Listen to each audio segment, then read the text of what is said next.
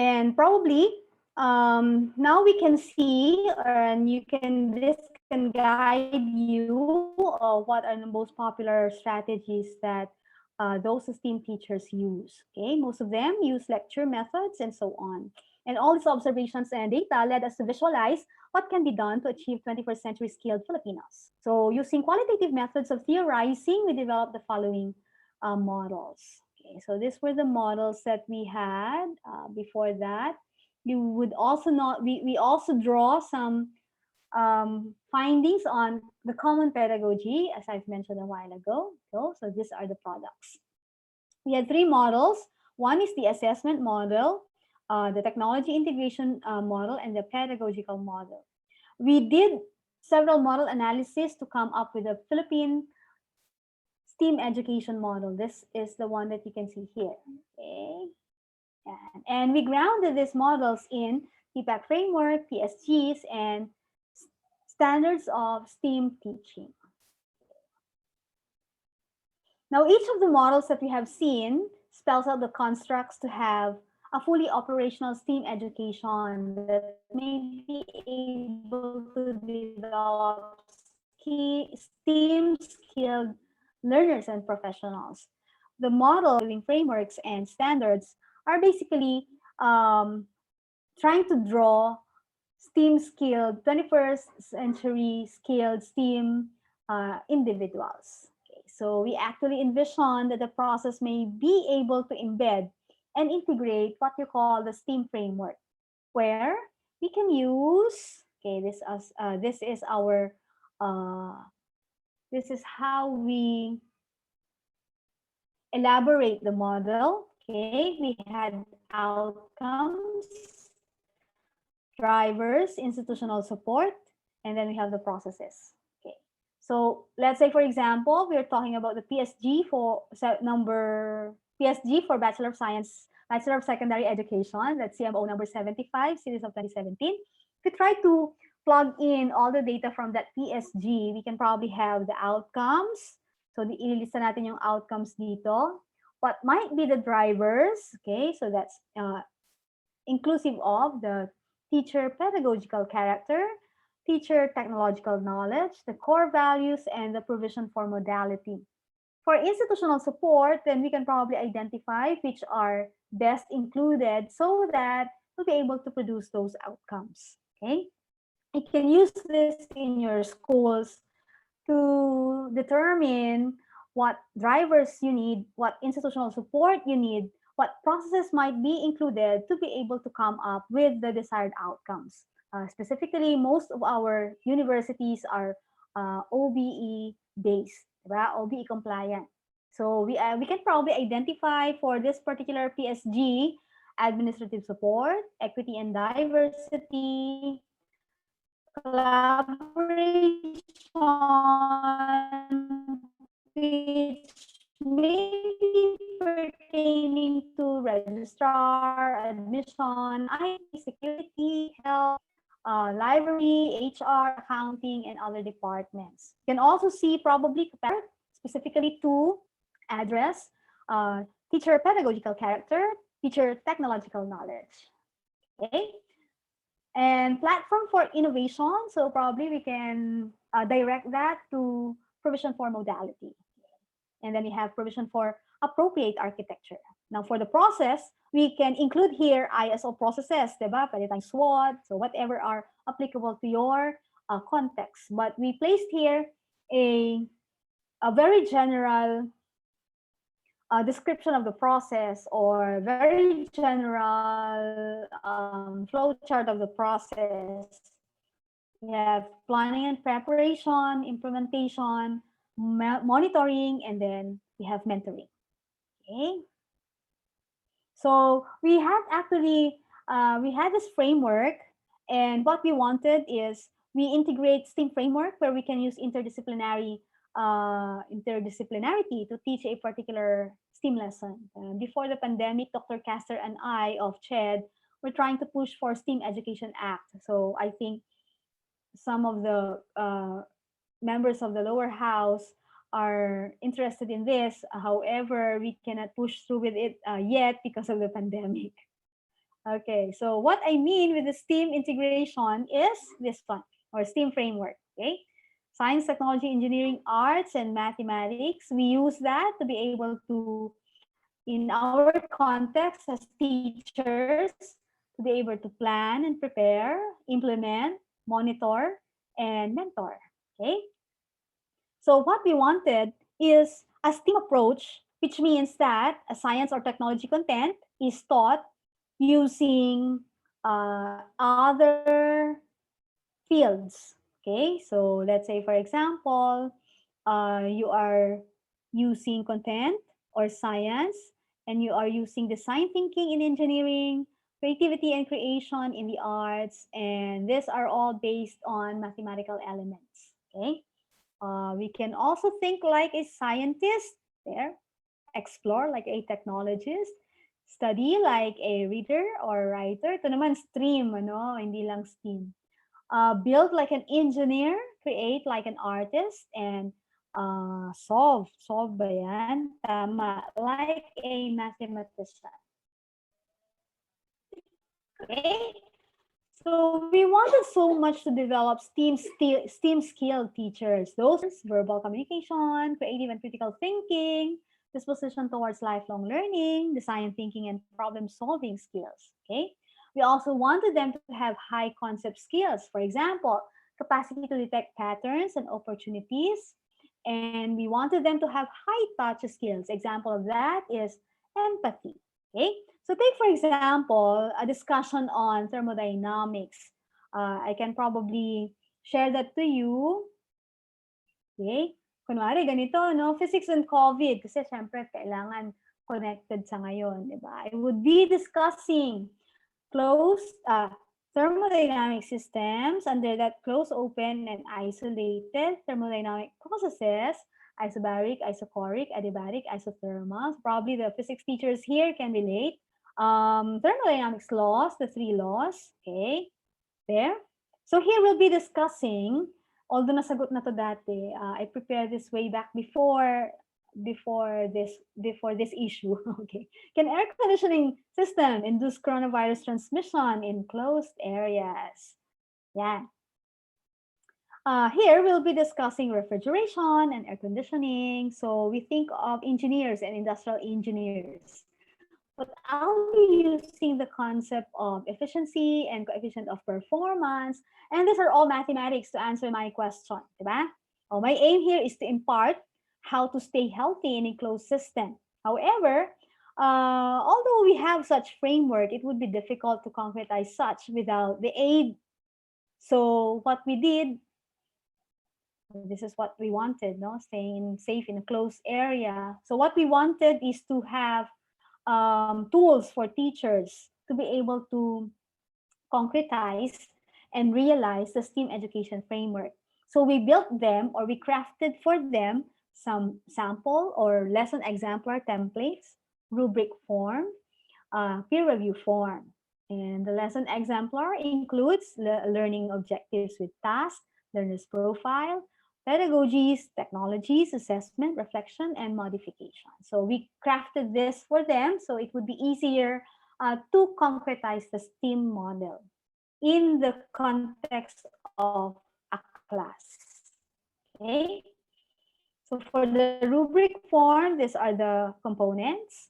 And for the peer review form, these are the things that you can see from the form. Okay? So before we choose, it may be necessary to review and revisit the following. So before choosing what particular lesson and pedagogy and technology we'll be using, we might as well revisit. Okay? Review and revisit. Is there an alignment? Is the intended objective, that's the one that I'm going to teach, that's my enacted objective or curriculum, and is it the one that is received by the student or the received curriculum? Okay, so that's the triangulated intended, enacted, and received curriculum.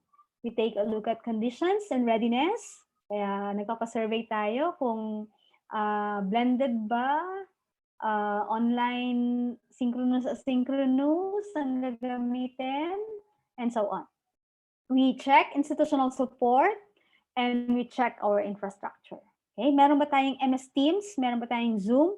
Or kailangan Google Classroom ang gagamitin lahat? Parang gano'n, ano?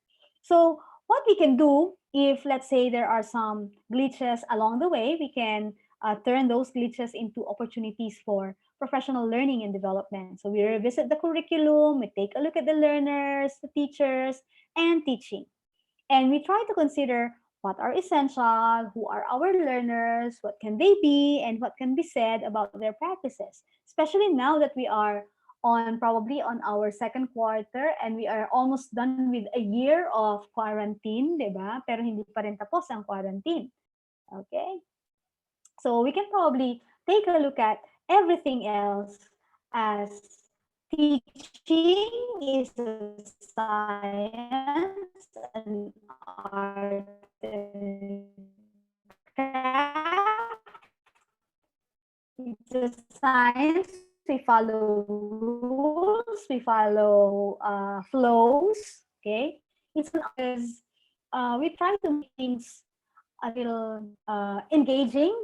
Pag science, we as teachers can determine how we ourselves can improve. So tayo nga nagdidikta actually kung paano tayo mag-improve, di ba? So for example, na-detect nyo na you're not that good in using the Google Forms. So you wanted professional development in Google, use of Google Forms. So kayo nakaka-decide saan kayo pwedeng mag-improve.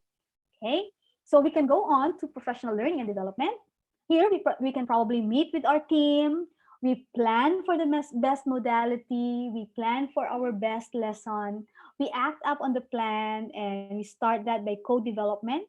Okay, probably you can develop using our lesson exemplar templates. Then we reflect and discuss each of these processes. So we are co-designing, co-learning, and we produce community of learners as teachers. Yeah, so this PLD is a continuous process, and along the way, we increase our context and we increase, we go towards a wider perspective. O hanggang sa kayo-kayo muna mula sa ako at saka si friend, tapos ako at saka si friend at si friend, tapos ako at saka si friend, tapos buong department, diba? Buong college, tapos buong university. O di palaki ng palaki yung inyong professional sharing and development. Okay? So these are the things that we experience actually in the development of the model. So we have the products, we had the processes, and we had power. Yeah, yun ang most important, no? Power. We had the TPDP, yun nga yun, ano? Teacher Professional Development Framework. We had the co-developed lesson exemplars. Co-developed kasi ang nag-design nito yung mga participants, hindi kami. We had the processes, we did the planning, we act, we observe, we reflect, we discussed a lot. Okay? And of course, within those processes, you can always identify power. Where we have balance of power, wala ditong researcher participant. Actually, lahat kami researchers, no? Emancipation, because we want to have a change. Co-learning and co-development. Okay? So those are our products. So for the last few slides, these are what we foresee or some of our foresights. We wanted to take a look at countrywide assessment. Gusto naming mas lawakan pa, no? Para mas maganda yung mas generalizable yung data na makukuha namin. But so next time around, we wanted to triangulate those results or findings with student assessment. We wanted to have a programmed assessment with better survey tools. And from all this, the data that we'll be generating from all these foresights, we wanted to establish a micro-credentialing system and online certifications for Philippine STEAM teachers. Okay, so medyo malaki yung aming dream, pero sana magkaroon ng reality eventually. Ayan. Okay, so this is basically our response to all the things, all the questions posted by quiz. we did this because we surveyed because, ayun, so kidding aside, we would like to thank, of course, we would like to acknowledge and thank our partner, di ba? Yung Commission on Higher Education, and of course, the Philippine Normal University, and all our collaborators. Yan. And our staff, I would like you to meet our staff, Nika, Shena, Malu, and Ryan. Okay. And these are our products. You can check this out. This is open access, so you can download anything. Okay, so you can check this website there. Okay, so that ends my presentation. Thank you very much for listening. If you have questions, probably can direct that to our MC. So I'm giving back the floor to our virtual floor to our MC. Okay, these are my references. There. Okay, thank you.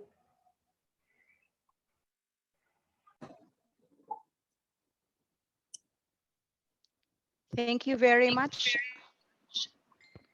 Dr. Morales, for a very fruitful lecture and opening us in the status of STEAM education in our country. It is a challenge for us as a STEAM teacher, to our students, and to our school. So now, to facilitate the question and answer portion, let us call on a graduate faculty of College of Science, Professor Carlo Angelo Pelotenia. Yeah. So hello, good morning. So once again, a very engaging introduction to the Philippine STEAM education model brought to us by none other than Dr. Maripaz A. Morales of the Philippine Normal University's Publication Officer. Good day, ma'am. Magandang umaga, Carlo. Good day, ma'am. So we're now in our question and answer portion. Our students actually have questions, but they've already answered most of them during our discussion because it's truly an engaging presentation, ma'am. So in line with that, we'll just would like to ask, ma'am, you already have like assessed tools from the previous years, like 2017. How are we, if we're gonna evaluate it, ma'am, like how are we gonna assess the readiness of our teachers towards remote learning, even from the perspective of your research back in 2017? Actually, the remote learning thing of the current situation, if we take a look at our research results, probably the research results would tell us why most of our teachers are encountering difficulties this time. Kasi Yes, hindi talaga tayo nasanay noon pa. So as you can see in the presentation, technology integration is a novel thing for most STEAM teachers. Yan. STEAM na so ito. So, yes, lalo pa ma'am. siguro, hindi naman sa minamaliit na, I mean, we are better off probably engaging in technologies because when we were in college, we were introduced with different technologies as compared to other courses. That's what I mean. Yes, ma'am. Yes, ma'am. So there's just like a follow-up question because we can't. I personally cannot be categorized gender-wise on the male and female. So they're like asking if it is more of like a sex categorization on your research, ma'am. Yes, So it's actually, more it's like more yes, on sex categorization because yes, ma'am. In the gender is a future, yes, differently yes, differently ma'am. defined. Yes. Yes, ma'am. In Kaya the nga future, sabi ko pasintabi yes, sa ma'am. God, 'di ba? Yes, Kasi ma'am. nga yes, I am aware Yes, of ma'am. that. Ma'am, in the future, are we gonna extend that just in case into like even just the LGBTQ gender classifications? Well, maybe I Do can we have apply for plans? funding to gender Yes, para naman yes, ma'am. ma-extend, 'di ba? Baka Yes, naman ma'am. Calling. kakaiba at Yes, maraming ma'am. inputs ang ah, maraming inputs. Yes, so we're like calling our like graduate students right now. So there are really a lot of means to conduct further this research, and you can coordinate, of course, with our very helpful Dr. Maripaz Morales. So, ma'am, on a follow-up question, of course, we cannot deny the fact that based on the data, really female Filipino teachers are more sympathetic and empathic when it comes to the diversity of students, right? But the male has advantages towards the application of technology, technology in their pedagogical teaching. So do you think, ma'am, that would be an the remote learning system that we have right now is an advantage towards the male sex Well, classifications? probably the mail can give us a lot of applications, diba? Ang dami-daming applications dyan. Yes, ma'am. Desmos graphing, chuba-chuba, at kung ano-ano pa, diba? But if you take a look at how the students are managing their lessons, how they are coping with mental health and so on, probably the females come in. So, Yes, ma'am. balance lang, di ba? Oo. Yes, ma'am. Kailangan siguro mag-partner si male and female sa pagtuturo ng isang subject, di ba? Parang Very, ganon. yes, Team yes, ma'am. Very much teaching, agree into that. okay. Yes, ma'am. So that's why it's very, very important to really have like a team collaboration, especially Yes. within departments. Yes, ma'am. That's very true. We have like a question from your former student, ma'am, Stephanie Miranda. So this is actually a very old question, but she's trying to ask if how are we supposed to maximize tech inclusion in our class, especially on the conduct of evaluation tools or assessment tools. Oh, iba-iba kasi no, maraming klase, no? So, yes, ma'am. Right now, I cannot give you something about physics kasi I'm not teaching the course anymore. Lalo Yes, ngayon. I am teaching qualitative research. Yes. So what I can provide is probably, for example, assessment. No, what I am just very conventional in my teaching, even if it's the remote teaching. I still believe that the matrices apply very effectively to formative development of research. So hindi ako gumagamit talaga ng very, very high technology kasi ang para sa akin, nandun pa rin yung sa proseso. Yes. So pag gumagamit ako ng LMS, I'm using our LMS and I'm not using any other format. I don't talk to them in Messenger. I only talk to them in LMS. I message them, I provide them emails through the LMS. So we consider that as our classroom, no? So kung parang classroom based siya, doon yung classroom namin. I only make use of, I think, four kinds of assessment there. Yes, activity, you're familiar with that probably if you're using the Moodle. Activity, Google assignment, okay? Turnitin, we have embedded Turnitin in or integrated Turnitin in our LMS, so I usually use that for checking of the similarity of their context. But more often than not, I think the best pa rin, is giving feedback. No? Yung ikaw magbibigay ng feedback. Kasi nakikita mo talaga at differentiated para sa kanila. Parang example, hi Carlo, that's how I type. Hi Carlo, thank you for your prompt submission. O di ba para personalized? Kasi kung minsan, di ba, pag masyadong technical yung bibigay natin, nawawala yung yung human aspect. Yes, you know yung that empathy, teaching and learning sympathy, is ma'am. human Yes. aspect, di ba? Yes. So kailangan ma-maintain iyon. Kaya hi Carlo, o di ba? Thank you, Carlo. You're welcome, Carlo. O ganon. Huwag niyo kakalimutan yun, first name basis. Okay. Yes, well, actually, you taught us about it during the undergrad, and we're applying it up until now, and we're very much thankful. Yes, ma'am. So yun lang contribute ko, no? Yes, I cannot give you examples of very high technology applications. Ang alam ko lang na applications ay, ano nga ba? Yun nga, Desmos. Mga Fizzlets, ma'am. Fizzlets before. Ayun, Fizzlets. At saka, yes, ano pa ba? I am using for reflection, Padlet. Padlet. Yes, Padlet. And then I'm using Jamboard sometimes. Yes. But more often than not, I'm using feedback system. Yun lang. Annotations. Yun lang. Yes, ma'am. Yes. So very evident to our virtual audience how very empathic and sympathetic Dr. Maripas Morales is. So, ma'am, I think we have time for one more question. So, major problems, especially for SUCs who are still trying to build connections and networks, of course. You've already discussed about capacity building, and we would just like to know if do you have already preconceived thoughts on the parameters and how to evaluate or assess the capacity building of a certain institution?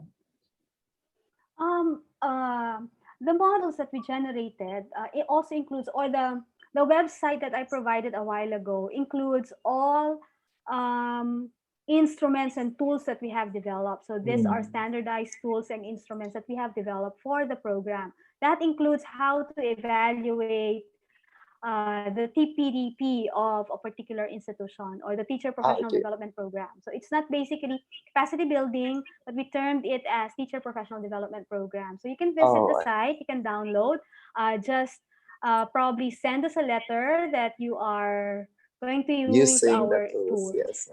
Okay. Duly noted, ma'am. Duly noted.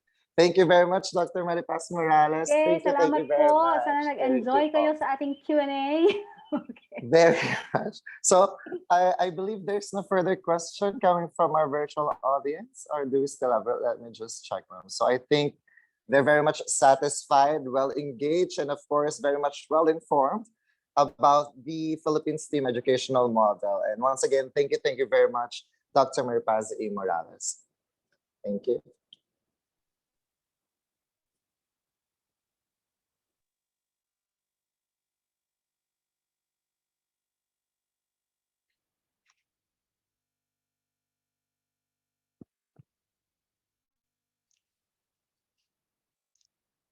To introduce today, our second resource speaker is a graduate faculty of College of Science, Dr. Hasmin T. Ignacio.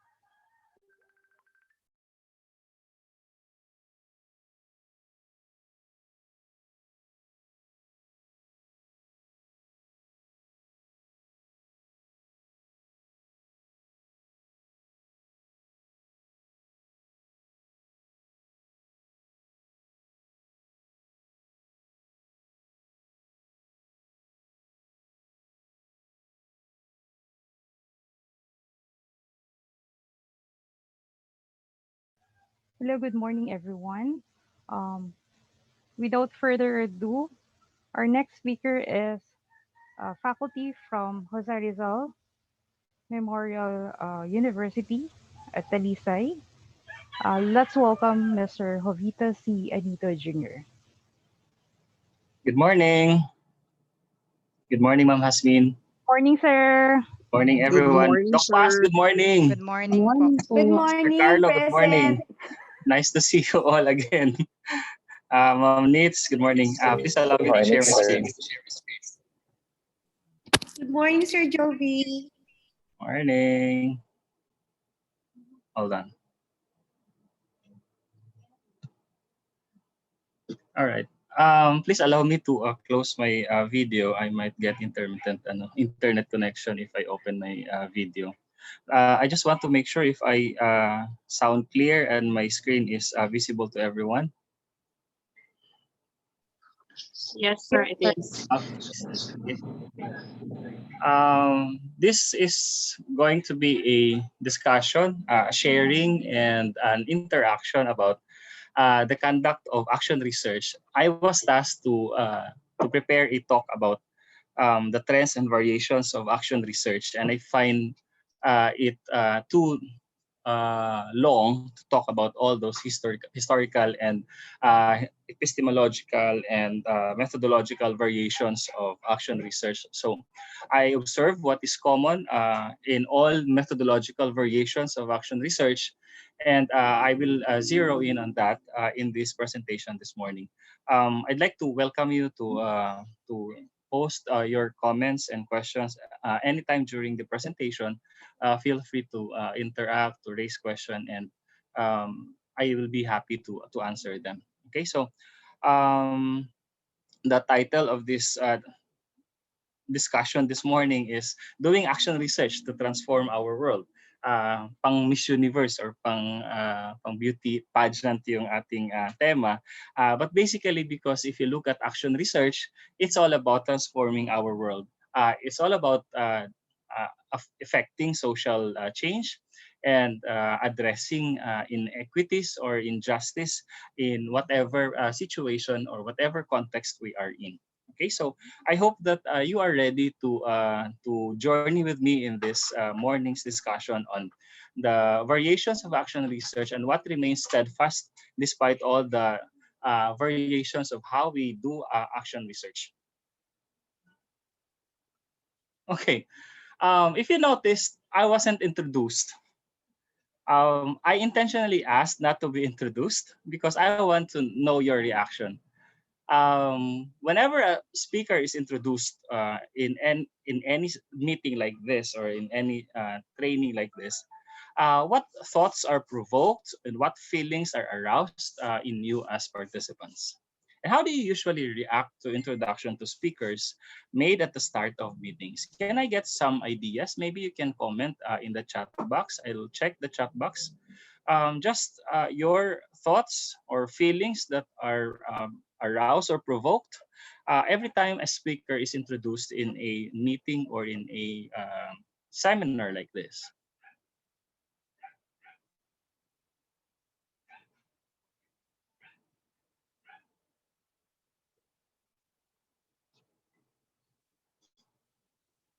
Curious, excited, inspired.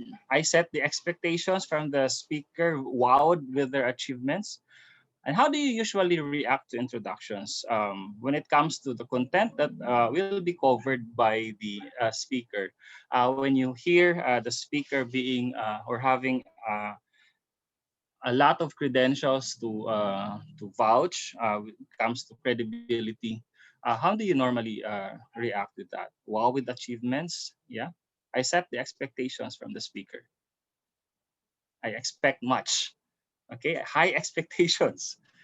Okay, what else? High expectations because we see them as capable, we see them as competent, and we look up to them, and feel like they can provide and offer us something that we are hungry to possess, something that we want to possess, we want also to have. Wants to know if the speaker can share new knowledge. Okay, so all right, so I'd like you to hold on to those thoughts or feelings. I'll be looking at those somewhere in the middle of my presentation this morning. Okay, so thank you so much for your participation. Amazed and ready to new knowledge. All right, I'll go back.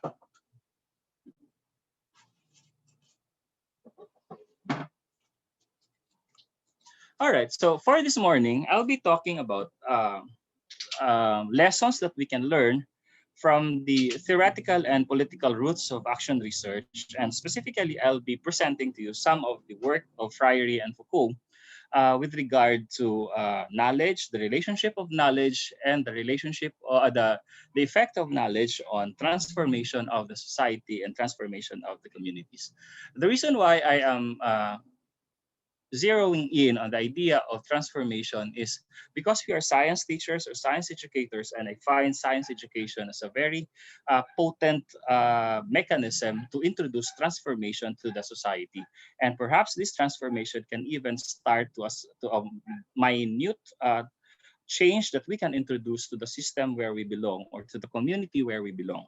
Right. So I'll be talking specifically about the banking method of education versus the critical pedagogy, and the Foucault's indirect reference to oppressive knowledges. I'll talk about some oppressive knowledges as a precursor to what action research really is, and how do we compare these theoretical and political roots of action research to the actual practice of action research in the country, or even the practices of action research as you observe even in other countries.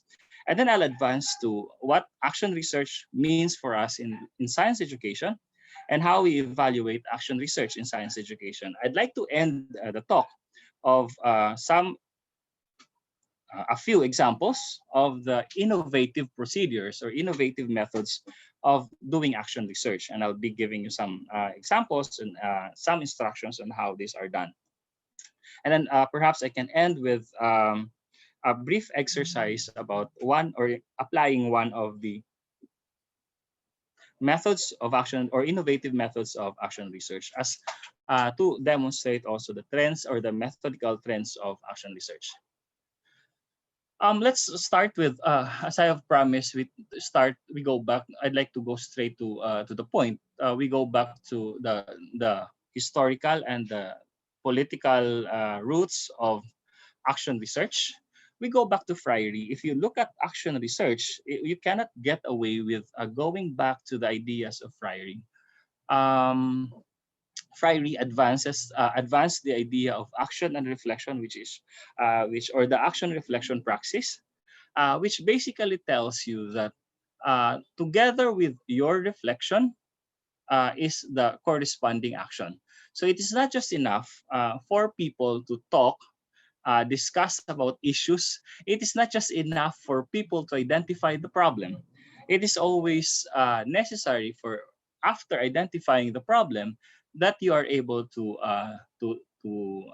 think and to critically reflect on the possible ways of addressing or solving the problem. So that's how action is linked to reflection according to the Freire's praxis of action reflection. There is always a corresponding action to every reflection, and every reflection comes with your observation, how you talk, how you interact, and how your actions and how your message was received, or how people react to the message that you wanted to convey. All right. So, and all these things lead to the transformation of a particular organization, transformation of a particular system, transformation of a particular setup. All right. So that's the first historical or philosophical root of action research that has strong bearing on the action research that we know today. Ever since when the idea of action research was formally introduced as a scholarly process, the idea of transformation remained. All right. So when talk about action research, it's always about transformation. And there are other areas of transformation that we can discuss relative to the other principles of or advanced by Friary and by Foucault also. Okay, so the next one is the idea of an Easter experience. All right, so Friary advances that when you are into it, once you have done it or once you have started doing it, there's no going back. All right, so it's like being born again on an Easter. It's like being saved and being a new born on or a born again being on an Easter.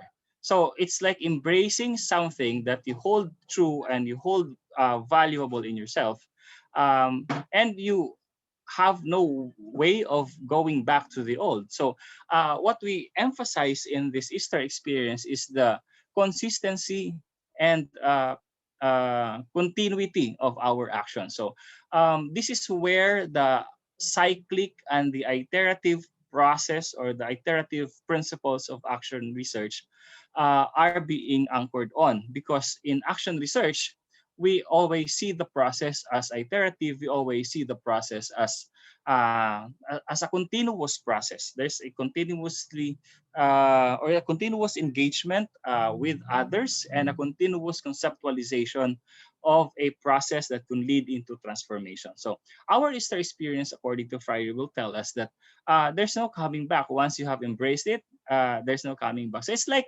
uh, you know, doing action research will also tell you that there's really no way of stopping at all, because action research is a cyclic process. It's an iterative process.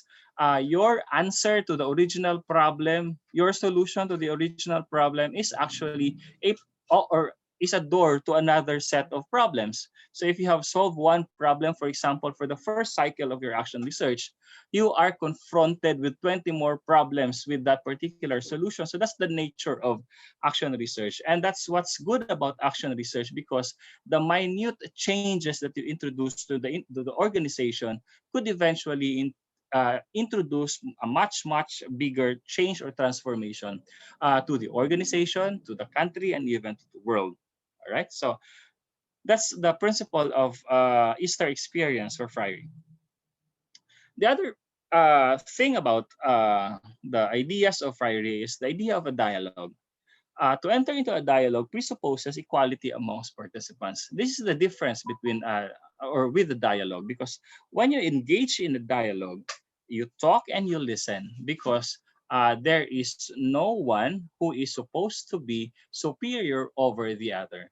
And we take every opportunity to meet with people, to dialogue with people. For example, in meetings like this, we treat this as an opportunity to dialogue with anyone, or to dialogue with even with a speaker.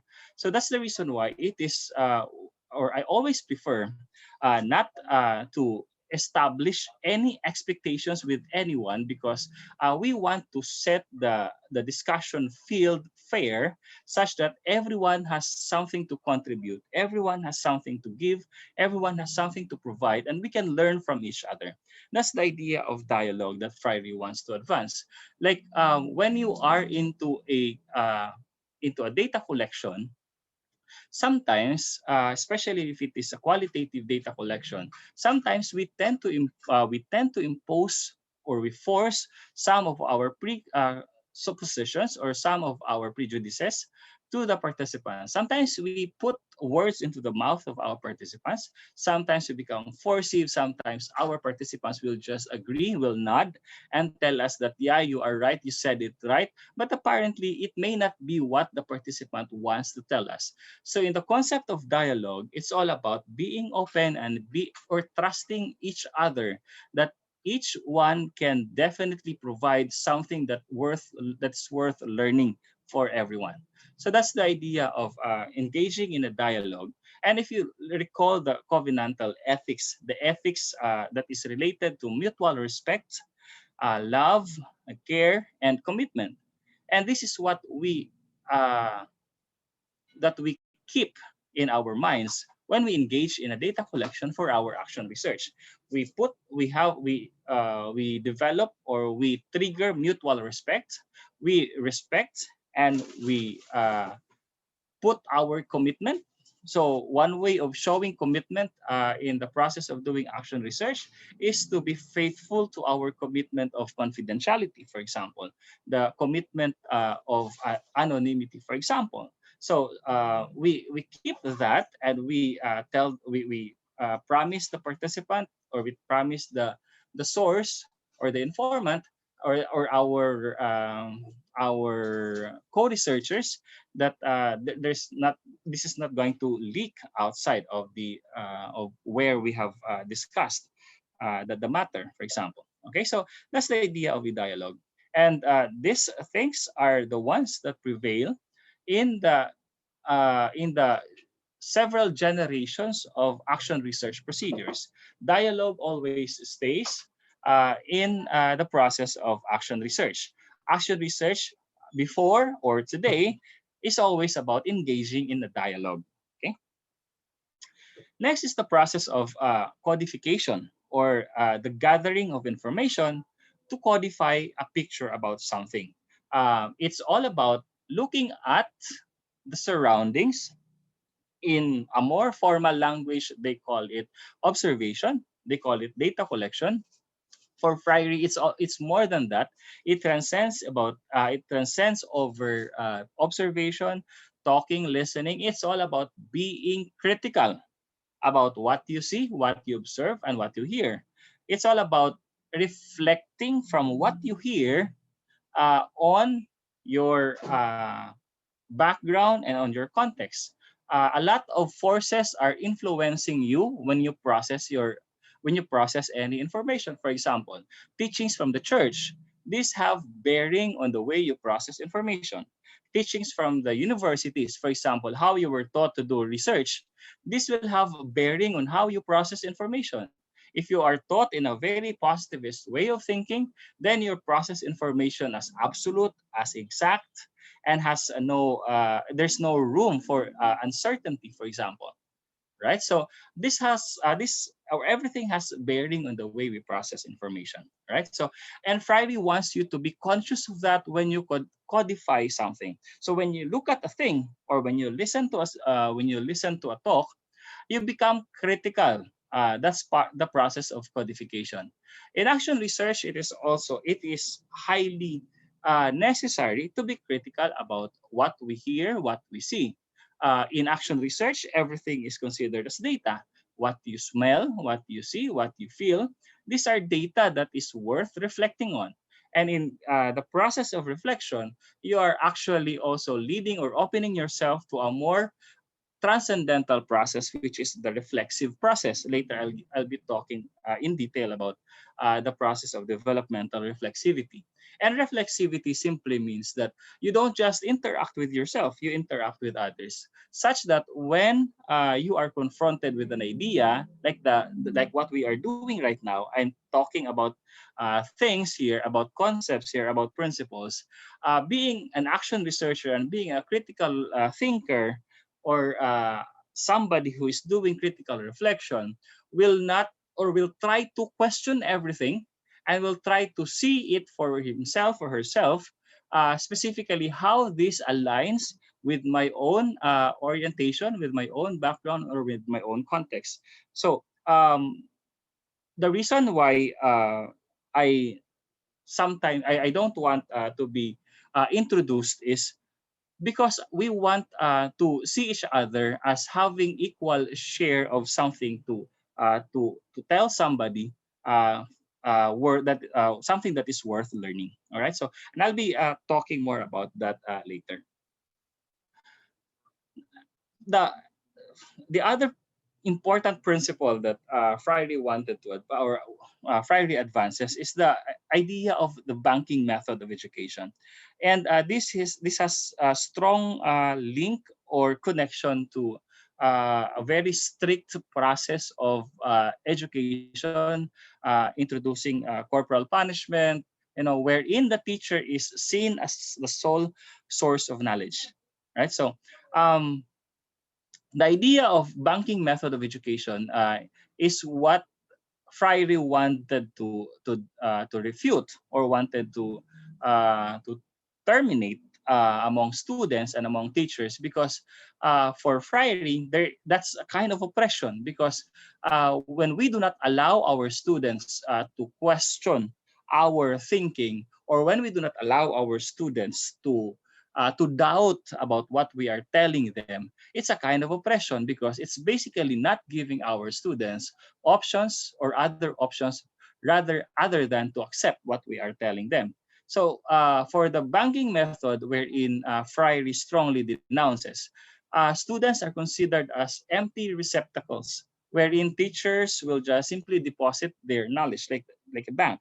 All right, so it's like an empty deposit box, or students are considered as an empty deposit box, and a lot is expected of the teacher, and the students are happy with that, right? So students are happy that when they are into a new teacher, they will just sit down, wait until the teacher will tell them what to do, or wait until the teacher will tell them what the concept is all about and how we process those concepts.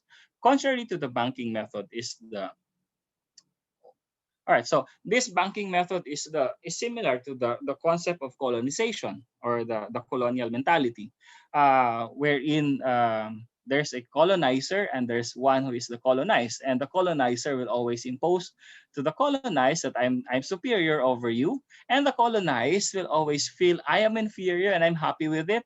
Whatever you say, I will follow. It's because you are the colonizer. We trust you. You are an expert on that. We've been told that you're an expert, you know a lot about this, you've done a lot of research about this. So what's the point of questioning and doubting what you're telling us? It's because we trust you and we need you. In order for us to learn, we need you. All right. So we are dying for your for what you can provide us or what you can give to us.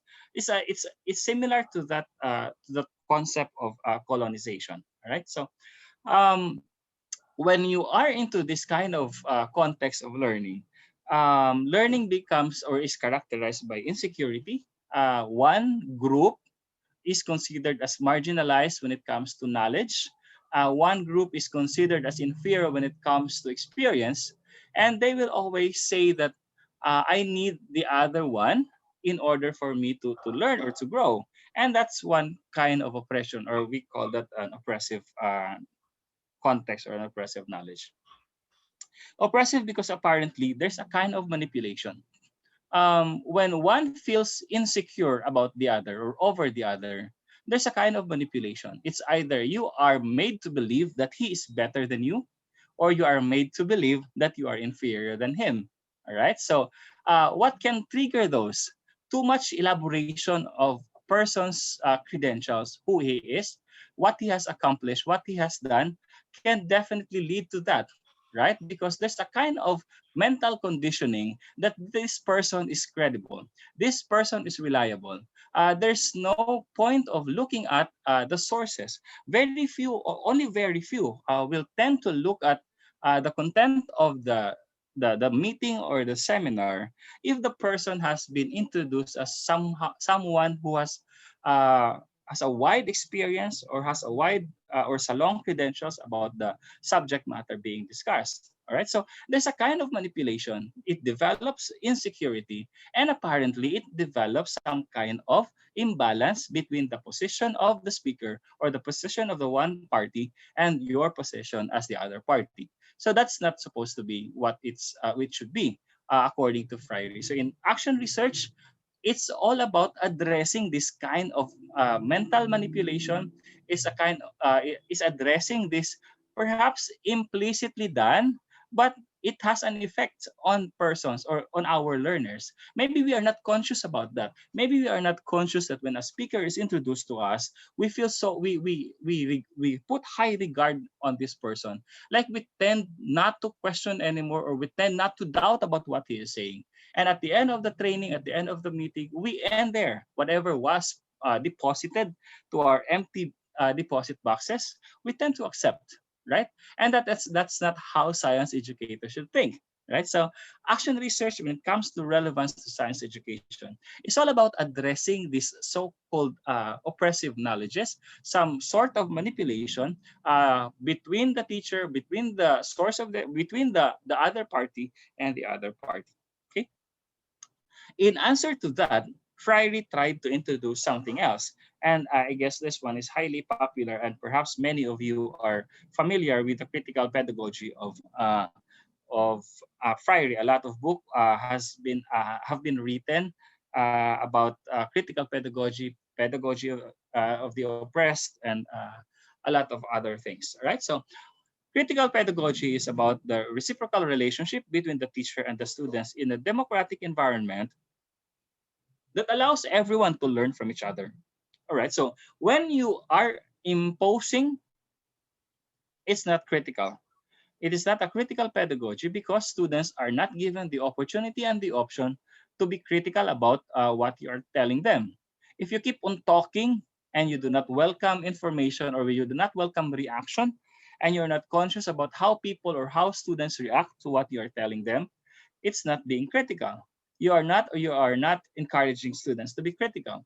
You give them something, you talk, you discuss, you allow students to interact, you allow students to question, and even you allow students to doubt what you are saying. And when students start to doubt you, you should be happier because students are now being critical about the learning process. In the critical pedagogy of Freire, no one is above anyone. So there's no teacher, there is no student in the critical pedagogy. Everybody is a fair playing field. where one is has something to tell the other, so that each of the parties would learn from each other. All right. So in action research, these are some of the things that we try to address when we observe some kind of imbalance between the one party and the other. We consider it as an injustice. We consider it as a form of manipulation. We consider it as a form of oppression. And these forms of manipulation and oppression have to be addressed, because authentic learning comes from being critical, and authentic learning comes from a democratic environment where everyone is told to learn from each other. So this is not a one-sided process. Okay, so the critical pedagogy advances dialogue. There's no oppressive imposition. When you say oppressive imposition, when the teacher tells you what to do, and there is no way of answering back, because the teacher will, you're scared to answer back. So the very fact that you are scared to answer back, it's not a democratic environment. It's something disturbing. When you are scared to answer back, when you're scared to express yourself, your idea that may contradict your teacher's idea, there's something wrong with the system. There's something wrong with the learning process. So if science education is characterized by this kind of situation, then there's something wrong. And there's the reason for you to conduct action research. All right? In critical pedagogy, we remind our students that teachers are human beings. They don't know everything. And sometimes, because students nowadays are more into the internet, and students do a lot of readings over the internet, sometimes the students have a lot to share to us regarding a particular subject matter. Many of the information nowadays are accessible via the internet. All right. So in a critical pedagogy, students are continuously reminded, or teachers consciously or unconsciously are telling the students that we do not know everything. So there are parts, there are areas, or there are concepts or principles that we may need input from the students. Okay? And students are made to believe, or students are uh, conditioned that they can challenge or question a particular idea of the teacher. It means that students are free to challenge your idea, Tali mo ulit yun doon. and you can discuss, right? And students can achieve critical consciousness. Okay, critical consciousness is being conscious about what is being uh, fed to them, or what is being provided to them. Okay, so I'd like to pause for a moment about the 5 principles of that Friary wants to advance, that are highly relevant to the conduct of action research. Whatever generation of action researchers you will read, these principles of Friary are always being emphasized. All right, so perhaps I can pause for a moment and entertain questions. Thank you.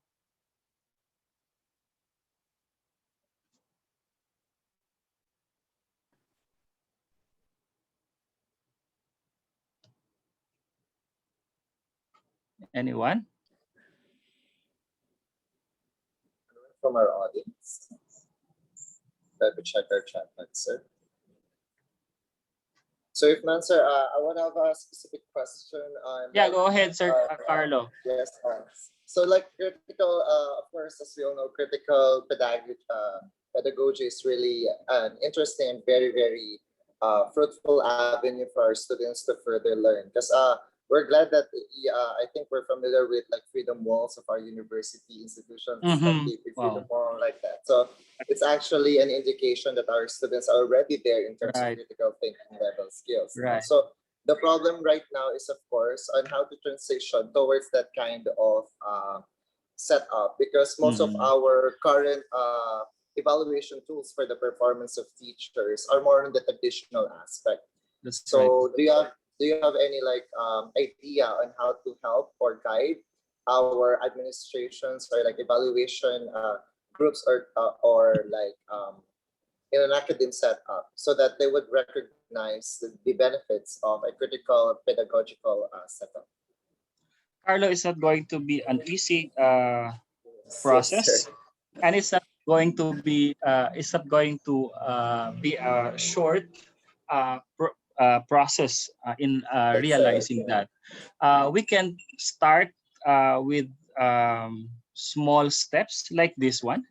We can start talking about being critical. We can start empowering each other to start to Yes, that's right. question. We can start to form groups, no matter how small the groups would be. Later, on the last part of my talk, I'll be ending with a challenge about forming even as a group of three, just to talk about what is disturbing about the current system and how the current system is listening to our voices. And if there are ways that our voices could be heard, our voices could be processed by whoever is sitting in the authority. But it's not Yes. going to happen overnight. It entails a lot of doing similar activities like or activities similar to this. It entails a lot of uh, conversations, dialogues, starting to open this up to the authority. And I'm happy to learn that you have that freedom wall in the university.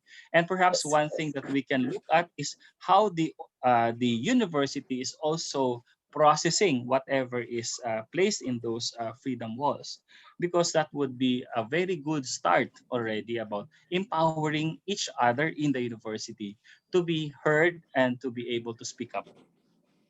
Yes, sir. So that's really is a very timely what they call this topic, sir. Because as we all know, we are actually on a point where anti-terrorism bill is on the verge of Mm, being a real bill, and we have this current like Rescue Luma 26 in mm, San Carlos University. So university professors and teachers would all, of course, will have the hesitation to conduct critical pedagogy on the aspect or in the perspective that authorities might see us not just right. activists but terrorists. So, what are the possible steps that we can actually include the government in the conduct of this kind of this kind of setup? So, do you have like this preconceived notion, sir, like plans in the future and how to small talks like this will not be cited by the government as a sign of opposing them, but more of like helping our students to just be critical thinkers that would help, of course, our society to move forward in Yeah. our There are seek for knowledge. Yes. yeah, there are simple steps that we can do. For example, when we do our thesis or dissertations, let's work on something that has implications to the policies of the government or the policies of CHED, for example. And later I'll talk about the relevance or the significance of our work in such a way that when we are told or we are doing our thesis or dissertations, we always look at the social impact of our dissertations. Because when we form groups across the country, um, when we combine these small groups of people working on something that is common, it becomes a very powerful group. Later, I'm going to show some certain organization that started as a garage laboratory, and then it eventually ballooned into a very big national organization or a national movement. And that's how we envision it to happen. Another thing is when you are already in the higher education, continue to propose projects or research studies to CHED or to DOST that highlights participation, that highlights people's initiative, people's or addressing the voices of the people and being participatory in the process. Like no one must be left unheard or no voices must be left unheard. So something like that. So when we get the opportunity to propose research to CHED, think of how we can maximize participation of the people. More voices to participate in the research, the stronger our papers will become.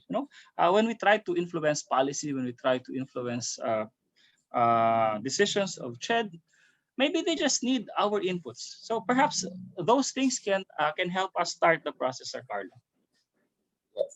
I very much agree, sir. Thank you very much for that insight, sir. And Thank you. I really think, yes, our students are having further inquiries in Salido, but we'll be raising them later on. So thank you very Right. much, sir. I'll continue. Thank you. Thank you. All right, so that's for Friary. And the other very important person that I'd like to go back to when we talk about action research is Michel Foucault. Foucault started to advance the idea that knowledge is highly linked with power. So whoever holds the knowledge becomes very powerful. It reminds me of how China acquired Thomson Reuters. It becomes Clarivate Analytics because there's power in knowledge. you know I may not doubt this time. I may not have any data to support it, but there can be reasons why China wanted to acquire ISI or Thomson Reuters, right? Because there's power in knowledge. Those who possess knowledge treat or consider themselves as powerful. Those who possess knowledge considers themselves to have control over others, and they tend to treat those who do not have the knowledge as the marginalized others, right? Okay, so and in a context where one is powerful over the other, or one is marginalized and the other is powerful, there's a kind of oppression. And we term that as an oppressive knowledges. We tend to experience oppressive knowledges in all aspects of our lives, not only in schools, not only by our teachers. We experience oppressive knowledges even at home when our parents tell us to do something that we really do not like to do, or we strongly believe otherwise. That's an oppressive knowledge. And I'm not telling you that when you go home tonight, you answer back your parents, and you tell them, you feel so empowered and answer them back. What I'm trying to say is to critically reflect on the context. Is it necessary? Is it true? Is it helping each other grow? Is it helping each other change for the better? And is it introducing, or is it underscoring balance, or is it underscoring justice? If it entails injustice, if one feels insecure, if one feels less empowered because of that sort of oppressive knowledges imposed on us, then there's something wrong at home. There's something wrong in the organization. There's something wrong in school. All right? Because oppressive knowledges are supposed to be addressed. And we, in our simple ways, must align our research to address or to end oppressive knowledges. Oppressive knowledges are dangerous. It leads to manipulation. And apparently, when there's manipulation, one party is left without choice. And apparently, there's oppression. Okay, so we always talk about oppression because definitely action research is all about ending oppression, ending injustice. And if you tend to do action research, and if you read about action research that do not signify or do not imply ending a kind of the imbalance in the system, then that's what the action research many of the action researchers fail to highlight or to articulate the justice that is or the social justice that is being um, developed or born based of or from the research. Okay, so what should action research mean to us as science educators then? For us in the science education, we know that science education, both in our research, it should both address content and pedagogy. So we say that in science education, the action research for us is to promote a large scale social change. This is what I answered to Carlo a while ago. If we feel like there's something wrong in the system, don't feel less empowered to be alone, because when you start doing it yourself, others may follow. And if you combine that minute contribution of yours with others, it becomes a grand contribution to address or to promote large scale social change. Social change is more than just the change in practice. A lot of action research done, especially in the context of education, focuses more on the change in practice. Okay, so but action research is more than just the change in practice. If you notice, there when you read action research, what is common is to address the question whether there is a significant difference between this group that is exposed to this kind of teaching, the other group is exposed to this kind of teaching, and then you say that there is change, and we have done action research. Action research per se is more than that, because action research is about to change, is about changing the practice to challenge injustice. I'll give you a classic example of a very bad action research.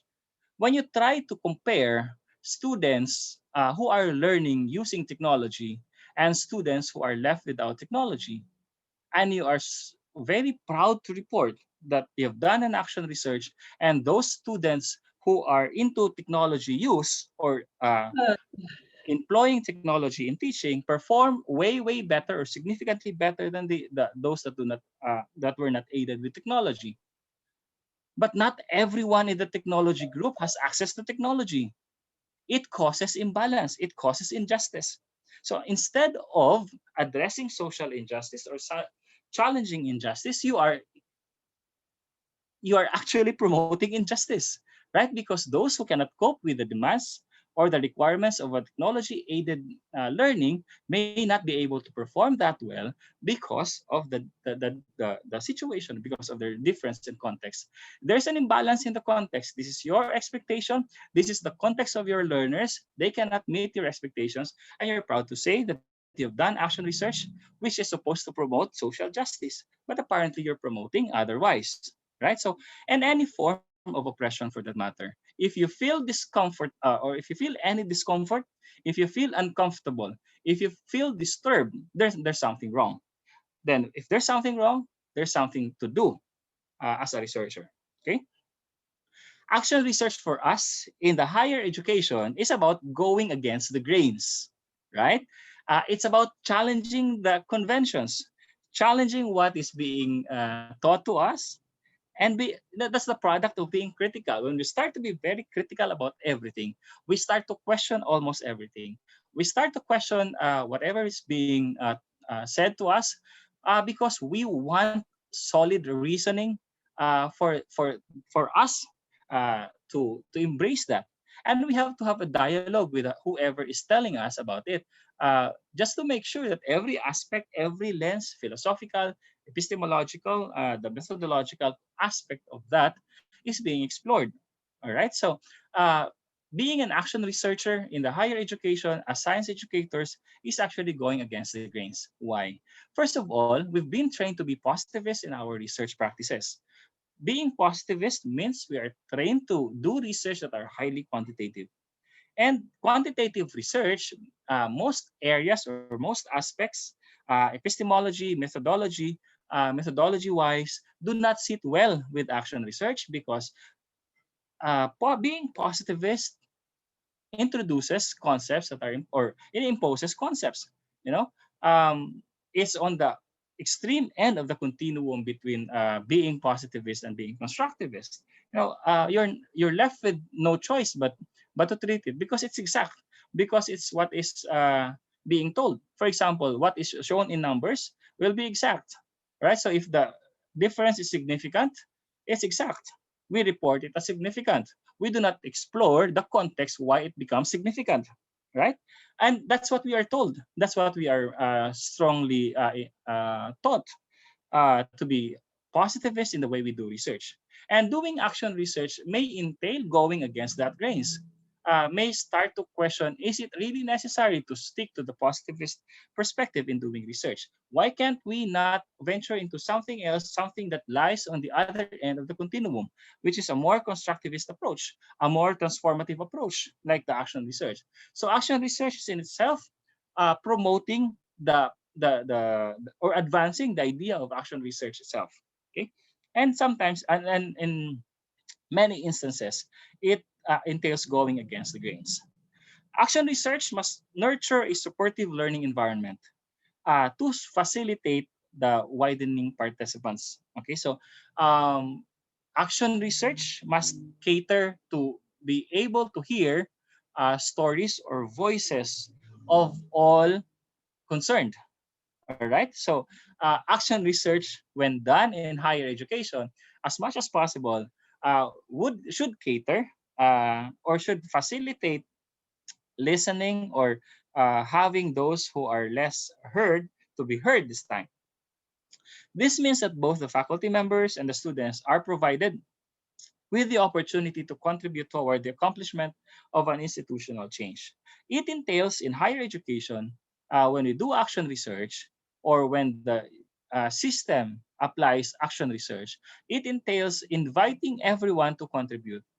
I do not know if you experience having been invited to contribute in the development of the curriculum or in the syllabus of your teacher, or if you experience inviting your students to develop the syllabus.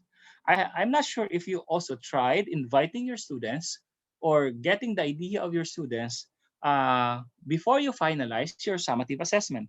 What you ask your students to perform at the end of the semester or the course uh, were underwent consultation with the students, or were the students given the chance to say that it may not be applicable in our context because we cannot do that? Did you attempt to listen to your students, or you just simply told them that this is the syllabus, these are the formative assessments, these are the summative assessments, we meet on these days, you know, and the students are left with no choice but to accept that. I hope it will disturb you. I hope it becomes a disturbing situation or a disturbing context if that is what is being practiced. So, what action research really entails for us in higher education and as science educators? It entails about trusting each other. It entails about empowering each other.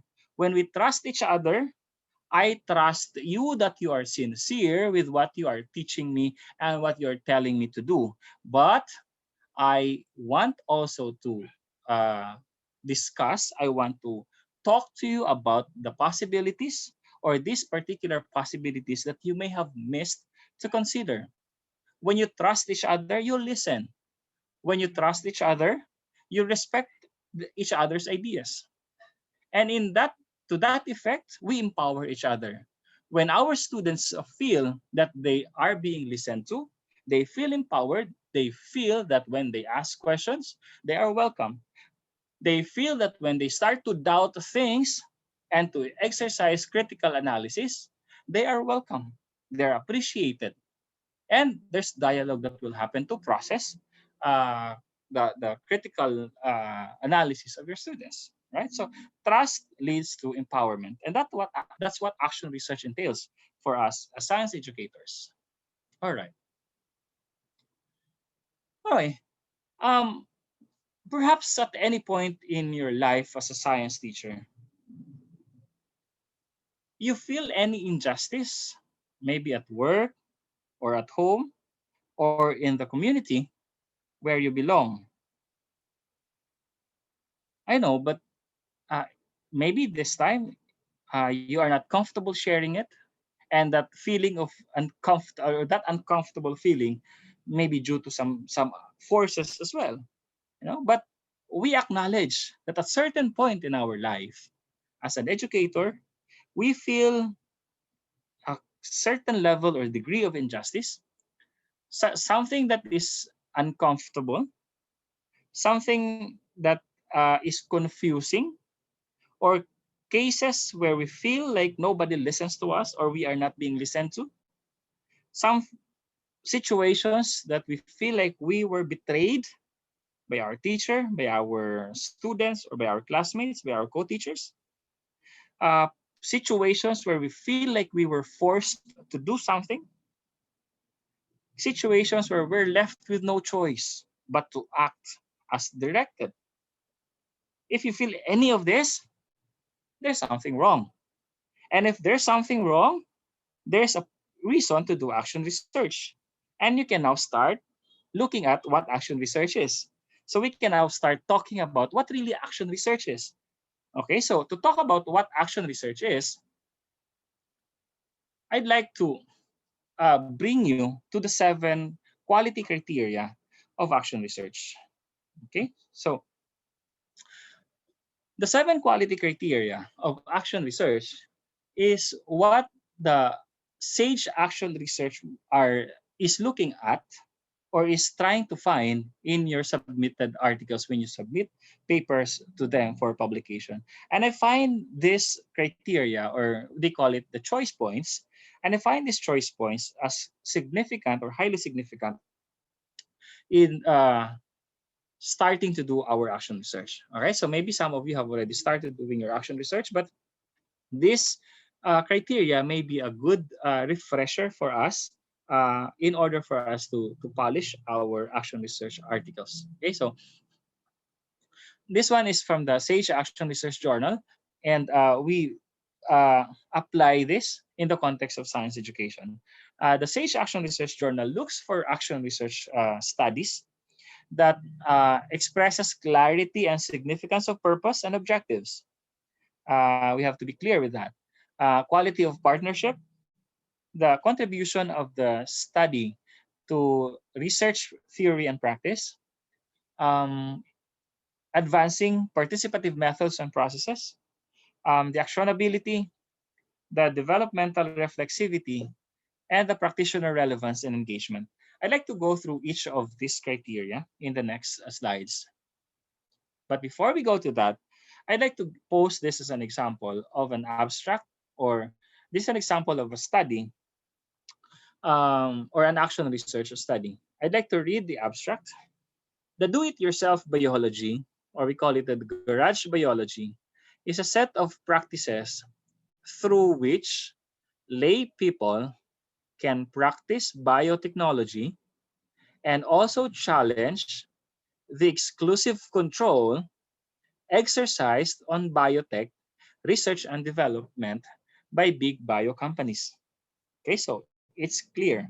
It has been apparent in the first sentence that this action research tries to address a certain imbalance of control, a certain imbalance of power.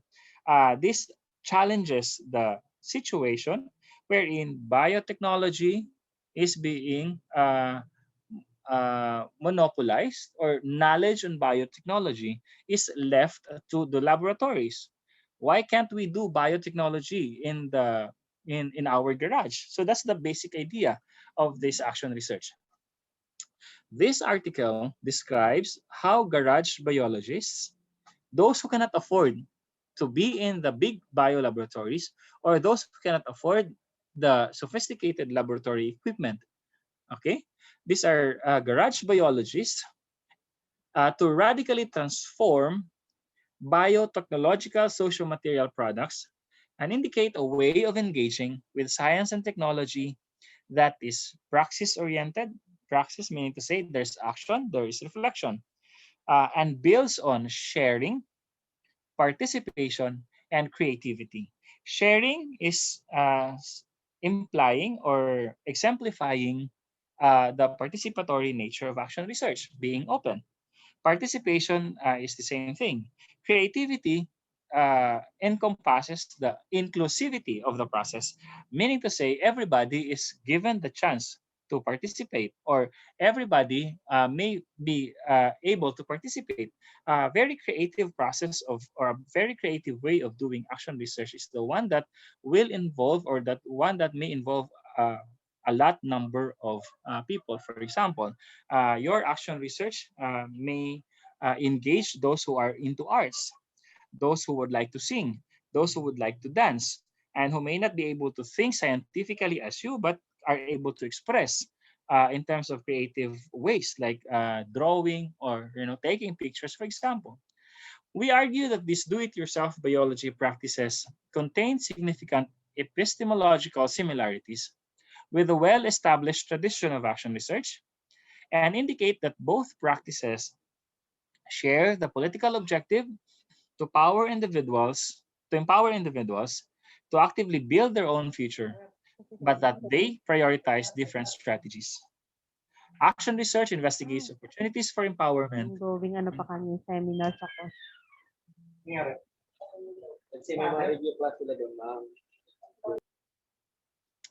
Okay.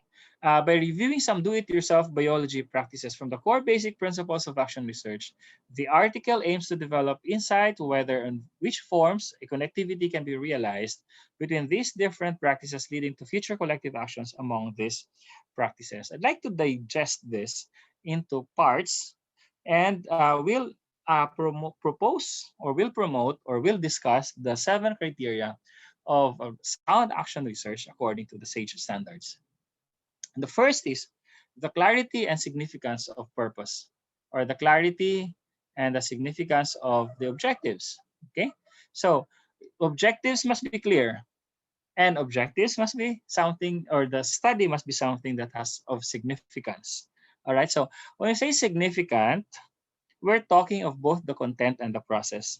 So if it is significant in content, it has meaning and relevance that goes beyond the immediate context in support of the flourishing of persons, communities, and wider ecology. I'd like to go back to my example before I go to the article. I gave an example kanina about a quasi-experimental study wherein you compare one group over the other as a science teacher. Okay, so being significant in terms of content is going beyond the immediate context of the difference or the significant difference between the two groups. And that going beyond thing is all about addressing injustices or social imbalances. What is it that you are trying to address in this context? Okay, so are you trying to say that students must be given this context or this teaching strategy because this one promotes social justice, for example? It's going beyond the immediate context or the immediate implication. Immediate implication are those that are being dictated by our statistics or by our thematic analysis. Okay.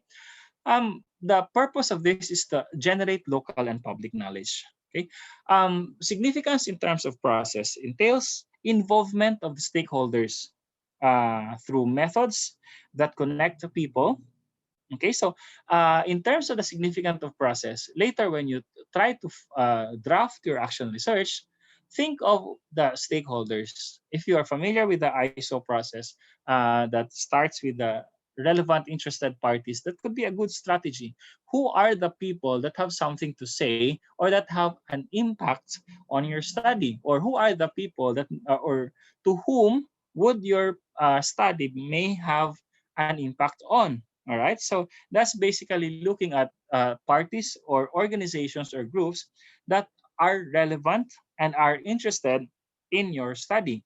Involve the stakeholders, how you connect with them, and if you cannot connect to people, connect to the knowledges. All right, so sometimes knowledges are more accessible than the people. All right. So some information may have been published already by the people in journal articles, and you may access them. Okay. So that's one way of involving the stakeholders, involving the voices. To whose voices are you listening to? So when you do, for example, systematic literature review, we don't just review the literature coming from the mainstream publishing houses or publishers. We don't just do literature review by of those studies that are published in ISI or Scopus. We search the entire databases and search for small scale programs or projects that may have implications to your systematic literature review but did not make it to the mainstream publishing organizations. That's being inclusive. That's involving the stakeholders and the knowledges in ways that will help develop a strong and authentic sense of development and evolution in their practices. So your study would lead into implications to the current practices of the organization by involving the members of that particular organization. So if you are doing a study about improving the teaching practices of science education in your college, for example, or in COS, this entails involving almost everybody in the COS, from the dean, the program chairs, the students, the other faculty members. All right, because each of these you know, groups will have some voices to bring into the discussion. Okay, and these voices could lead to shaping a better practice. a better practice that could address inequalities, better practice that could address problems or issues that we experience, or any form of discomfort that we experience.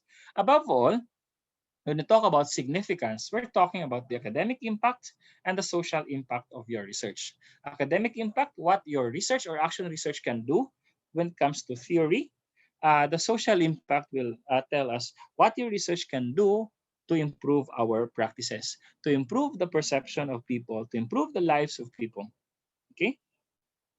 It may not be done, it may not be accomplished in just one single study. But at least when you start one, you are contributing something, no matter how small, into what we can envision in the future as a grand contribution. All right. Perhaps I can pause again for a minute, and I'd like to entertain questions from the audience. Anyone? The participants seem to be very silent.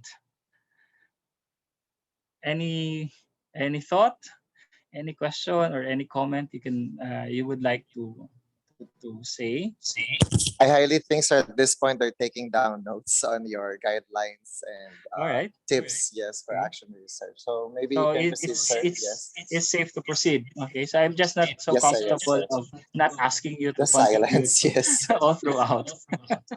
Yes, sir. All I right. believe So you, sir. Yes. totoo yan ah. Yes, sir. Yes, sir. We'll continue. Okay. Thank you.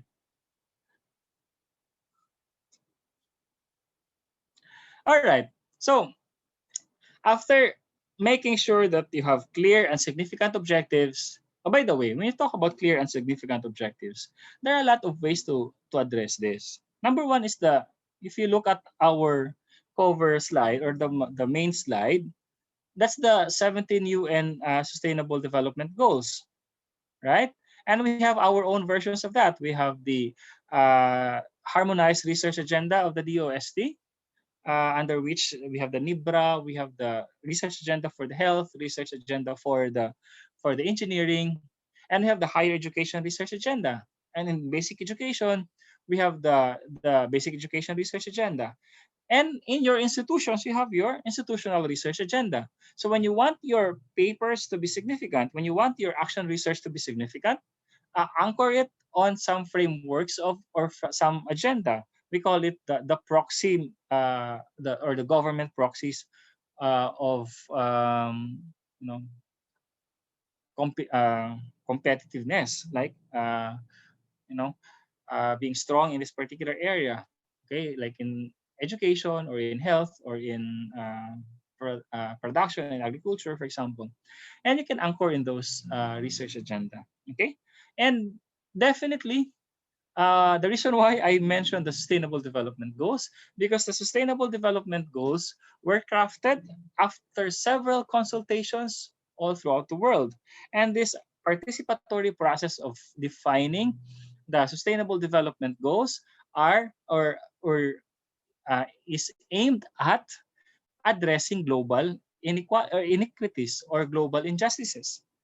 Peace and order, for example, education, for example, to address in or access and equity, for example, quality in education. These are all crafted out of participatory procedures, and these are all crafted for the uh, goal of thriving together in this world. Okay, so maybe you can anchor those from in those research agenda. Next criterion or the next standard that I'd like to, or sorry, I'd like to go back to the research that I have shown, the abstract that I read. Okay, so I'd like to put annotations on the way it was or the objectives were stated in that particular paper. So here's the objective, and the items or the things in blue font are my annotations. This paper aims to reflect on whether the particular approach for knowledge production of action research, now widely applied within the social sciences, might find resonance and be integrated with the innovative R&D practices in the natural sciences. Going back to the standards or the criteria of action research that I mentioned, I tag content in this statement. Content wherein meaning and relevance goes beyond the immediate context. Okay, specifically those fostered by the do-it-yourself biology or the DIY bio or DIY bio movement. I tag this under process where people are connected and knowledges are connected or knowledges are being entertained, which aims to realize the future possibility of more widely distributed and non-institutionalized forms of biotechnological innovations. Here, development and evolution of practices and transformation of the situations of practice are emphasized. Okay? The next criterion is the quality of partnership. Partnership is very important in an action research. We partner, we forge linkages, we forge partnership, we forge relationships. Participative values are evident in the relational component of the research. Participative meaning it's inclusive, it involves as many people, as many stakeholders as possible, and there's mutual respect. Everybody is given the opportunity to talk and to voice out his or her concerns. There's a continuum that can be observed in the quality of partnership. Sometimes it will start as a consultation with the stakeholders. Consultation with stakeholders may include when you do interview. For example, when you do a research and then you go to the field and conduct interview, maybe that's a good start, but that is not how we envision action research is, because in that case, you are simply consulting the participants. All right.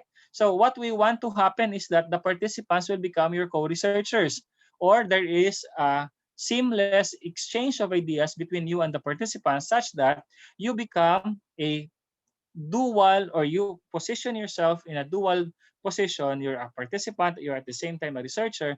At the same time, the participant will also position himself in the dual positionality, being the participant and being the researcher. And that's the ultimate goal of an action research. Maybe we can start by just simply consulting, but at the end of the day, what action research takes or entails is to have those stakeholders as your full co-researchers. Okay, so for example, researching with the students. All right. So action research, or the best action research, are those action research that is done by the teacher together with the students, and the students are the co-researchers because there is a seamless exchange of ideas between the teacher and the students. And this dialogue that the students and the teacher uh, demonstrate in the process of coming up with a knowledge or an improvement of practice is what is essential in an action research. All right.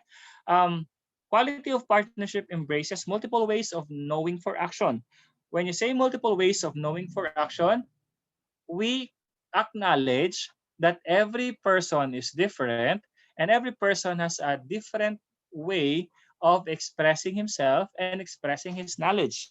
Okay? As I have said, it may be in a form of art, it may be in a form of photography, it may be in a form of writing. It may be in oratorical stance, for example. These are all being embraced in the process of action research when we promote quality of partnership. So when you write your action research, you mention how you take or how you ensure that people coming from different orientations or people who have different um, personalities or people coming from different political affiliations are welcomed to talk or to express their ideas. That's the quality of partnership. Meaning to say, everybody is considered as a source of information. Everybody is considered as a potential source of learning. All right. And in the quality of partnership, there's an explicit reflection on the appropriateness of the depth and the breadth of participation of stakeholders in the design, implementation, and outcomes of the action research. So when you describe about how you interact with the stakeholders, or we call it the participants of your action research, it happens or it is described in all sections of your action research. For example, in your introduction, you can introduce yourself and your co-researchers there. So you can start introducing your biases that may have bearing on your analysis. In that case, you are already starting to manifest in the introduction section of your research. Or you introduce your students. You introduce that they are your students. You introduce that there's a potential source of um, bias in the process of analyzing students' outputs. And then there's a potential or there's a possibility that students may feel insecure considering that you are their teacher. Mention that in the introduction because that's one way of telling the readers that you are conscious about it. And if that cannot be avoided, it doesn't make your action research bad because you have already told the readers to be careful or to be conscious about it. All right. So, and that's what we appreciate, or that's what reviewers of action research appreciate in your action research reports. For example, in this case, the quality of partnership is being demonstrated or exemplified in how the researchers describe the process or the evolution of practices starting from their very simple project, the commons flower or the flower commons, and then the intelligent bacteria, and then it evolved into something grand, something very big. And apparently, right now, this organization has become an international organization. It started with a small group, actually a group of three in Yogyakarta. And now it involves universities, civil society organizations, innovation centers, rural communities. It involves global network of hacker spaces, citizen labs, art galleries, academic institutions, all coming from three minds or three persons talking about change. Maybe it's Carlo talking to Ma'am Hasmin, talking to Ma'am Nitz, and talking about change. Okay? And agreeing on what change that is needed. Okay? And then expanding, inviting others, it's like networking, except that in this case, we may spend except of earn. Okay? So something like that. The next one is the contribution to theory and practice. Action research builds on and creates explicit link to previous work. Okay, so remember when I told you it considers knowledges across sources.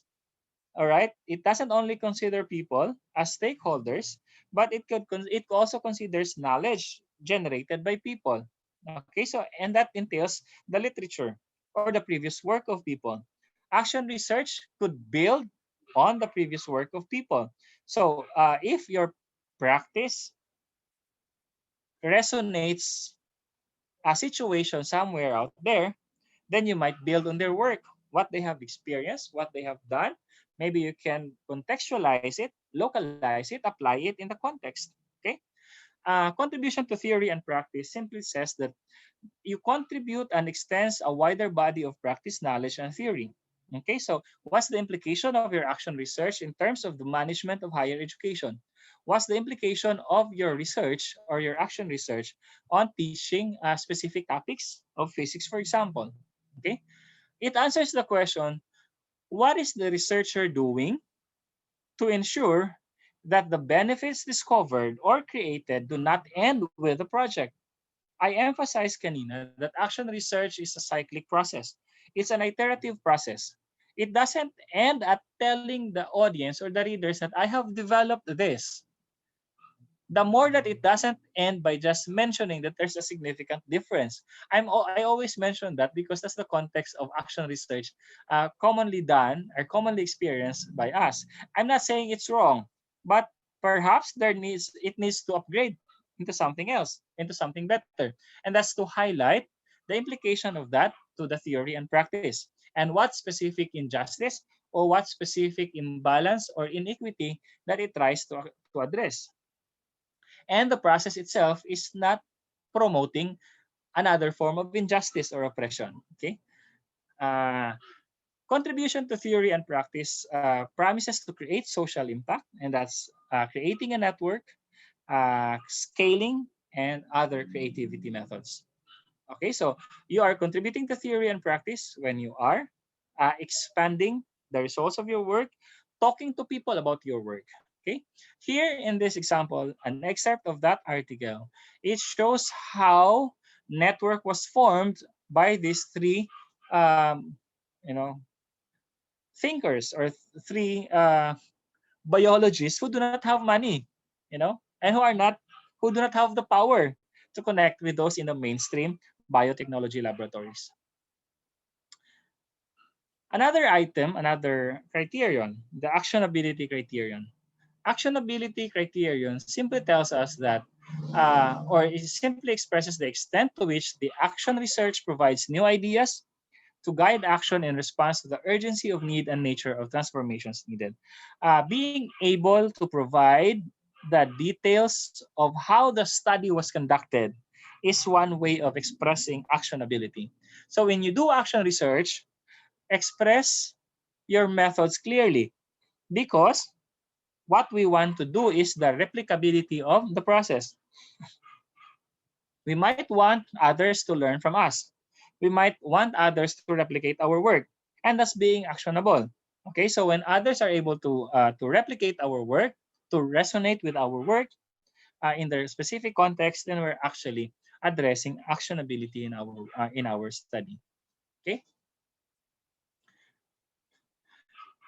Next, the developmental reflexivity.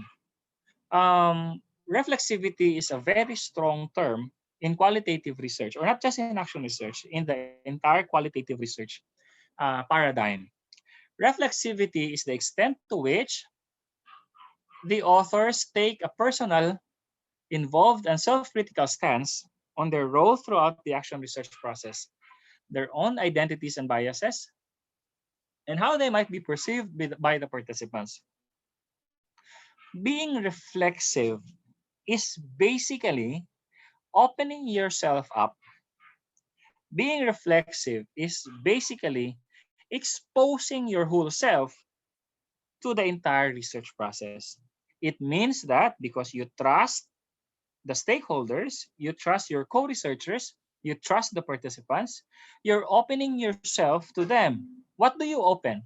Your own identity, your biases, all right, and your prejudices of something or of the subject matter.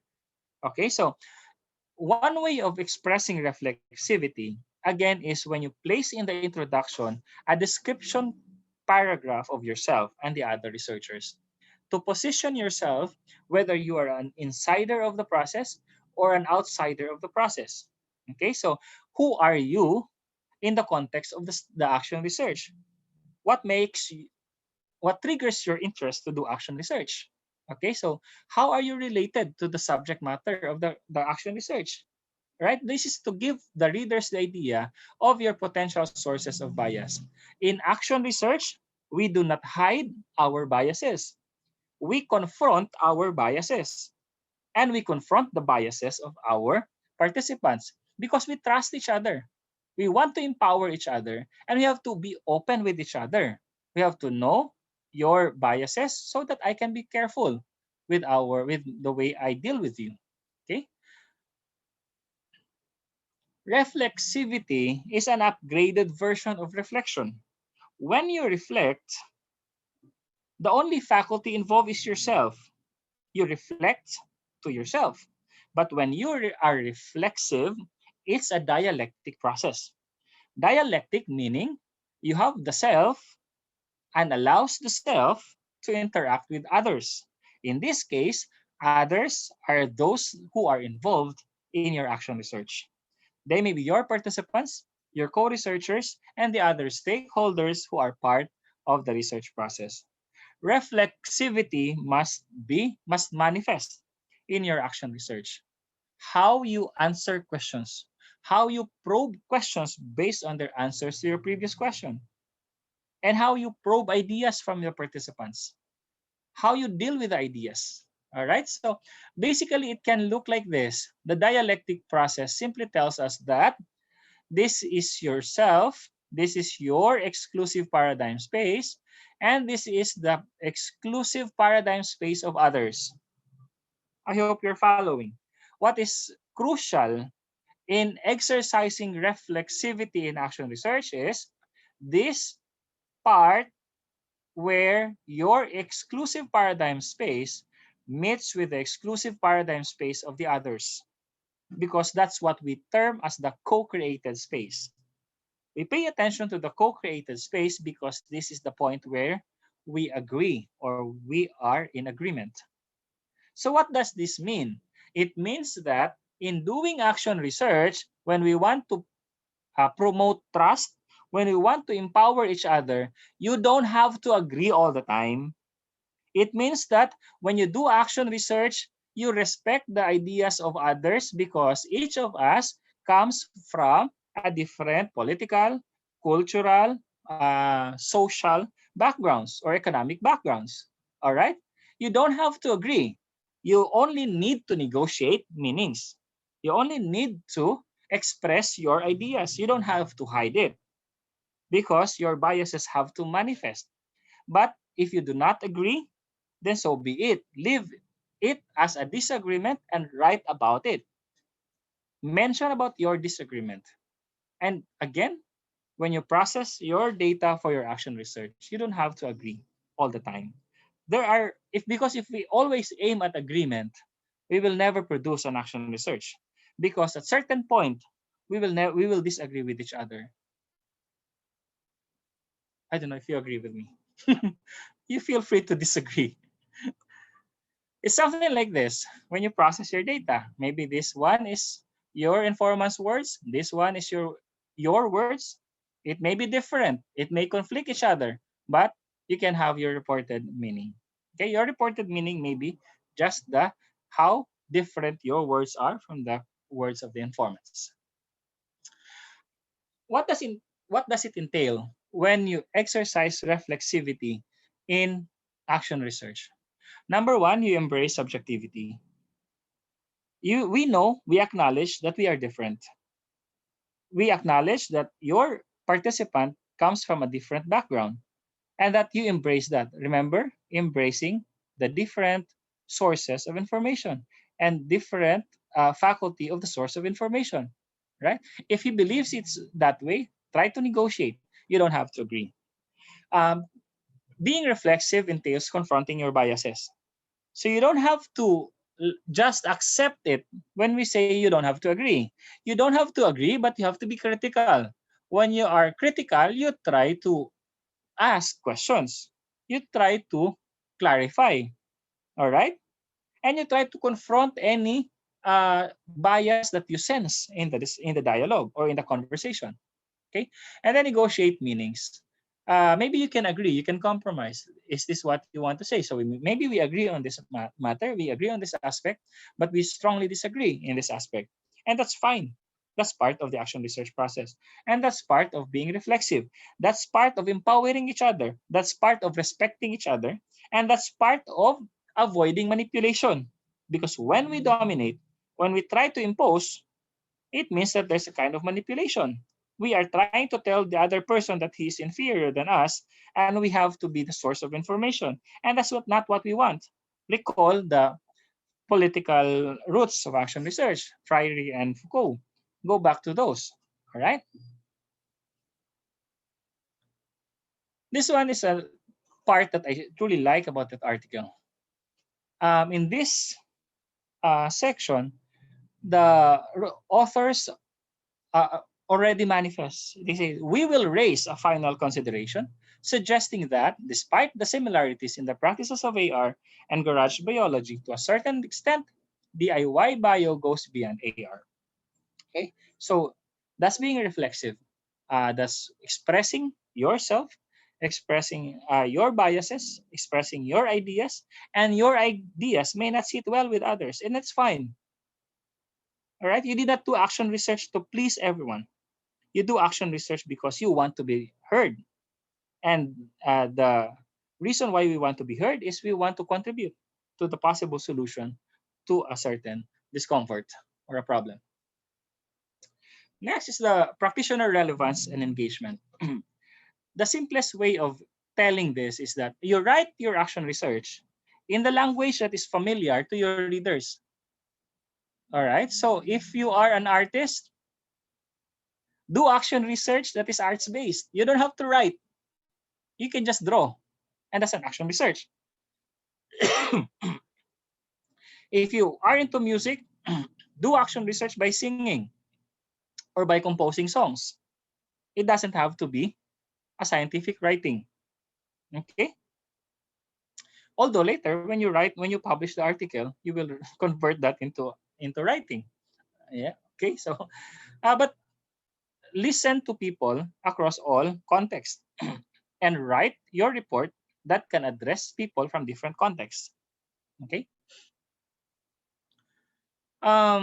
Prior to going to the process, okay, I have just finished the criteria, and the next couple of slides will be dedicated to talking about the methods or the innovative methods of doing action research. But again, any question?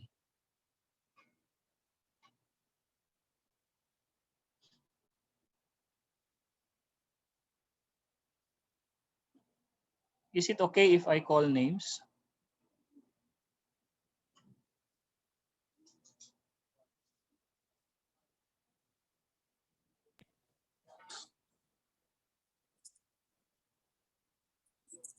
Can I hear Actually, from? sir, yeah, we have a lot of students are returning graduate students, and they have more of like a takeaway from your discussion, more not more of a question. Like they're Okay. saying that your presentation is more of like a refresher course on the action research that they've been studying previously, and Okay. they were really happy right now because they have these insights like replicability is tantamount to actionability, and change in practice is really what action research is all about and stuff like that. So you can call names, sir, if you want to.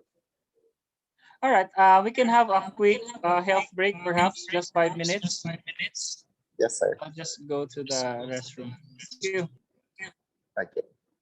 So for our participants, we are encouraging you to use our slido.com to raise some questions or use our chat box for your questions and takeaways. So especially for those graduate students who have still some uh, muddy thoughts on some of the aspects of the action research. So if you are familiar already with the criteria, maybe you can ask for some other resources on modified uh, criteria, or like what they call this evaluation tools that you can adopt for your own personal action research. And of course, you can ask Sir Job, Anita, Professor Anito, for some of the trends existing right now, especially in the Philippine setup, or even into your local provinces, for the action research that you can actually conduct in your own respective communities. So once again, we're encouraging our audience, our virtual audience, to send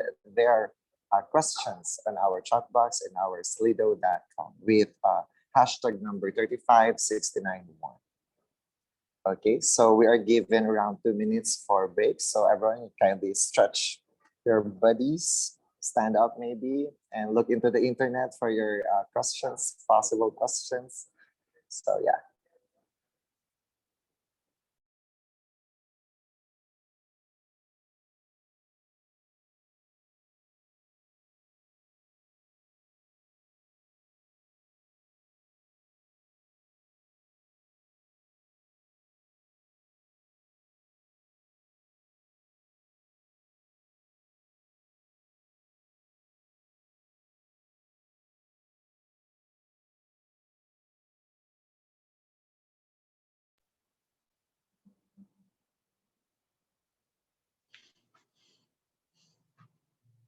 Okay. I hope you're back.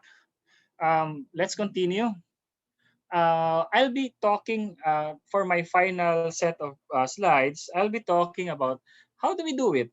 I mean, I'm not going to demonstrate from conceptualization to publication. Apparently, because of the lack of time, we have other opportunities to do that. But I'd like to focus on some of the innovative ways, non-conventional, something that might disturb you, that we do in action research that you don't perhaps do as a researcher. All right, so let me just present some of those innovative ways of collecting data and analyzing data. All right, so this is going to be the last. I might finish it uh, perhaps in 20 minutes. Okay. I got I'll I'll base my next presentation from the lessons learned from a friend. I don't know if you've recognized her. She's Mary Brydon Miller. She's the co-editor of the Sage Encyclopedia of Action Research. I'll be uh, showing in the next slides my favorites of the candy store of Mary. She calls the collection of AR methods as the candy store, where you have a lot of choices, a lot of options actually. And some of these options may have been done by you already, or unconsciously you're doing something that is highly action research in nature, but you are not that keen to consider it as an action research. And perhaps it's best that you start to explore all about action research after this, so you can perhaps start to identify and align yourself with any of the action research methods. All right. Okay, so I'll be borrowing my next presentation from the encyclopedia, or the Sage Encyclopedia of Action Research, co-edited by good friend of ours, Brydon Miller, or Mary. One is the arts-based action research. Now, why can art be a good form of an action research? Art can sometimes convey multiple messages. When you say multiple messages, it entails welcoming or embracing multiple ideas, multiple personal backgrounds, multiple sources of information, and that provide a deeper level of connection than other forms of representation. I know people who are into arts would really agree with this. And if you're into arts, you can do action research based on your arts, on your type of arts. Do an arts based action research. Art can help people interrogate questions and further abstract or concretize complex ideas. Whether you draw it, you sing it, you rap it, it's a form of art. It's a form of expression. Arts-based methods can be employed on a continuum as a tool to engage people in highly participatory and community-oriented solitary or professional settings, making these approaches dynamic research tools. Okay, I'd like to cite, aside from the usual arts, the drawing arts, hip hop songwriting. I don't know if those into music, perhaps you might find this ridiculous. Pwede pala mag-action research sa pamamagitan ng pagsusulat ng kanta. Alright, is write hip hop songs. Why? Because hip hop has a history of having been utilized as an avenue for creativity and entertainment, as an outlet to vent frustrations with state violence and poverty in the Latin Americas before, and this represents a lot about the language, the oral history, the identity, the culture, the geography, and the narrative of the people. So hip hop, right, or writing a song, or any song for that matter, because songs represent language, your history, your identity, your culture. Write songs, do action research just by writing songs. What is the song? What's the purpose of writing the song? To open the ideas, or to invite others to give their ideas, to relate with others' ideas, and come up with a general or a grand idea that may lead to the resolution of any form of uh, oppression or violence. Next is perhaps more familiar, the photo voice. Photo voice, or the photography arts based action research, wherein you give participants a camera, and then you allow the participants to go around, or perhaps leave the participants for 5 days, and then just let them take pictures, whatever sites or sceneries or spots that they think is significant to them. That's photography. That's photo voice. What does it give us? The decision to take a particular spot as something significant reflects the person's context. It reflects the person's culture. It reflects the person's history. It reflects the person's preferences, which is anchored on his context, political, social, and economic context. A lot of messages can be drawn from the pictures that our participants can take. Okay, or you can just simply tell them get pictures from the internet, as long as these are free for cut, of course, or make the necessary credits and explain to you why they chose those pictures. Okay, so that could be a form of photography arts based research. Okay, the photography or the photo voice gives participants the opportunity to produce knowledge and represent their perspectives on the strengths and concerns of their community through photographs and accompanying reflective writing. Okay, so when you tell them to explain or to describe, then you are processing their photographs, and then you are telling them to speak up. Okay, there's always remember that parang we are just trying to vary. So when you say trends and variations of action research, you try to vary the strategy, but the main purpose of varying the strategy is to be able to collect as many voices, as many ideas as possible. So there are people who do not like to share ideas using Zoom. Then find a way to reach out to these people. Maybe you need to meet them personally, okay? Because that's what they want. Maybe they just want to create a poem instead of answering your essay, right? So it's basically looking for alternative ways of asking people to respond. And that's the variation. When you say variation, there are no standard variations. It means that you can have your own variation as long as you hold on to the epistemology and the methodology of action research, a lot of which will be attributed to the work of Freire, to the work of Foucault. Okay? Sorry, what happened? All right, I sorry. I thought I got disconnected. Okay. This one is an example of an arts based. We had a session with Mary, and Mary invited the Stephen Kroger, who's into arts based action research. And we started. So what happened was she went into our discussion, and then we just started, or just he was just listening in the background. So he just said that, okay, you just discuss whatever you want to discuss. We're talking about the problems about research in our university. So he started to doodle, and he started to draw things in his laptop, and we did not give him any minute to complete, or we did not give him any minute to work on the arts. He was just working on the arts, and we were just talking, and we were just discussing. After 30 minutes, he was able to come up with this. Okay, and this one, which basically captures the ideas of the participants, our concerns about research in the university, our biases about research in the university, expressed in a form of arts, or a very creative way of saying it. We get so bored about write-ups.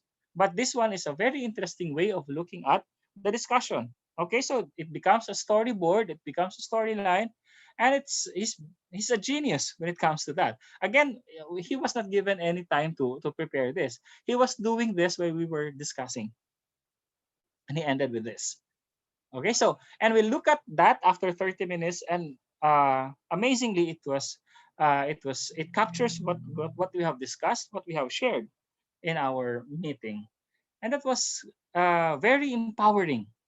When you see your idea placed in a form of art, you appreciate it. You feel like you are being heard. You feel like people have read. You feel like people have listened to you. You have an outlet to be heard. Not necessarily that you're writing it. Sometimes writing can be tedious. Sometimes writing entails watching our grammar. But when we represent it in a form of arts, it may be less of those structures, right? And it feels good to be listened to. All right, so that's for the arts-based action research. The other form of action research that I will introduce to you is the World Cafe.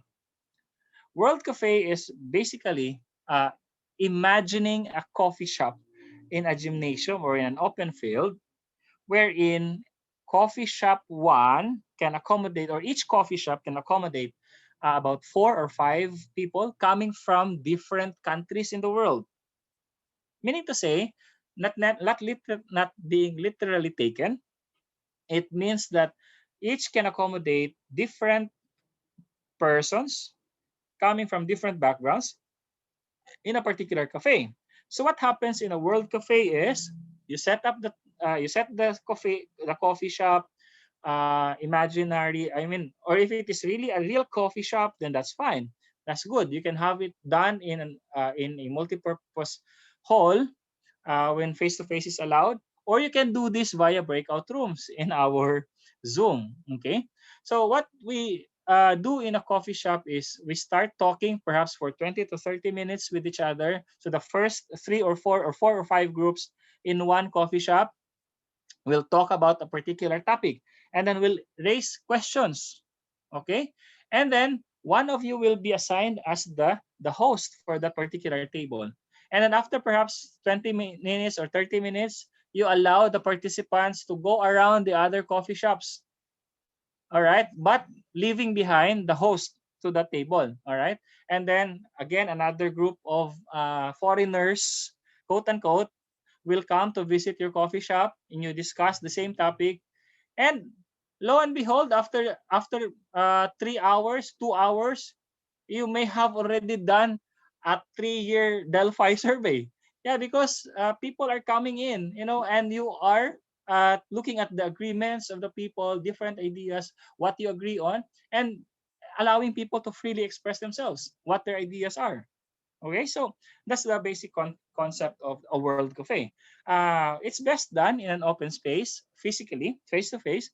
But right now we can innovate. We can use the Zoom. We have the breakout rooms. Perhaps you can assign 20 breakout rooms when there are about 100 participants, and then assign four or five people from each breakout room.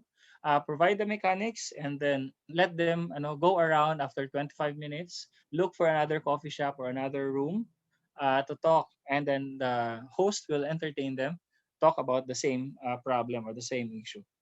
After a while, you are able to gather 100 ideas from the rest of the participants, and it's a lot. All right, so it's a very effective and efficient way of getting ideas from people. Another one is the future creating workshop. This is part of the critical utopian action research, or the QR. uh, what we do in the future creating workshop is basically uh, to critique the context, to dream of the utopian situation, and to propose an action plan. All right, for this, I'd like to give this very brief activity to everyone. I hope that you are there. I will be posting in our group chat the I will be posting in our group chat the link. I'd like you to go to this link, and in that link you can find my Padlet. The Padlet is on the future creating workshop critic phase. So the first one is the critic phase. Please go to this Padlet. Hold on.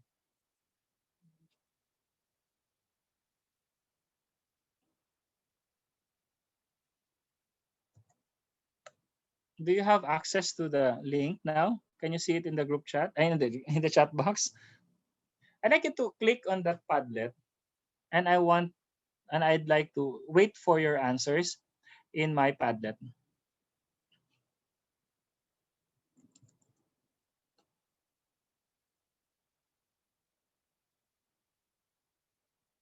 The instructions are in the Padlet.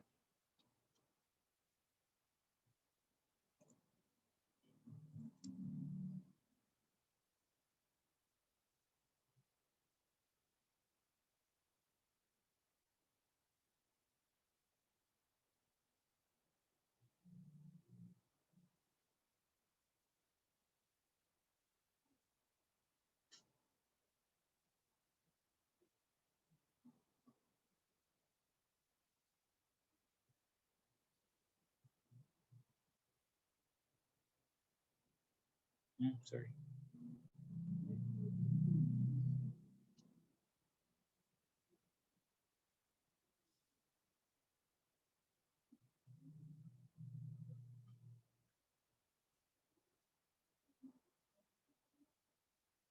So basically, it asks for what bothers you about the ideas and practices of research, or what bothers you about the practices of research or the research that you experienced.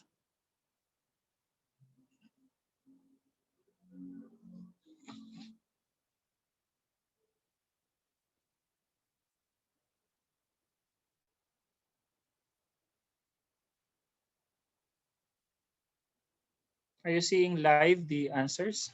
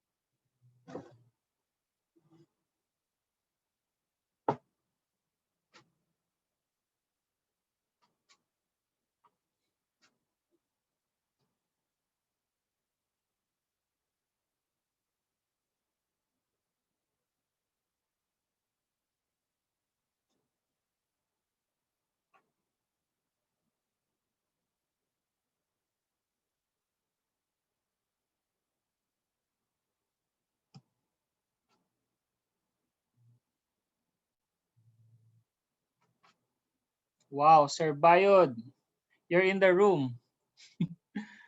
I will answer. I will address this question after the third Padlet. This has something to do with what we are doing now. Thank you, Sir Roger, for attending this lecture. Okay, so I'd like to deal with some. I may not be able to let everyone finish, but to process what is already in the screen or what is already in the Padlet. Um, availability of where was that? Availability of equipment. So if there's no equipment available, it's disturbing, and there's a kind of imbalance, and there's a kind of inequity that is portrayed by that. Why are others having the equipment? Why don't we have one? Should we be contented? Should we just say that because they're private school, we're public school, we don't have that? And should we just be contented by saying that it's because our budget has lapsed in the last year period because of the failure of bidding of the equipment?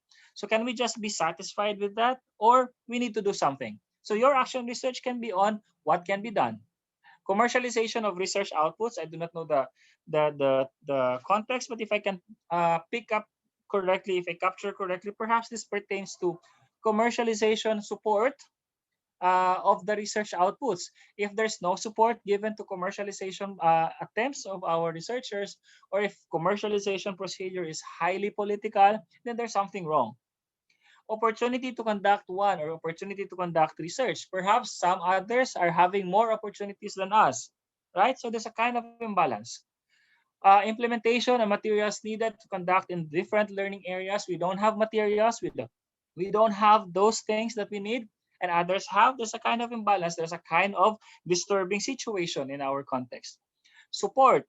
Um, it could not be implemented and used. So that's disturbing because you are spending money, and sometimes you are being given grants by the government to work on a project, and your project doesn't end up with something useful, and that's highly uh you know uncomfortable. Okay, that's a highly disturbing. Okay, uh our country research based studies were not accepted when, which can impact our society. So sometimes, right, you are right.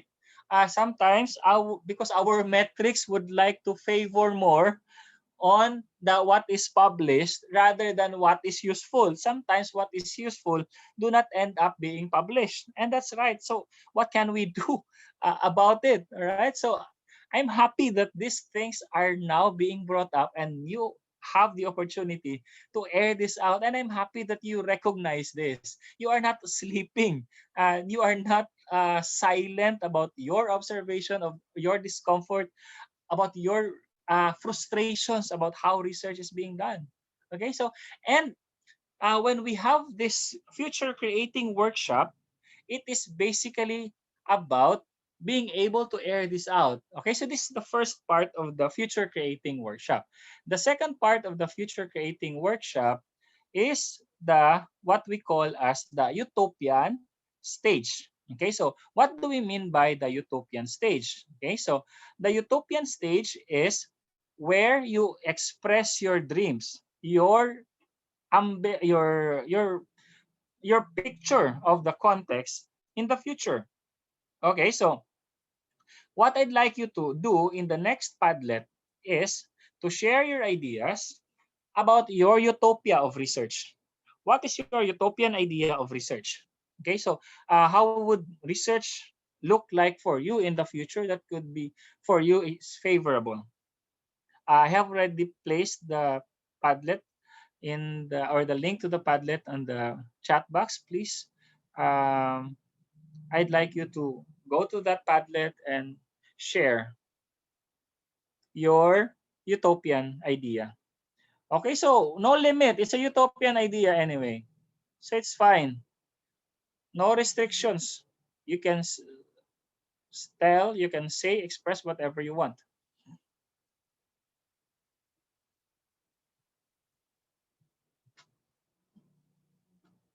Okay, institutional and government support. Support to what? And perhaps when I will ask you, you can specify what kind of support would that be. Okay, something that could be supported or financial, right? Good. Financial support, institution, government support. Okay, so if you feel like research is not being funded and many of the funds go to something else, and you feel that that is not fair, then do something. Okay, an opportunity open for everyone with national support, especially in funding, money. Okay, funding. We don't get enough funding. Our researchers do not get funding. That's disturbing, and that's disgusting. About when people are into research and they're not being supported when it comes to funding or when it comes to money. Free access to all the journals, because journals are being or comes with journals come with a subscription fee. That's our utopia. Okay, so have we can dream of a fully open access journal system in the whole or in the whole world. Okay, a society of researchers. Okay, it would address the shortage in terms of food. Okay, so research that have social impact, research that could address the research agenda of the country to end poverty, to end food shortage, plastic pollution. And I'm happy these are brought up because these are our concerns as science educators. We are to conduct studies that align with this, and we are to prompt and to prod our students to conduct the same. Okay, bias free.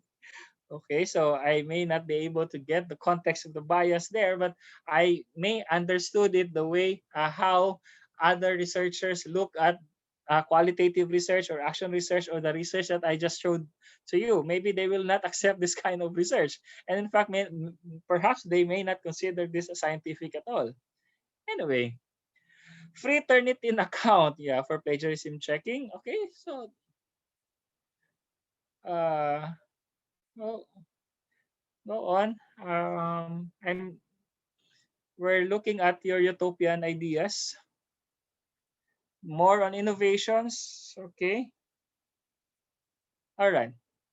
Minimal and efficient processing of documents and approval. Less red tape ba yan? Tawag diyan. Okay? More on innovations. Compendium of research in the Philippines.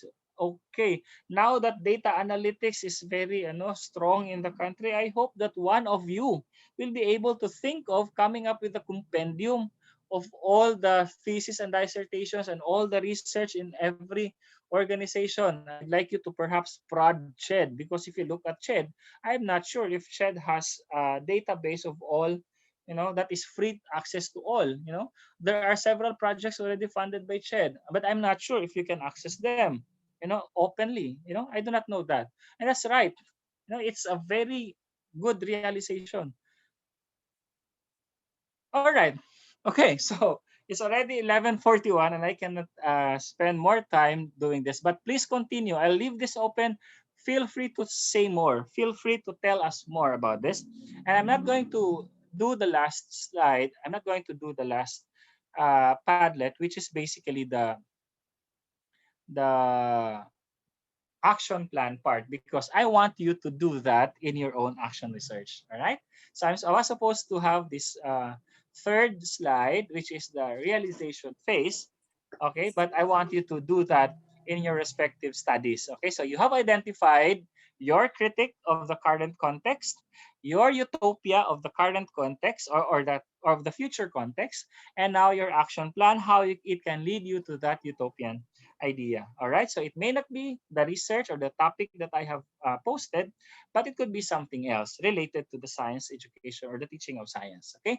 So this is one way of doing action research, an innovative way of getting people's ideas, students' ideas, participants' ideas, get them to talk, get them to give their ideas, start or initiate discussion. All right. And plan something.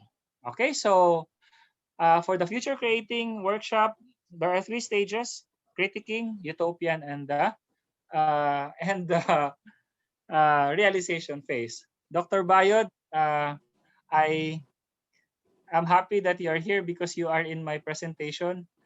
In this slide, I'd like to end this presentation with a note on how to begin your action research. I have simple steps to tell you. Observe, look around you, be critical, and then start talking and listening. Organize a group or form a circle that you can trust. Look for people who can listen to your ideas, or you can establish trust with each other. Reflect, and then finally do something. Okay, so whatever the context of that disturbing situation in your organization, all you need to do is just look around, observe, document, start to talk, listen, reflect, do something, and write about your action research. With that, I end. By the way, the one in the picture is Dr. Bayod and Dr. Bishori, both environmental ethicists, in one of our friendly meetings in Digos in Davao. Thank you so much, TUP. Thank you so much for listening. And thank you for the opportunity to be with you today. Sir Carlo. Yes, sir. Your Thank you very references. much. So we really have a lot of takeaways from this very informative presentation. Thank you very much for that. They would quote it like information overload, but they're very much happy to be overloaded with this information. And we're very happy because right now from your Padlet, I believe, so we have a lot of questions coming right in, sir. So let me read one for you. So from Slido.com. So we have one of our participants who asked, the outcome of action research may be outrageous to some. What is the recommended sample size for the result of action research to be relevant? So I I will think show that my is the first one. I will show my face because I want you to see my reaction to questions like this. Yes, yes, sir. um, Yes, sir. yeah, this is highly reflective, but I respect these questions. This is highly reflective of the context of research in the country. If you notice Yes. in your terms, sample size, this is a manifestation of an Of imbalanced the presentation of the research paradigms in the country. My answer to this question is there's no recommended sample size. After all, there's no recommendation. And there's sample size is a misnomer in an action research. We simply do not count how many. We look at how much and how relevant is the much yes. in our The research. quality, sir. Right, Quality over quantity. right. So um but that's it. That's our context, and that's what is highly disturbing me about our research in Yes. higher education.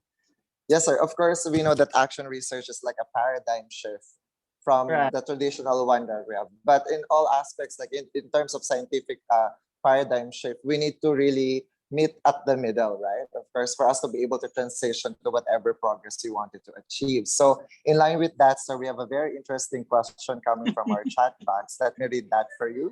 So, thank you, sir, for a very informative lecture. Question ko lang po, sir. In what way or how can we combine action research to technical or scientific research? Since our institution, pag may action research lang medyo low ang rate if it will be presented in our colloquium proposal. So faculty members Okay. who are in basic arts who have not been able to undergo technical research could provide action research into technical research. So basically, the gist of his or her question would be on how to incorporate action research and scientific research so that some people who are into scientific research might see the benefit of action research and eventually see action research on its own as a very beneficial form of research. Again, it's something that is disturbing when we Yes, yes, yes, separate sir. action research from the And scientific the research. scientific research. Yeah, Yes, sir. because from the perspective and the paradigm of action research is also a scientific and a Research. technical research, except that we focus on the transformation that we bring. Whatever the process is, maybe it's quantitative, so maybe you can adapt the principles of quantitative as to the sample size and all the statistical treatment, or it could be qualitative. The most important thing is it leads to transformation of the society. So how do we address this? How do we mix or how do we merge action research? We highlight the transformation. If they're allergic to the term action research, then we can call it something else in the meantime. But I hope that soon we will be able to go to the mainstream. Okay, so Yes, call it sir. however they want to call it, but highlight the transformation of the society that your paper will introduce, because that's the Yes, sir. action research part. However you call it, because action research is not necessarily a qualitative research. It embodies both qualitative and quantitative epistemologies. So we don't want to just simply say that it's qualitative research because it's action research. Action research is highly encompassing. Okay, so what I did not talk about methodology in my discussion. I talked about the epistemology. I talked about transformation. I talked about social change. I talked about addressing oppression. If your paper does that, then that's an action research. And if your paper generates recommendations to do that, then that's an action research. Yes, sir. So it's more really on the effect on the society, right? So Right. maybe for me, sir, if I may, no. So of course, the main problem with our current faculty is that they're creating research. Most of them is on, of course, to look into for the answers. At the same time, of course, it can help them like two birds at the same stone in their promotions in the institution, Yeah. because research is recognized as one way to really go up there in the Yeah, academe. which is Now, related to the question of Sir Bayod. yes, yes, sir. So, like, I think action research is more focused on the so-called useful research, not on the Right. publication type of research, right? But Yeah. the merger, maybe from the question that has been raised, is for us to be able to create ways and evaluate the usefulness so that we can meet at the middle. Is that a possibility for an action researcher? Like, is there are like existing measure like tools or assessment tools that can Yeah. actually assess the effect of an action research to a community? Because in our field, like in a pure scientific field in physics, for example, for us to be able to get funding from the US, for example, we are asked to have an assessment on the sellability of our, yes, the impact of that to the community. And I believe that through arts and music, we can also create something like that, so that people who are hesitant to create action research could find ways on how to, merge the two somehow. But of course, action research on its own is really very interesting and of course useful, type of research. Yeah, there are 123 of us, and if Yes, these yes, sir. 123 participants will start working the real action research and do real action about what is disturbing about the context, even to the point of get going against the grains of the Yes, metrics or sir. the metrics used by our accrediting bodies and CHED this time, then so be it. So Yes, parang sir. gano'n. It's a barrier breaking. Yes, sir. Sir. So we need a lot of like spearheaders to really help us. Like what you said, we need to be heard. So, sir, there's another question about that. No, of course, how to be heard is one of the obstacles of an action researcher per se. No, so can you give us like even like 3 obstacles in an academe aside from the ones you've mentioned already that hinders us being heard, and at the same time on how to really practically tackle these obstacles as well? My first my observation is that we are used to it. That's the problem. People I like that one, sir. of the Yes. oppression, and we think of the oppression as the norm. The norm. That's the problem with us, because we tend to be silent because we, in the first place, we don't recognize it as a problem, because like the usual thing. When you are introduced as somebody who is an expert on the field, we tend to listen, and we tend to dismiss our being critical about the subject matter, because this is an expert talking already about this, right? So that's one of the things that I perhaps would like. So whatever generation of action research that you will read, it always talks about the change in the self first, the Easter experience, the being born again. Okay, so being or experiencing rebirth in terms of your paradigm of, or your how the way you look at research. Okay, so it starts within the self. Okay, so the best the first obstacle to hurdle is the self, the resistance of the self, Yes. The and a resistance lot to more. change beyond the box. Yes, sir. Right. I like the part. Yeah, I like the part of the waiting part because we Filipinos really are from the so-called toxic resilient. But of course, I think we can overcome that somehow because time really matters when it comes to research. We know that because our results might not be relevant in the following years. No? So yeah, we need to somehow demand on that. So I like that part, sir. So we have another one, I believe, sir. So this one is like, of course, in terms of action research, network and partnership is really important, as you highlighted a while ago. So the question was, or is, how to assess the quality of partnership? Quality of partnerships is number one, as I have shown. There's this kind of trust that you place on each other, and respect. Meaning to say, Mhm. the selection procedure or the decision to involve the person or the group is based on a reflection that this group uh, can contribute something significant to the purpose, or this group has bearing, or the decision coming from this group has bearing on the matter or the topic that you are addressing, or the problem that you are addressing in your action research. And because you have identified them to be significant, they are being listened to. Everybody is given equal uh, opportunity to be heard, and equal opportunity to listen to others, or to learn from each other. So that's the quality of partnership that we highlight. When we write our action research report, we explicitly write that, maybe in a form of however you gather the data, like the Padlet. Everybody has the Yes. equal opportunity to express in the Padlet. No restriction at all, right? Diba? Walang Yes. word limit, walang limit how many times you can write in the Padlet.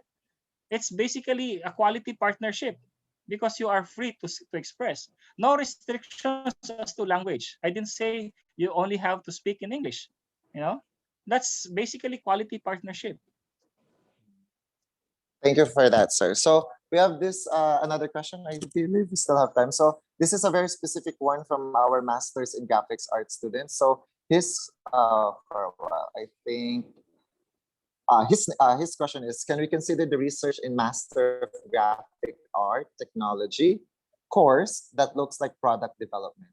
Did you get that, sir? Can we Like consider the research in the Master Graphic Art Technology yes, yes, course that looks like product development? Product development. development and highlight where the product will be used, who will benefit the product or who will be the users of the product, and how the product can address potential inequity in the society. That's an action research. Us. For Mr. Arjun, I believe you got already the methodology for your question. You can ask Sir Jobit further Right. to design your research outlook. So that's a very complete answer, sir. Thank you very much for that, sir. So I highly think, sir, we really had really a very interactive session once Sir again. Carlo, there's So one, and I'd yes, like to there's one entertain more. this because this Yes, one yes, is sir. coming from a good friend of mine. Sir Bayod, are you Another still one. there? Yes, yes. He It's says from that Dr. Ansai. Thank you. Yes, yes, I go. Dr. Bayod, indeed, you are right. Action research should be done to challenge dominance and injustice and also the imbalanced power relations in the society. Sadly, this imbalanced power relation begins in many schools. That's true. I don't know if you agree with me, but yeah, that is very true. Many of the social imbalances begin with us, Yes, unfortunately. sir. So I hope that the 123 of us will be conscious of that after this. You know, my Yes, question, yes. sir, is that how can we as action researchers be able to challenge the normalization process in many schools? And most often than not always, researchers can be both victims of age and agents of this normalization process to maintain the status quo. The same suggestion that I had and the same suggestion that I left you with, form a group, start to talk, start to acknowledge the problem. The solution to the problem may not be clear this time. The only clear thing maybe this time is the problem. But when you start talking, when you start to form group, when you start to brainstorm, things will come out. Things will emerge as solutions will also start to be clear. Right? So it only needs to just go, it only needs the courage to go out, come out, speak up, and talk about the problems. Yes, sir. So thank you very much. So we have another question almost similar to that, and I think you've answered it as well, sir. But let me just run through it. Yes, sir. I think you've already answered it as well. So basically, the student is asking about the what to do about the victims and agents of normalization process to maintain the status quo and imbalance. Yes, I think that's what you've answered. Yeah. I think, sir, we've already covered most of the questions from our participants. They're very much Thank you so engaged. I much. highly believe. Thank you very much, Professor Anito.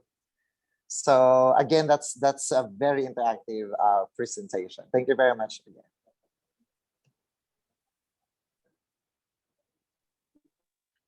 Miss Angie. Thank you very much, Professor Anito, for a very informative and updated topic dealing with new trends and varied ways in conducting an action research. Actually, sir, as a participant in here, I'm so enlightened. And with those words that you have imparted to us as a parang ngayon ko lang po narinig yung ibang mga terms, yung ibang strategy. So medyo na information overload talaga ako. Pero it's very useful for us. And then, na-challenge, it will be a challenge for us in a big word, sir, in terms of transform our world using the action research. And I think it will be step by step. We will be starting with ourselves. So start in us. So as teachers, connected with the students, connected with the community. And maybe we can adapt what you have said in here, change in practice. And then we can adapt the observe, talk, listen, reflect, and do something. So little by little, we can have a change. So we can have a transformation of our world that we are having expected in the next decade, or we are having for the future. So again, thank you so much, Professor Anito, for that. This will end our morning session of Graduate Research Lecture Series. Let us see each other this afternoon. The afternoon session will start at exactly 1 p.m. Thank you for listening and active participation during the webinar. Um, Before we end our session, kindly open your cameras to have the photo shoot together with our speaker this morning. So I'm requesting all of you to open your cameras for have a photo shoot. Okay.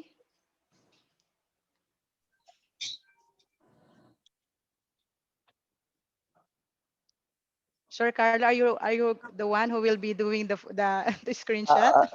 Uh, it will be Who our will? Professor Okay. Borja. Okay.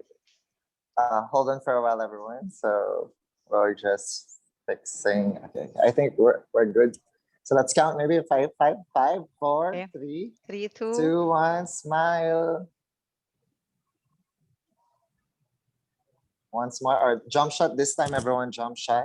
Five, four, three, two, one. Smile. Thank you, everyone. Thank you. See you this afternoon. Yes. You may now leave the And Zoom meeting and see you at 1 p.m. Enjoy your lunch. Thank yes, you. thank you. In behalf of the College of Science, we would like to thank everyone. See you later on. Thank you. Thank you. Thank you.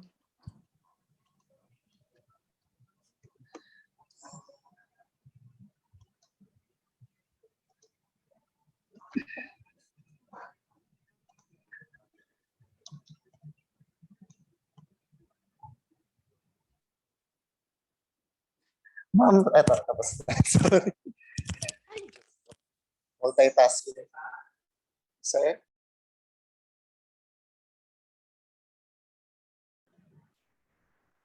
Ayan. Salamat po.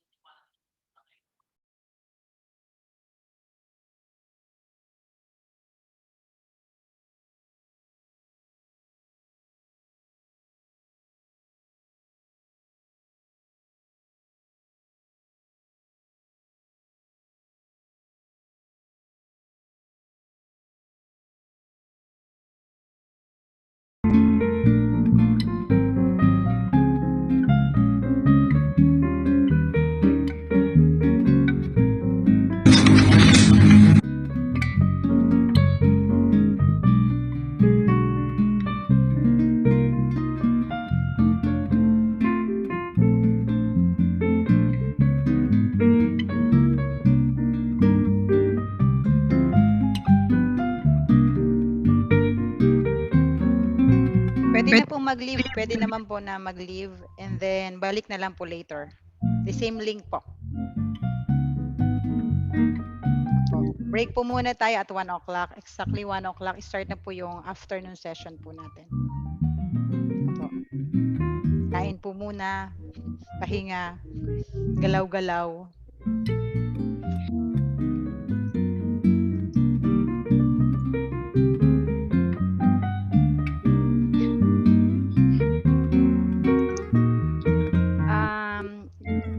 Good afternoon, anyone in this Zoom meeting. We can leave now. Pwede na po mag-leave and then please go back at exactly 1 o'clock. Thank you.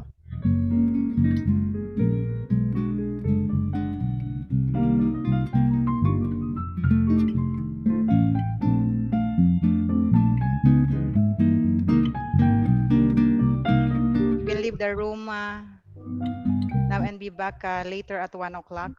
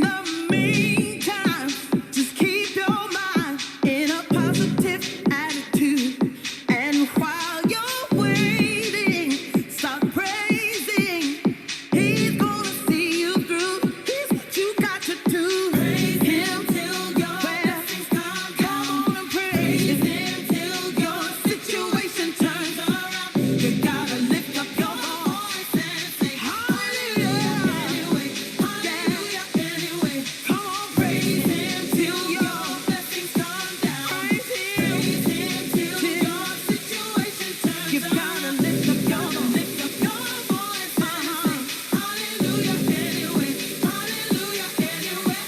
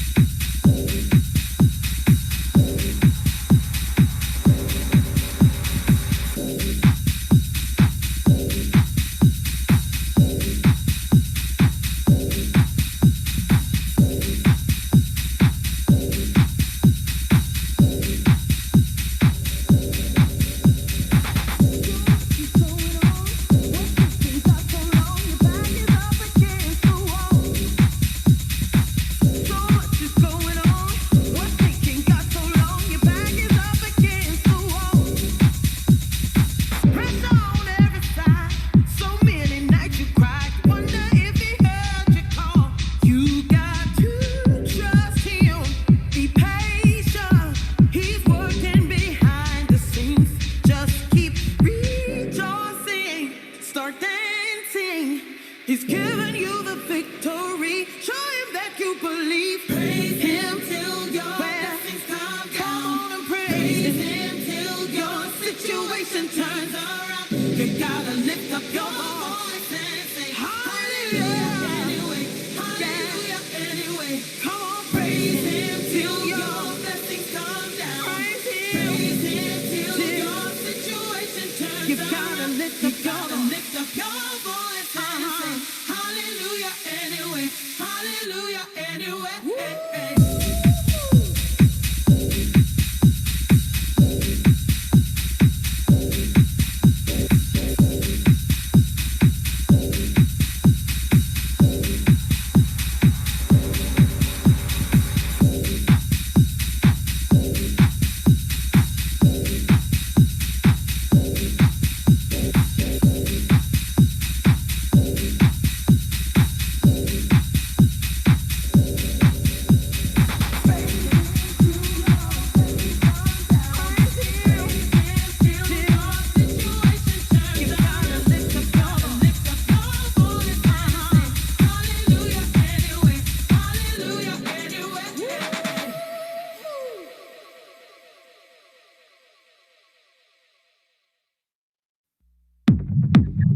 Narinig ako.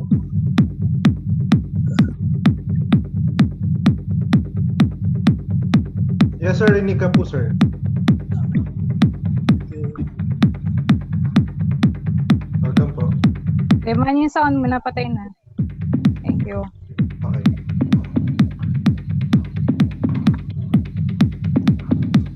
Yayakot muna ako. Lakas ng loob ba to? Ha? Saka para mapuro- sa lakas ng loob. Baka mapururot. Joke lang. Para sa chan.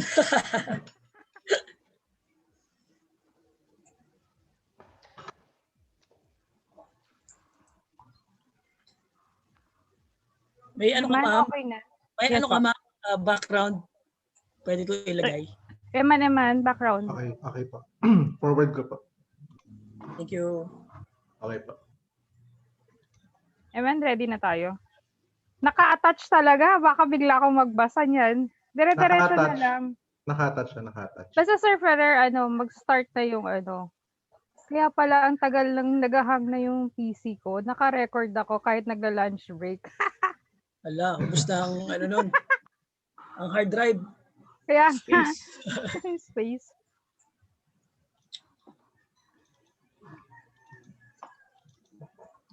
Ma'am, wala namang, may mga foreigner ba? Wala Na naman, students? sir. Wala Puro naman. Ako, student lang natin. so pwede mag-Tagalog? Pwede naman, sir. Oo naman. Diyan pala si Doc Bakay? Hindi, lang, gamit namin yung account niya. Okay. Yung Zoom, may Zoom na kasi yung TUP. Kaso sila lang pwede mag-host, sir eh.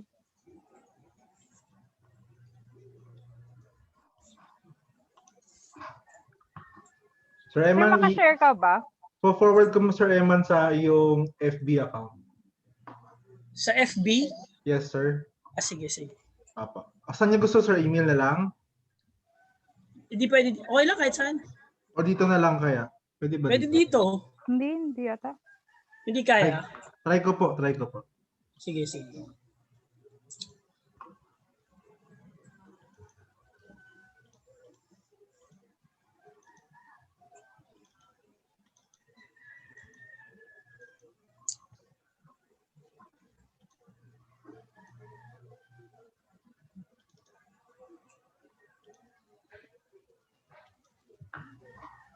Sir, na-receive niyo to?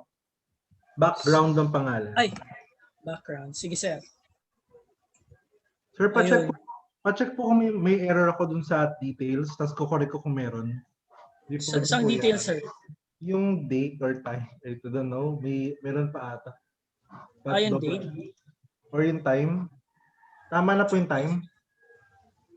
Check ko, 7 sir. a.m. na. 7 a.m. to 4 p.m. na siya, sir. 7 a.m. naman. Okay, sir. Okay na, sir. Thank you. Thank you po. Okay, sige. So, i-check ko dito sa aking Mag-in na raw po tayo. background.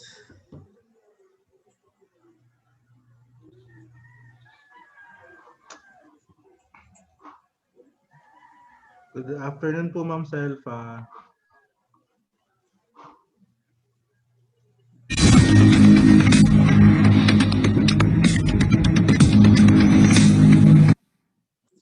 Ayan, working. Try Thank you, kita sir. yung spotlight, sir. Working naman. Ha? Yeah, naka-spotlight. Wala. Pag naka-spotlight, sir, ikaw lang nakikita namin. Okay. Bakit naka-spotlight ako? Ay, ganun usually. Pag siya yung nagtatalk, nag-spotlight. Okay. Pero trinay lang po siya. Working naman. Thank you. 1:15 pa naman, ma'am, di ba?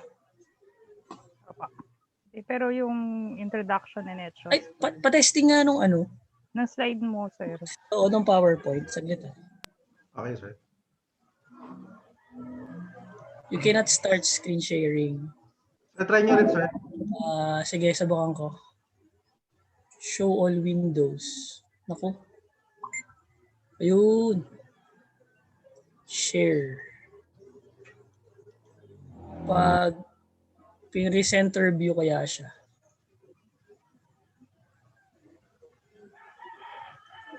Ano yung nakita nyo sa yung slides? Yung buong naman. Hindi naman siya presenter view. Hindi naman, sir. Okay. Masmin. Yes, Thank you. Pinagsunod ko yung introduction kay Jen sa kay Sir Franz, ha? Hindi sila isahan lang yun. Pero After ni mauna Sir- si Jen mag-talk. Pero yung, di ba, bibigyan mo siya ng picture. Una muna si Jen. Di ba, bio note muna reading and then si Jen ang una. Okay. Ayan na. Okay na. So ngayon, wala na tong start. Mag-start agad. Magbabayo note reading, tapos Sir Ferrer, ikaw agad. Sige po. Man, ready yun, no? Yes, ma'am. Mag-a-add na tayo. Okay. Nag-hang ako. Pwede ba akong mag-leave? Bigla akong nag-hang.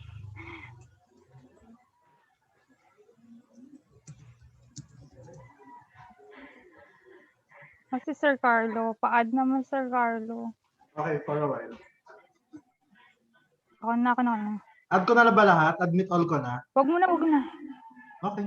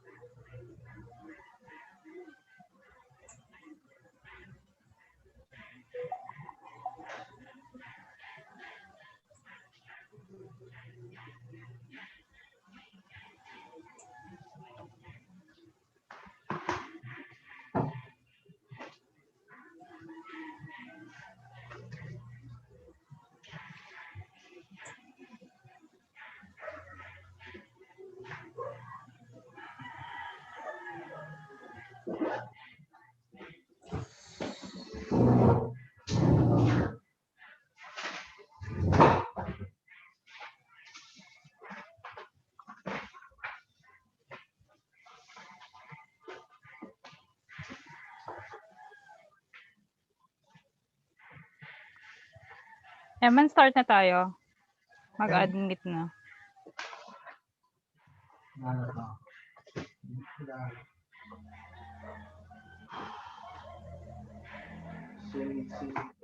Or hindi kaya pinakailangan Eman, mic na lang, ha? okay. Post na slides. Mag-admit na ako.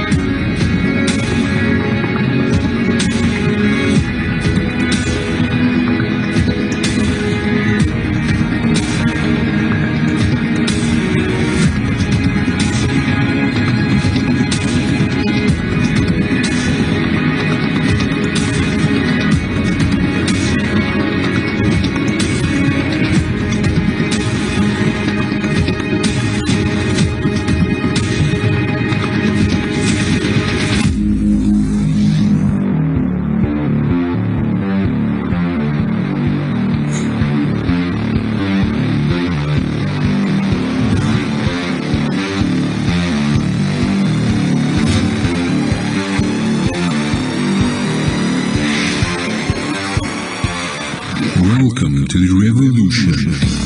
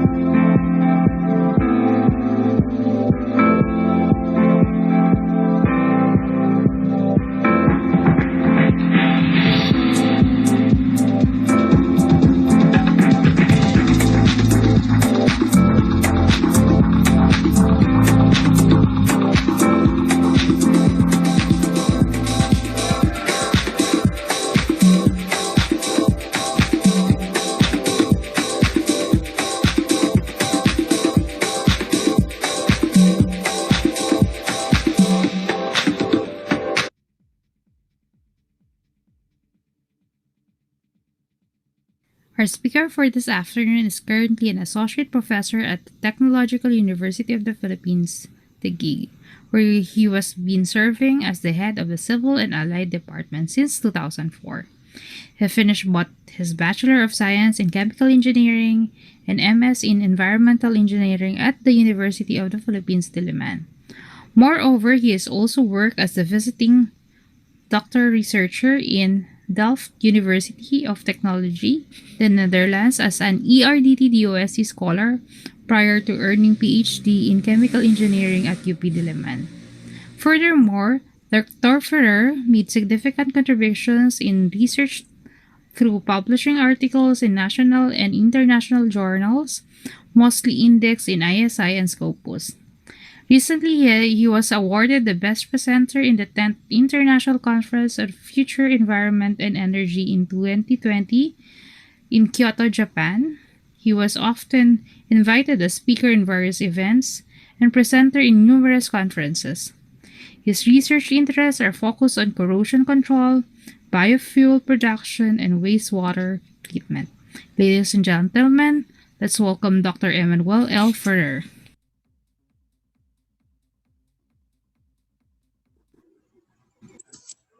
Hello, good afternoon to everyone. Thank you, Dr. Hasmin, for the warm introduction, and also good afternoon to all the participants. Good afternoon, Uh, sir.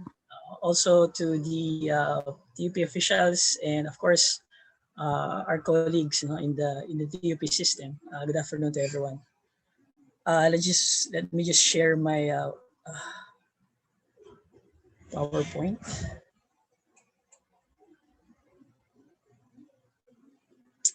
Okay. All right. So, nakikita po ba? Yes Okay po. naman. Okay, Yes thank po. you. So, I was informed by Doc Hasmin na I will do my lecture. No? Initially, I thought I will just be doing the previous lecture yung last year, on publication platforms. But meron pa palang additional topic, which is publication tools. So I did a few modification in my from my previous presentation on research publication tools. What else? I was also informed that most of the participants here are from under the Master of Arts in Teaching program, sa graduate school. So I think majoring in physics, ano ba? Chemistry, tama ba, ma'am? And math. Sci and mathematics.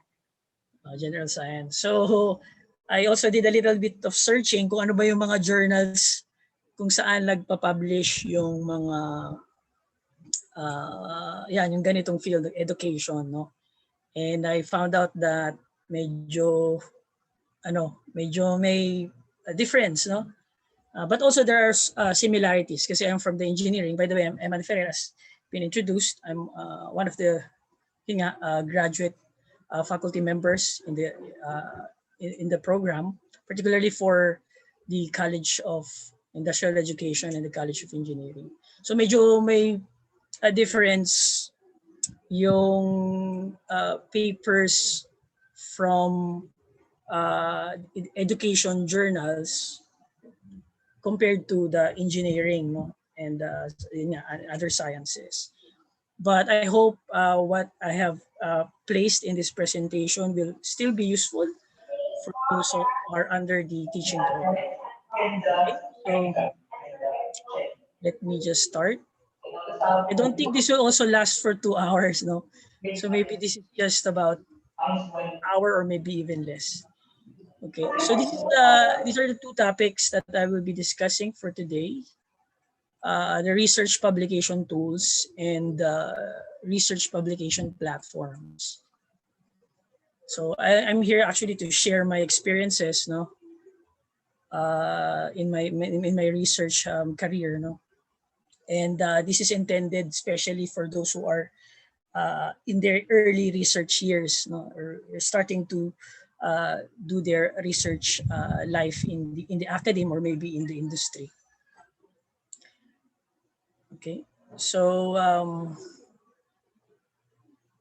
I hope these tips that I will share with you are useful. No? Eventually, when you do your manuscript, or maybe in the future, have your research work published. Okay, so if you can see here, there's some of the images that more or less we see from a published paper. No, so yung data, process data, plots, charts, graphs, even equations. No, so what are research publication tools? No? Let's define first. Okay, so in general, research tools can be defined as vehicles that broadly facilitate research and related activities. No? They enable researchers to collect, organize, analyze, visualize, and publicize research outputs. So in general, that's the purpose of research tools.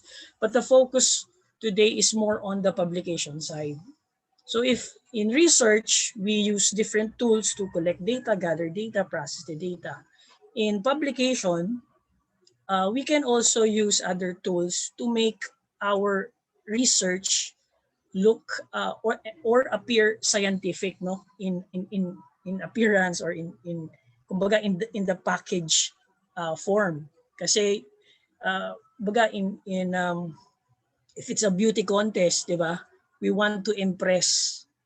No, we want to impress the judges. In this case, we want to impress our the reviewers, no, of a particular journal that we are targeting to have our work published.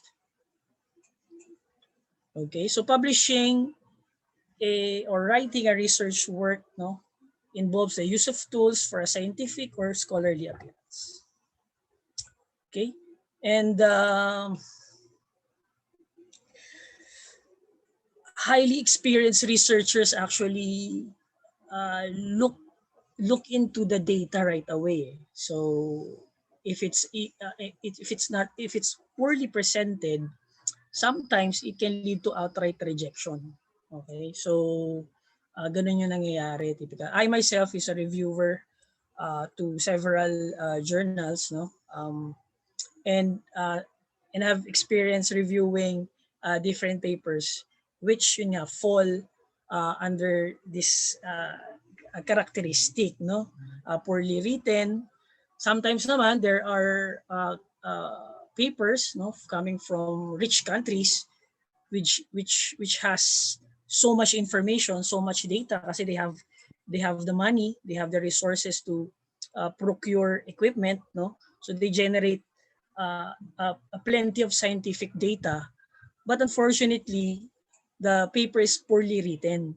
So ganun din, no, nare-reject din eventually because it's improperly written or does not suit the requirement of the journal.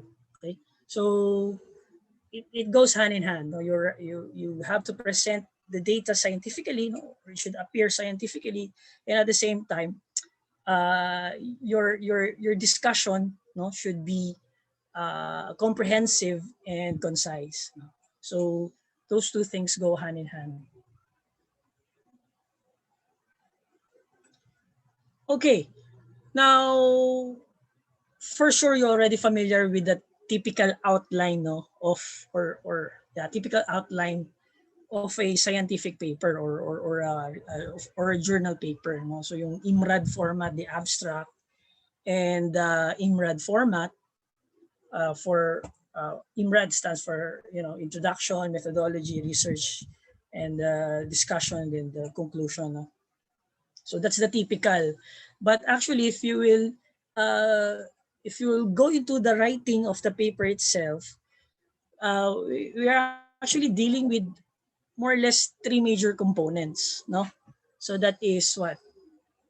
First one is the text, the context, no, or we also know it as the typeset. Okay, and then we also have, of course, the figures or the data. No, the data can be represented in terms of figures, in tables, no, and in other processed images. No, so those and then the third one is, of course, your references. No? Those are the three that you have to manage properly, and there are tools on how to handle them or manage them properly. Okay. So for example, the text or the typeset, the typical, no? So for maybe for the early researchers, ang ating typical na ginagamit syempre is the Microsoft, no, the Office, so the MS Word, no. I myself use MS Word when writing papers kasi doon ako parang kumbaga yun yung comfort zone mo, no. So you're very familiar with the user interface already. Okay, but actually there are other typesetting softwares that you can use, and for advanced researchers, some of them do not use Word. No, one of the popular typesetting software which is that one, no, yung LaTeX ang tinatawag. Okay, later on I will explain some similarities and differences between those two typesetting software. And then the next one, which is yung figures, no, figures, tables, or yung data presentation. We also use tools for that. No, the most popular would be Origin. So I'll be discussing later on yung mga tools, software tools on how to manage our data and make it look scientific. No. Origin is one of the most popular tool, no, software. But of course tayo, di ba? Typical sa atin, balik tayo sa Microsoft, no? That is Excel, okay? Later on, I will show you the difference between using Excel and Origin and maybe other plotting software, plotting tools. Okay, and then finally, we have the references. Okay, this one is also time consuming, no? Especially if you have several references, 50, 100, or if you're doing your manuscript, diba? Minsan, umaabot yan up to 100, more than 100 references. So, it's actually time consuming if, for example, your coordinator wants to use a particular format for your bibliography or for your references, and that goes also to journals. No, every journal has their own prescribed citation style or referencing style. So it's also important to use tools which will help you organize and edit, modify the style, no, the referencing style. Doon sa mga doon sa mga mga traditional, no, na medyo hindi sila open sa changes, no. Ano kaya yung ginagamit natin? Ayan, mano-mano, no, brute force, which is very time consuming. Instead of focusing on the content, no, instead of focusing on the discussion, na kukuha pa yung oras mo sa editing ng mga references. No? So the typical is a brute force, no, mano-mano. Okay, marami silang time going mag-edit ng mga references. Okay. So I will maybe if time will permit, I could discuss also yung mga reference managing software, but the focus here is more on the use of tools in the managing of your data to make it or appear scientific. No, and then I will go over the LaTeX versus Word typesetting software. Just a short discussion, but I will focus more on the managing of the data. Okay, so yeah. So let's go first with the typeset software, Word versus LaTeX. Okay, so Microsoft Word, ito yung sinasabi natin, ayan, WSIWYG, yung what you see is what you get. So what you edit is also what you see, no, right away. No, so combine content with formatting.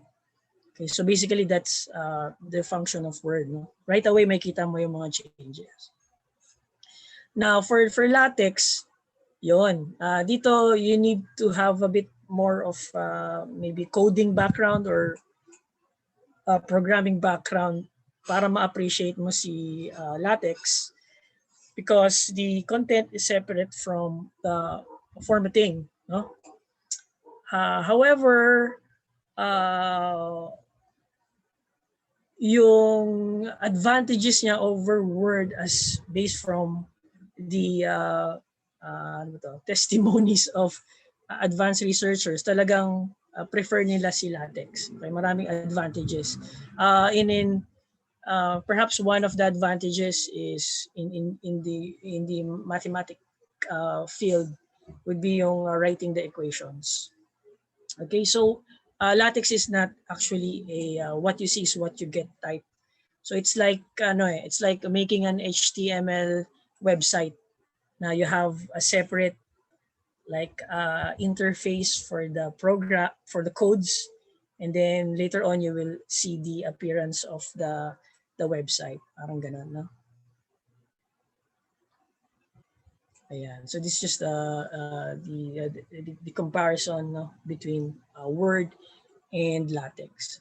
So for LaTeX, you have to have the code, no, a command. Then if you want to see the full document, you have to convert that into a PDF.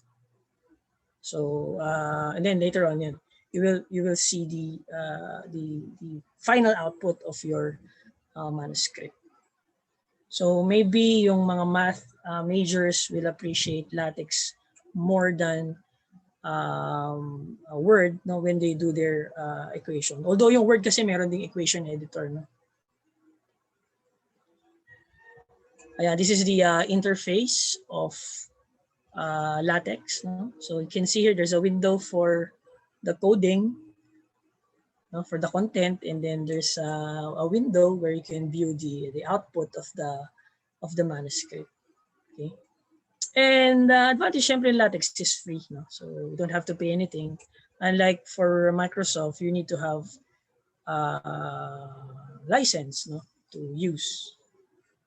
Okay, so again, sabi nga nila, LaTeX is more professional, no, and has a better looking equations, no, compared to Word. Ayan, I'm not sure if this is really okay with math majors, no. So this is the difference between LaTeX and Word when it comes to writing equations, no. Sir, ginagamit siya talaga sa publication ng math. Sama ang LaTex. Apo, Okay. LaTeX, ma'am. Ayan. So yan, yun. So for Masmin is specializing in math. So probably gumagamit ka dyan ng LaTex, ma'am. Nagtatry, sir. Oo. So yun. Okay. So now we go to managing our data, no? How to make our data look scientific, no? Or scholarly, no? In appearance. Okay, so yung mga figures natin, charts and plots would be pleasing to the reviewer, no? Kasi again, we want to please the reviewer.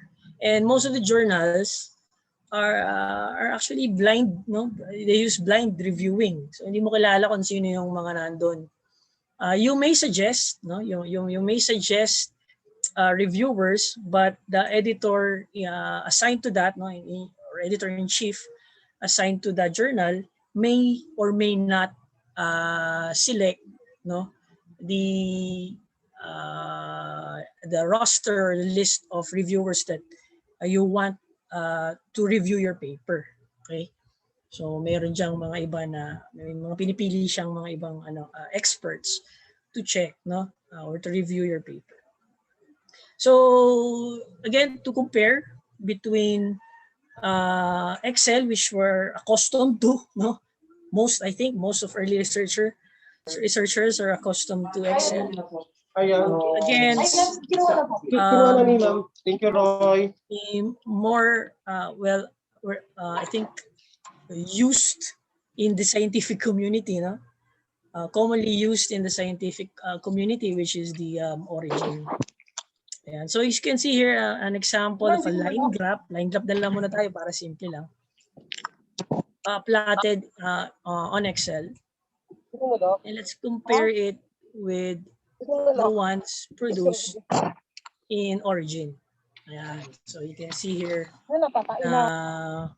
more or less that's what you typically see from published papers, especially from reputable journals, no? Mga tinatarget natin, which is yun nga, Clarivate o yung ISI or Scopus index papers. Although may mga nakakalusot pa rin, no, na Excel yung itsura. But most of the time, you will be seeing graphs or charts or plots using Origin as the plotting tool, no?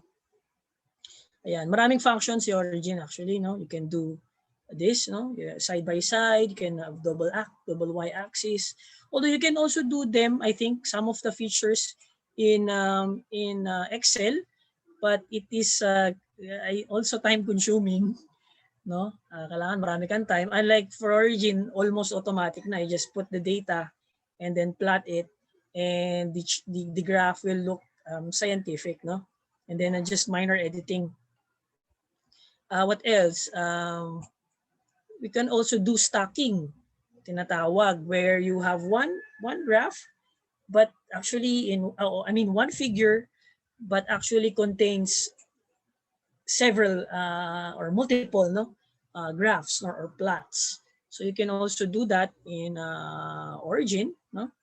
By the way, I'm not an endorser of Origin, pero yun kasi yung sinishare ko lang yung experiences ko kasi this is what's commonly used in the scientific community, no?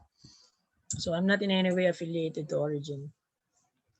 Ayan, no? You can do the stacking kasi nga some journals, no, especially yung mga high impact factor or reputable journals have limits lang, no, of when it comes to the figures and tables, the number of figures and the number of tables for those particular journals. Hindi yan 1 to 100 pages, ganyan, no? So may limitations sa number of pages, and there are also limitations pagdating sa mga figures and tables. Okay, so ang ginagawa ng mga researcher na sobrang dami ng kanilang data, no, and medyo similar naman, so to avoid din yung pagiging redundant, so they just stack, no, incorporate as a different plots or graph in one figure. Okay, so to meet the requirements of the journal. Okay, so that comes handy when you have so much information or so much data in your research work. Okay.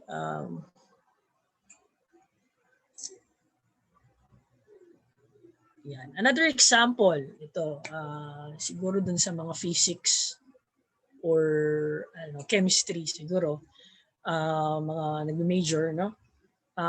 Yung spectra, no? Yung spectra natin, analysis. For example, you have an image using maybe an electron microscope or a microscope, no? Or materials microscope. And then you also have characterization, no? Elemental composition, for example. So yung mga equipment, they have a built-in software, of course, to generate the measurement, no? Generate the analysis. Okay, especially if you go to maybe a third party laboratory, no, analytical testing facility, what they give you mostly are results na, no, not the raw data. So they print out the results, and then someone, no, a chemist or kung sino mang assigned doon, certify the results. No, so when you have that kind of information, then you want to publish, you have no option but to scan the document, no, or take a picture, tapos ika-crop mo, copy paste, put it in your manuscript or in your journal. So it will look a little bit, no, parang poorly presented, no. So yan, for example, yan, this image, this figure is generated from the software which is built into a particular equipment, no? So wala ka ng way to edit this, no? Or you just scan and then put it in your manuscript. But you will notice here na you can actually modify this one so that some of the results can be clearly seen. Okay, for example, in this one, yung range niya the x-axis sobrang haba, no? And that actually parang hides the other results, the other peaks, no? Doon sa graph. And one way to clearly see the results is maybe yun nga, shorten it down. You can do this in Excel if you have also the raw data. So importante meron kang raw data, no, na ma-export mo from the equipment, and you plot it yourself, no. So for example, ayan, ito yung sinasabi ko na wala na yan halos it's either you separate that and you expand that part to check whether there are signals or none that is important for your study, or you can just outright eliminate that and focus on the other side, no? So you can clearly see the results. So here, this is an example, no, that you crop, no? So for example, yung 10 to 12 sa x-axis halos wala ka nang makita. So maybe you can just take that out and replot the results so you can see clearly the peaks, no?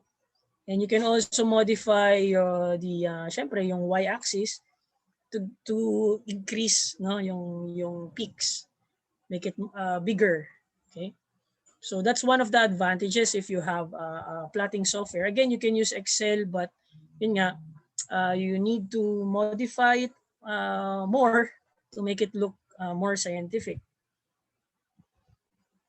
Okay, and then you can also do what you call insets. So for example, you want to expound a particular range, no, dun sa spectra, you can put insets. Ayan, so you can incorporate that in your graph, and you can do the stacking also. Again, limited nga yung figures and tables for some journals, so you can just simply stack your charts or your graphs in one figure. So that will make it more concise, no, when you do your write-up, no? Okay, so again, looking over the some journals, education journals, I have found out na there are really a huge difference between how papers are written in an education journal compared to an engineering or science journal. But also there are similarities. So for example, this is by the way, examples here are Clarivate or yung ISI index paper, yung mga examples na nilagay ko dito. For example, the physics teacher, which is the title is electrocardiography with a smartphone. So they want to show the students that you can use a smartphone for monitoring, for example. So on the right side, you can see my graph, no? So that appears to look clean and professional, no? Yung itsura ng pagkakagraph ng results, no, or other figures that you want to incorporate in their paper. So of course, they must have used a plotting software, no, for this particular result. Okay, so let's try naman yung chemical education. Ayan, so we have a Journal of Chemical Education. Yan, you can see here that there's a double y-axis graph, no? So it's the double y-axis graph, and also it looks clean and scholarly, no, yung appearance ng kanyang graph, no? So you can do that you can also, I think also do that in Excel. You still need to modify. Okay? So ito yung mga similarities ng sa education and sa engineering or in other sciences na the data still has to be presented professionally, no, or scientifically or scholarly. Okay, and then another example here is from the math. Okay.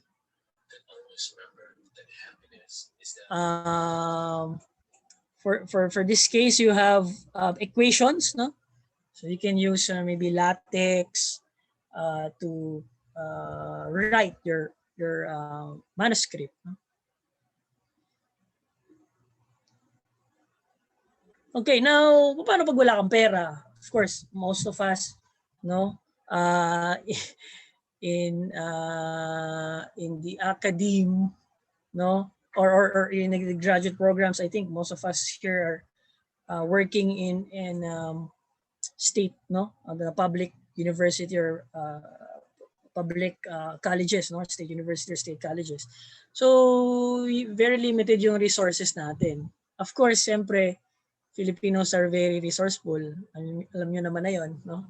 Hindi ko nababanggitin yun, mga methods. But for those who are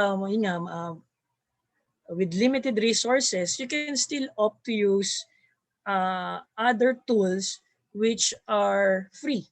No, you don't have to pay anything.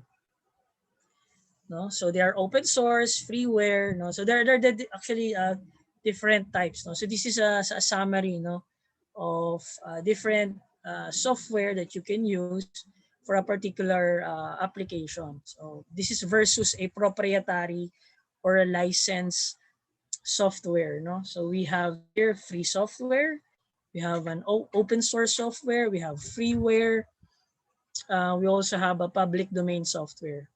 But of course, we target yung free, you know, na useful for us. Okay, so there are free software that's not necessarily free of charge. No, pwede nga pwede siyang trial eh. Pwede siyang trial version. No? Later on, pag gusto mo ng mga additional features,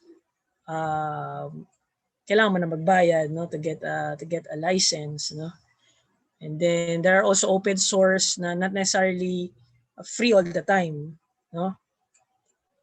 What else? But freeware is free, of course, and then yung public domain softwares are also free.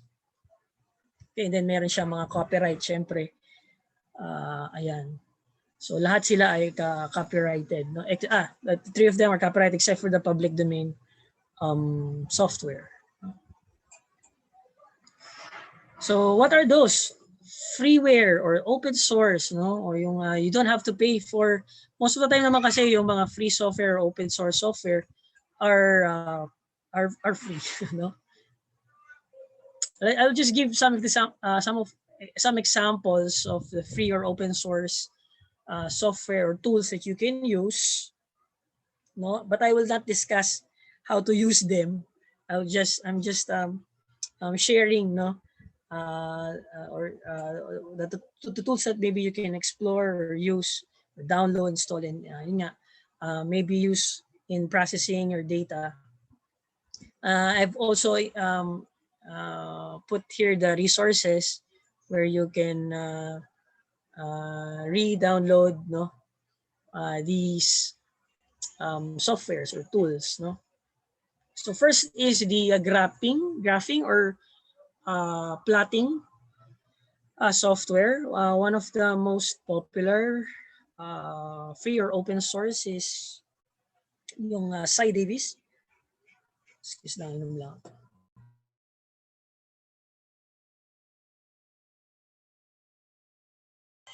Saglit parang may tumatawag.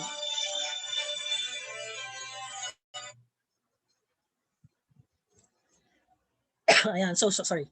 So Cy Davis, let me just show you how it looks like when you use Cy Davis for plotting. It's very similar din with to yung origin, it looks also scientific, or scholarly when it comes to the output of the plots or graphs. Other graphing or plotting software, ayan, views, so this is an example of an output using views. And then ayan, we have Grapher and so much more, actually napakarami pa. It's up to you, if you're going to use these, pagpraktisan mo, maybe some of them are user friendly, or useful for your paper write up,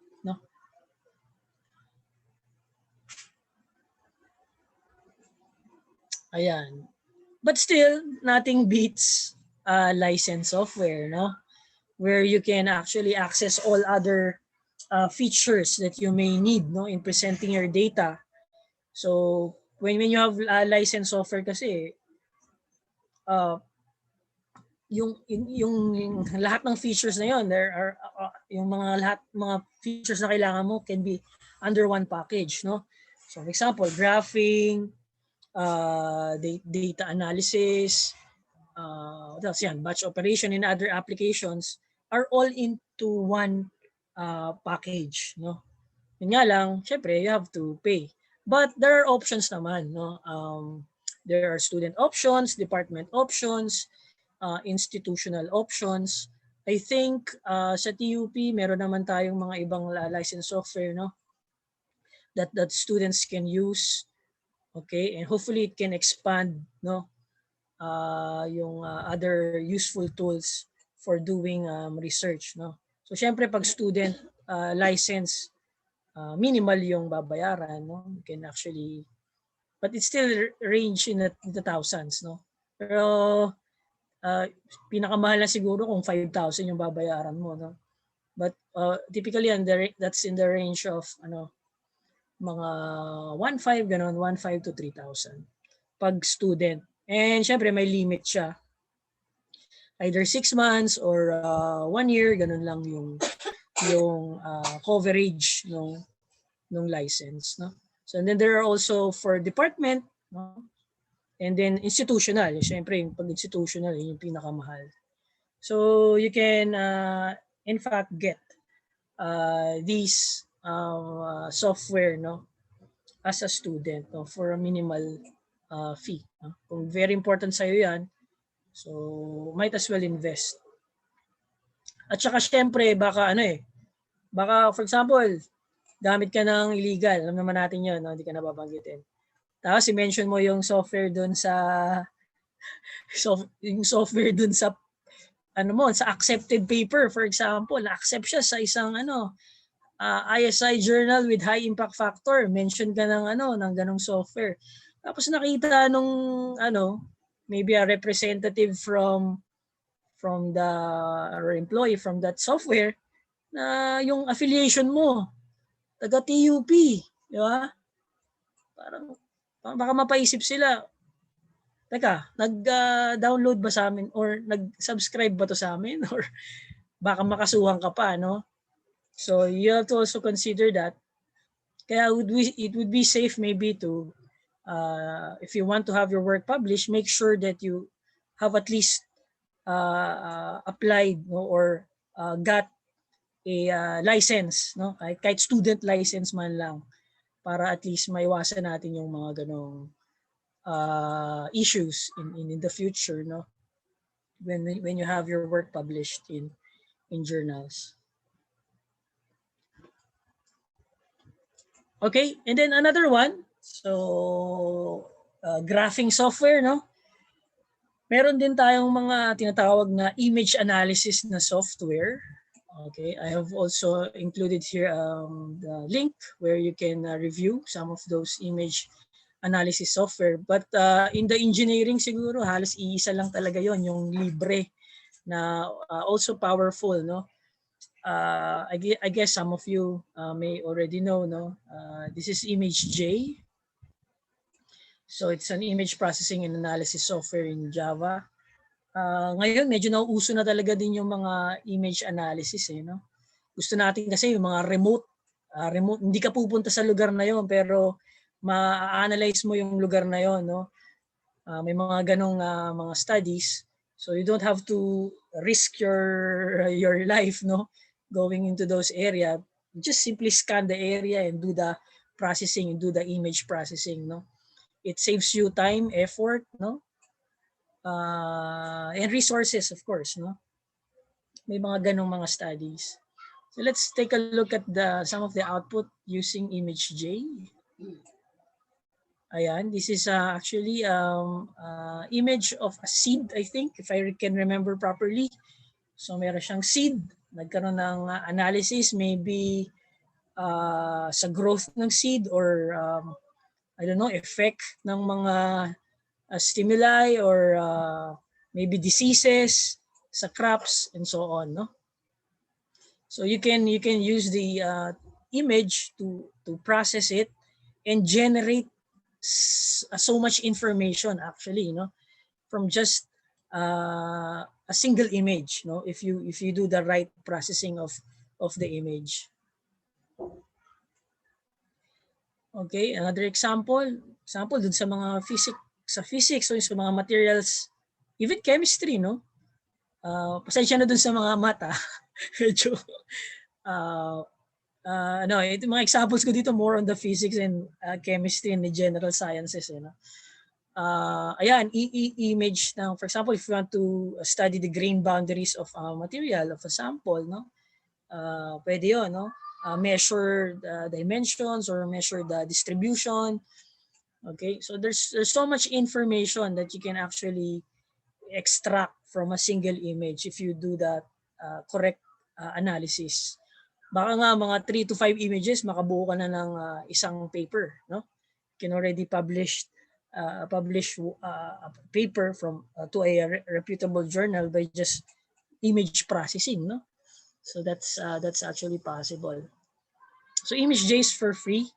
Of course, the best pa rin talaga yung mga proprietary software, but normally it comes with the equipment, and I think in the scientific community, when it comes to image processing, not the electron microscope, but more on the yung microscopic level lang, macro micro, no, not the nano scale, is yung Olympus. Yan, very popular yung Olympus, yung software associated with the Olympus product. So meron silang mga laser scanning microscope and other equipment, no. But of course, there are also manufacturers who have naman din associated image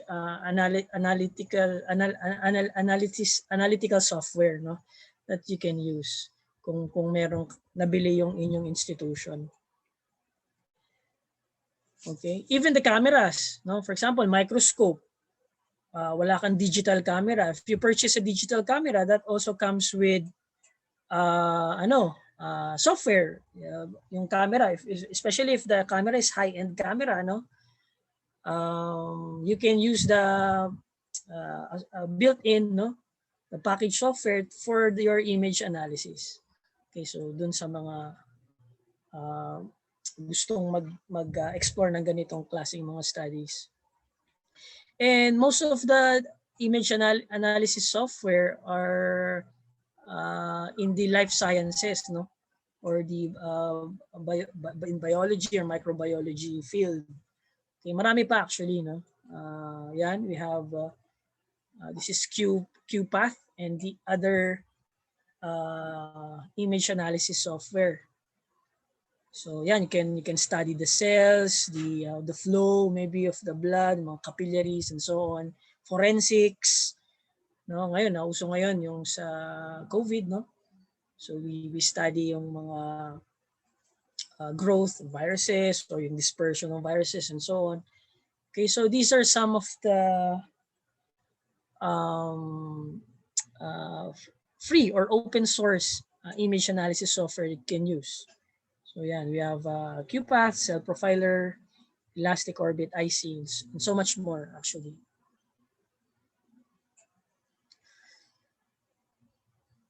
Ayan. And then for the chemistry naman, spectra plotting software, I think still nothing beats Origin. Ayan, you can do stack multiple, no, spectra in one figure. You can do that. But if you don't want to spend money, you can also use other free software tools. For example, SpecWin32, you can use that. No, you can. I think I'm not sure if you can do the offset. But yeah, you can use multiple spectra in one plot, in one graph. Kasi sa Origin you can offset para hindi sila mag-overlap, no? Hindi sila mag-overlap yung mga spectra. So you can actually do that in Origin. But in SpecWin I haven't tried that yet. But you can do multiple spectra in one figure, okay? Para hindi maging redundant yung presentation ng data sa paper. Okay, and then for those doing quantum chemistry, I'm not into quantum chemistry, but there are also quantum chemistry software that you can use which are free or open source. Yan, you have DeepChem, Orca, Quantum Espresso, no? So marami pang iba, no? I can use. Okay? Teka lang. Parang parang nawawala yung slides. Parang nawawala yung slide. Kasi meron pang mga baka na-delete dito. Or di ko na alam kung saan ko nasama. Anyway. Meron din kasi, for example, if you want to draw molecules, no?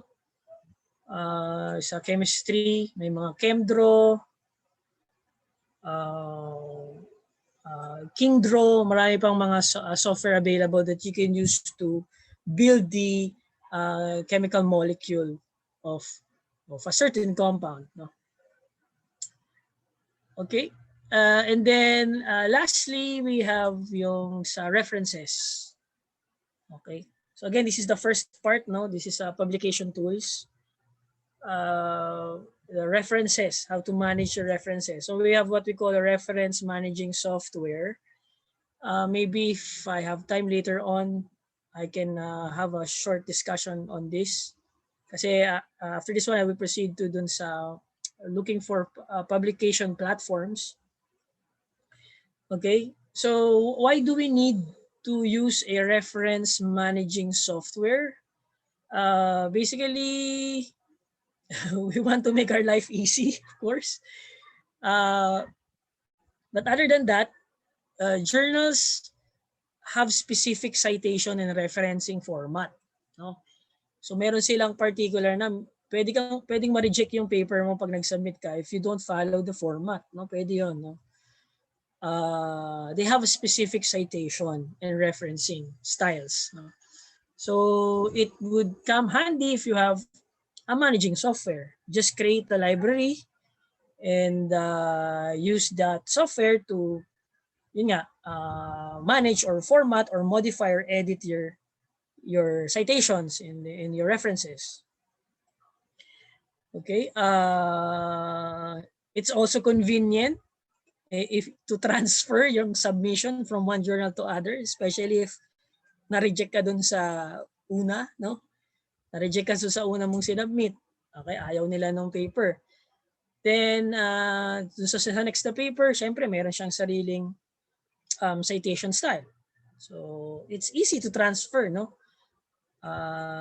To yung submission from one journal to the other because you can just simply select the style in the software para yung references mo ma-modify niya according to the prescribed format of the journal. Okay, and then we have, yan, you can recycle your references or yun nga, have a library which you can use if you want to write your next paper. Okay, so at least nandun na siya, no? So you don't have to do the manual editing again. You already have your library, and then you can use that to your next paper, no? Especially if it's related to the previous paper. Okay, so the features, maybe if you have time, I can discuss that. But we can proceed na dun sa next na topic, which is looking for publication platform. Okay, so also yeah, convenient if you have several references. Imagine if you have 100 references and then maybe your research or yung thesis coordinator mo nagbago ng isip, gusto niya ganitong format. Na-edit mo na siya sa ganitong format. So iisa-isahin mo ba yung references na yon, no? Dun sa, no, for example, 100, more than 100 references yun, iisa-isahin mo ba yun? So if you have a managing software, automatic na yun, just select the style, no?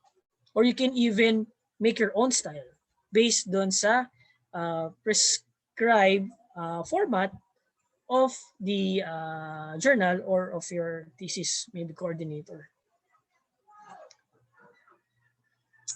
Okay, siguro ano ba to? Paano ba to, sir, ma'am, yung questions later na, no, after the presentation?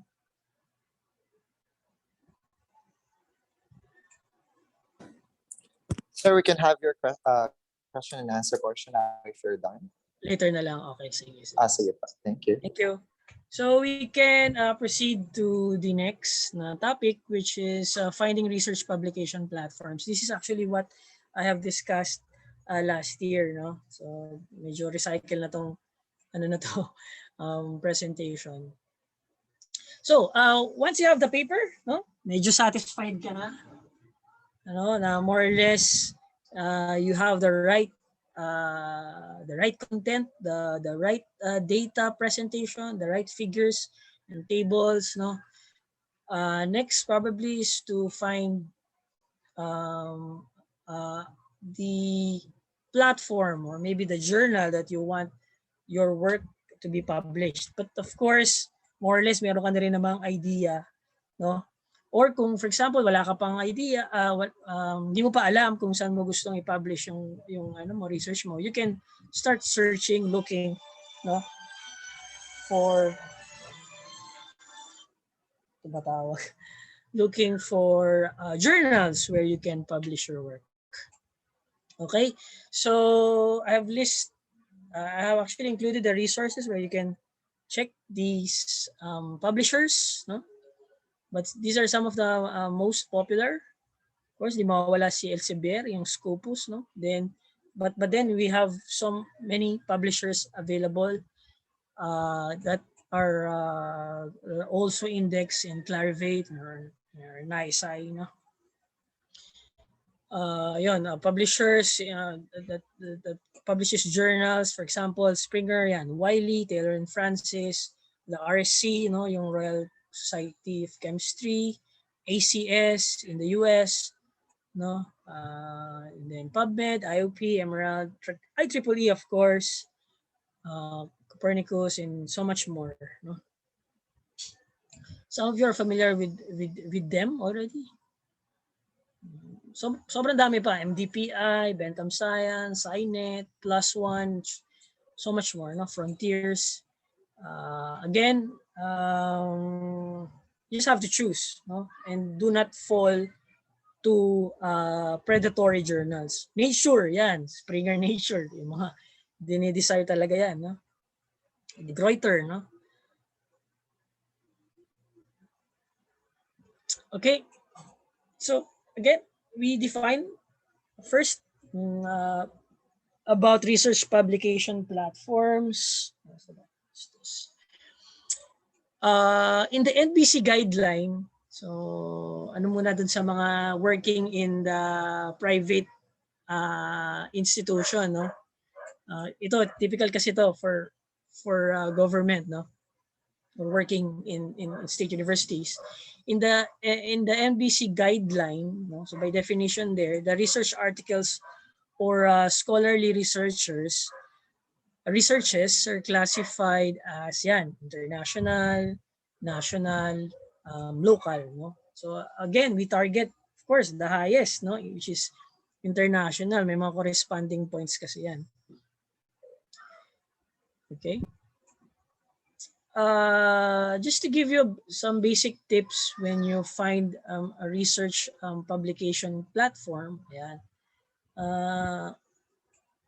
Again, since tina-target natin is international journals, you can actually use other some tools, no, to look for those journals that are indexed in a that are reputable, no, or indexed in Clarivate or in Scopus. So first, you have to check the legitimacy or indexing, so you don't have to fall to predatory journals. Okay. Next one is if you're impact factor conscious, syempre the higher the impact factor, the higher chance of maybe having your work cited by other researchers, no, or other research groups. Again, there are some mechanisms that incentivize researchers who have their work cited by other research groups. No, in TUP, meron tayo niyan, yung citation incentive. In other schools, I think meron din, no? Kaya we also target yung mga high IF, no, high impact factor journals. No? So you can do that by checking the quartile or the impact factor. Meron naman kasing naka-indicate na rin. Okay. So for the quartile, the lower is better. No? So I think 4 lang yun, quartile. Eh. So we have Q1, Q2, Q3, and Q4. So better ang Q1 against Q2. No? And then maybe decide kung gusto mong maging popular agad, you can maybe decide to have your work published in open access. So decide where you want to publish. Do you want to have it published in an open access journal? But you have to be ready with the APC, no? Or yung tinatawag natin article processing charges, no? But there are options, syempre, na pwedeng makalibre. And then there's what you call subscription journal. So you don't need to pay for anything to have your work published. The user, no, or the researcher pays for that so that they can access your work. Okay? So subscription naman ang tawag doon. So pili ka, no? So mo gusto open access or subscription. Later on I will differentiate the two. Okay, next one is be patient and aim high. Don't get discouraged when your paper is rejected. Actually, okay nga lang din ma-reject kasi it actually improves your writing skills, no? Kasi you get valuable input from the reviewers, eh. Those are experts, no? Although not all of them are experts, but or generalists, what we say, no? But maybe some of them can still provide or give comments, no, constructive comments that will improve your paper, no. So just be patient and aim high, no. Do not be discouraged if in case your first submission gets rejected. So target ka ulit ng next na magandang journal, no?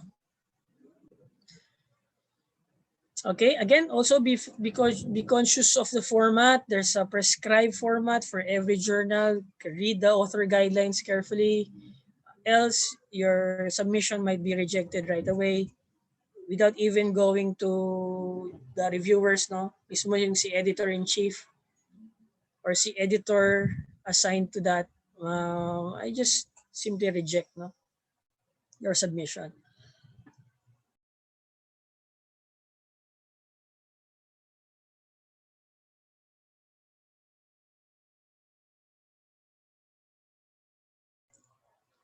Okay,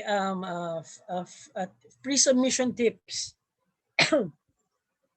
So to give you an idea where to publish your work, maybe you can just simply look at your references, no, or yung bibliography.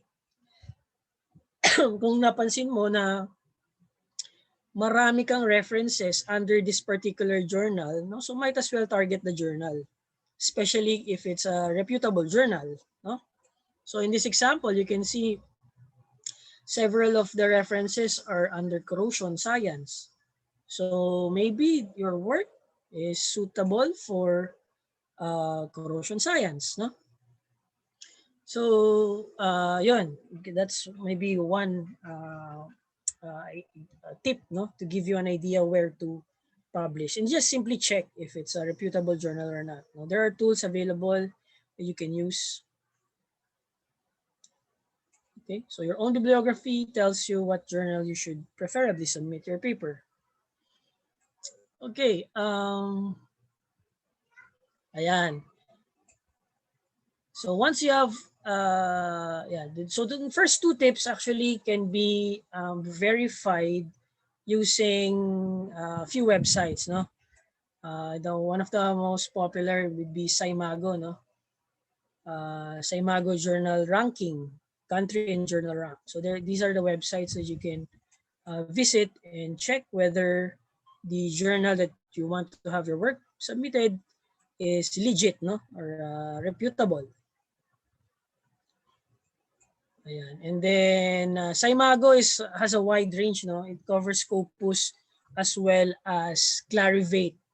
Pero kung choosy ka talaga, no, you can target Clarivate Index, no, or ISI Index paper by going to this website, yung Master Journal List ng Web of Science, no. It's owned by Clarivate, no. So you can visit this website and search the title of the journal there and check whether it's indexed there or not, no. Yun nga, isa sa mga napansin ko pala na for the education field, no, marami palang mga journals din na SSCI, no, Social Science Citation Index, no, kasi sa engineering mostly SCI, no, Science Citation. So for the education, yung mga nakita kong journals under the Social Science Citation Index. Okay, pero kasama naman din yan, covered naman yan pareho, yung SCI and SSCI. Both journals are covered in these websites, no, in these indexing institutions. Okay, this is the interface. Once you visit, you can see the interface. You just simply type the journal and have your journal checked, whether if it's indexed in Scopus or in Clarivate, no? This is an example. You can see the ranking, no, the quartile. Siyempre, yung mga top journals will be displayed first. Yan, Q1 to Q4. You can even download an Excel file listing them, no? These journals. In this example, I look for chemical engineering, no, yung the field, and then it listed different or top journals, no, under the chemical engineering. Now, you can download. You can also filter. So these are the rankings Q1 to Q4. Later lang siguro yung filter. But if you will notice kasi,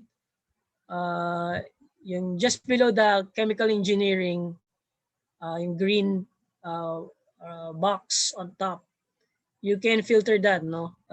For those who are not familiar, you can filter that.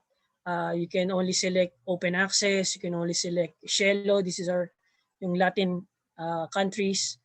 And then you can just select Web of Science, yung mga ISI or Clarivate Index. So you can filter the results. Okay, for Clarivate, same thing. You simply type and you will see a few details of the journal if it's indexed in Clarivate. No? So yung incentives, by the way, oo nga ganun, mayroon ding difference, no, when it comes to incentives. Highest is the in TUP system, yun, I think highest yung si ISI, followed by Scopus, followed by other index journals, no, when it comes to incentives. Okay, and then we have what we call ASEAN Citation Index. Ayan. There's a website for that, aseansites.org. This is also, I think, considered international, even if it's not indexed in Scopus or ISI. This is still considered as an international journal. Okay, as long as the journal is or falls or index in ASEAN, no? in ACI. Yeah, so you can simply visit the website. Now for impact factor, you can use this, no, scijournal.org. If you're really conscious about the impact factor of the journal, just type the name of the journal and it will show you a few details, you know, particularly for the impact factor of the journal.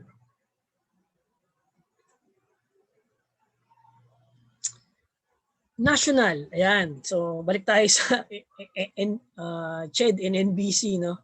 When you say national level, no, so there's what you call category A versus B dun sa CHED CMO, no. It's actually put the link where you can check, no. If you have CHED category A, hindi na talaga national yon, no. It's international.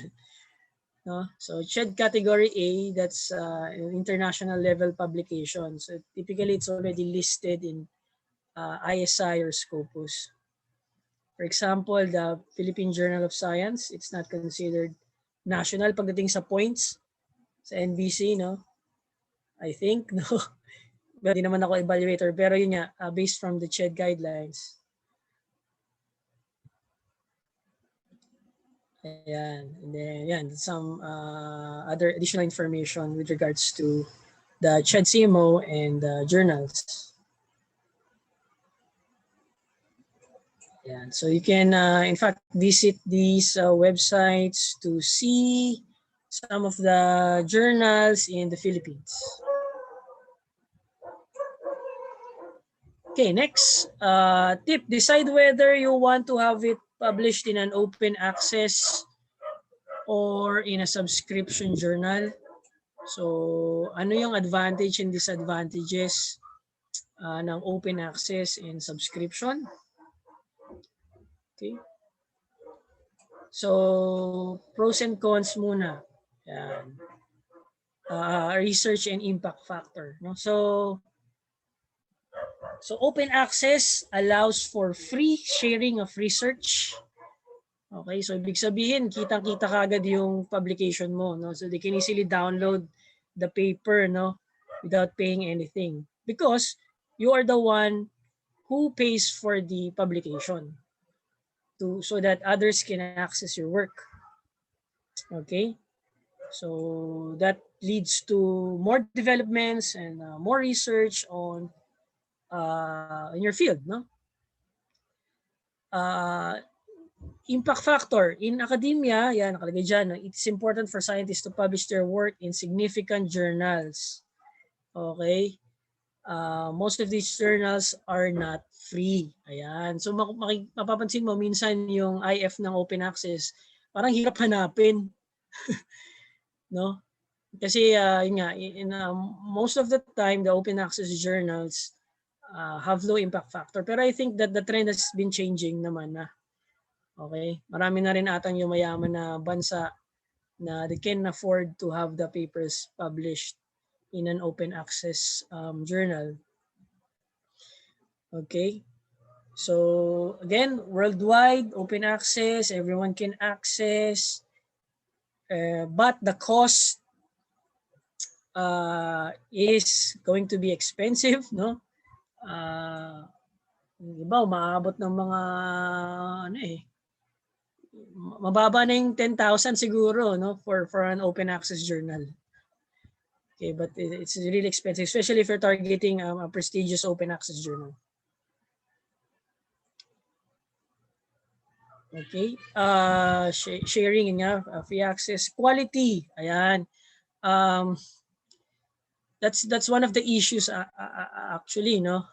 Since you pay, and you might fall to yung mga tinatawag na predatory journals na pay without even having your work reviewed, no? Or going through the right review process. Okay, so yun, pwede kang magkaroon ng ano doon, no? Usually yung mga open access may mahaba, tapos yung quality compared to subscription journals are a little bit or sometimes much lower yung quality, no, because of that, no. Parang naging income generating ang nangyari. Okay, so this is just a summary, no. Syempre may advantages ka, very visible yung work mo, and in the institution may incentive kapag mayroon kang citation. And also, I think it's part of the SUC leveling, no, yung citation ng mga research output ng institution. So, okay na rin kung mapunta sa open access journal yung paper. As long as may mag-sponsor, no? Kasi nga, medyo mahal. Okay, however, there is what you call yung green route. Initially, wala subscription, parang subscription type siya, no? So ibig sabihin, hindi ka magbabayad, no? Hindi ka magbabayad. Have your work published. Okay, magiging for some time magiging subscription journal siya, paper siya. So yung ang nagbabayad doon is yung gustong mag-access ng paper mo, but after some time magiging open access na siya. Okay, so may mga ganong klaseng conditions yung ibang mga publishers or journals. And then syempre yung ibang mayayamang bansa, hindi yung researcher nagbabayad ng article processing fees or charge, mismo yung institution. Okay, kasi nga gusto nilang maging popular yung university nila or yung institution nila, so they invest, no? They allot funds for those research works to be published in an open access journal. No? So there are ways naman to have your work published in an open access journal. Now, there are also open access journals that do not charge. Marami rin ganun. Magtiyaga lang din kayong maghanap na reputable na siya, open access pa siya, wala ka pang babayarang article processing charge. It's for free. Okay, so typical yan sa mga nagsisimula pa lang, no, na mga open access journal. Pero ano naman, maayos naman yung quality. Kumbaga, nag-fall na sila under maybe sa Clarivate, for example, under the emerging sources or maybe Science Citation Index Expanded, may mga ano na sila, na-index na rin sila kahit papaano sa Scopus or sa ISI. Okay, so tsagaan lang din sa paghahanap. Okay, and then ayun nga, as I've said, you can filter, you can search, you can just filter it for open access, you can filter it for Latin countries, you can also filter it in the Web of Science o yung Clarivate index papers. So nasa sa'yo yun kung anong tina-target mo. Okay, and then when it comes to submission systems, each journal has their well, more or less own submission platform. Pero as per experience, we have these 4 most common platforms. Yan, we have editorial manager, we have Evice, we have Manuscript Central, and then we have the Elsevier editorial system. Okay, so just go to the website of the journal and then click submit your paper. So make sure you have read the author guidelines. No, you have already formatted your paper based on the author guidelines, and then it will lead you to this either one of these platforms. Okay, just show you, ayan, as I've mentioned, I am a reviewer of different journals, no? For example, this is ayan, journal ng microporous and mesoporous materials. This is they are using EM, no, editorial manager, to handle the submissions and the review process. Ayan. So there's an instruction for authors, instruction for reviewers. Okay, this one is Evice naman, yung submission platform. I'm also a reviewer here sa Microchemical Journal. And so this journal uses the Evice platform. For IEEE, it uses the Manuscript Central. No, typically, commonly Manuscript Central. And then for materials and letters, yan, we have EES naman. So still under Elsevier. So these are some of the examples. So those are the 4 common online submission platforms for journals, no? But of course, yung mga not so popular journals, they have their own submission platforms. Yung iba, email exchanges lang, no? May mga ganun naman eh. Wala sila talagang mismong pinaka-website kung saan mo i-upload. May mga ganong klase kasi. But then, it's up to you, no? If you want to support, maybe you have an institution or you're a member of an organization that you want to support, no? And you want to submit your research work on that institution or organization managing a particular journal. So then okay lang din, no? So you can go ahead, no? So, but these are some of the most common. Okay, and then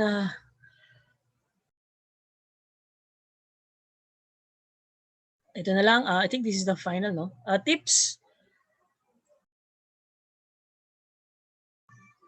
Be patient and aim high. Now, do not be afraid of rejection. So again, more rejections improve the paper or the writing skill over time. You can be a seasoned veteran or seasoned researcher kapag na, no?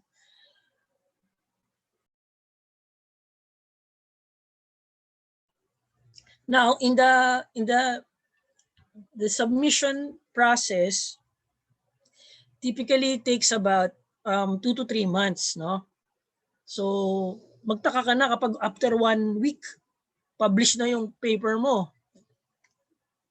So, maybe that's something fishy, no? So, the typical common publishing process takes about 2 to 3 months. no? So medyo matagal yan. 20 days for review. So syempre mauubos pa ng oras yan kung i-accept ba agad ng reviewer o hindi. So typical, binibigyan ng mga maybe 10 days, 15 days yung reviewer to accept. So kumukonsume din ng oras yan. And then the results, the first review, 1 week, released by the editor, so that the author will do the necessary changes based on reviewer comments. And then another 20, you will be given 20 days more or less, no? 20 days for revision. Sometimes it takes more than 20 days. Pero yan, kung mabilis ka, maybe you can revise it in just 1 week. No?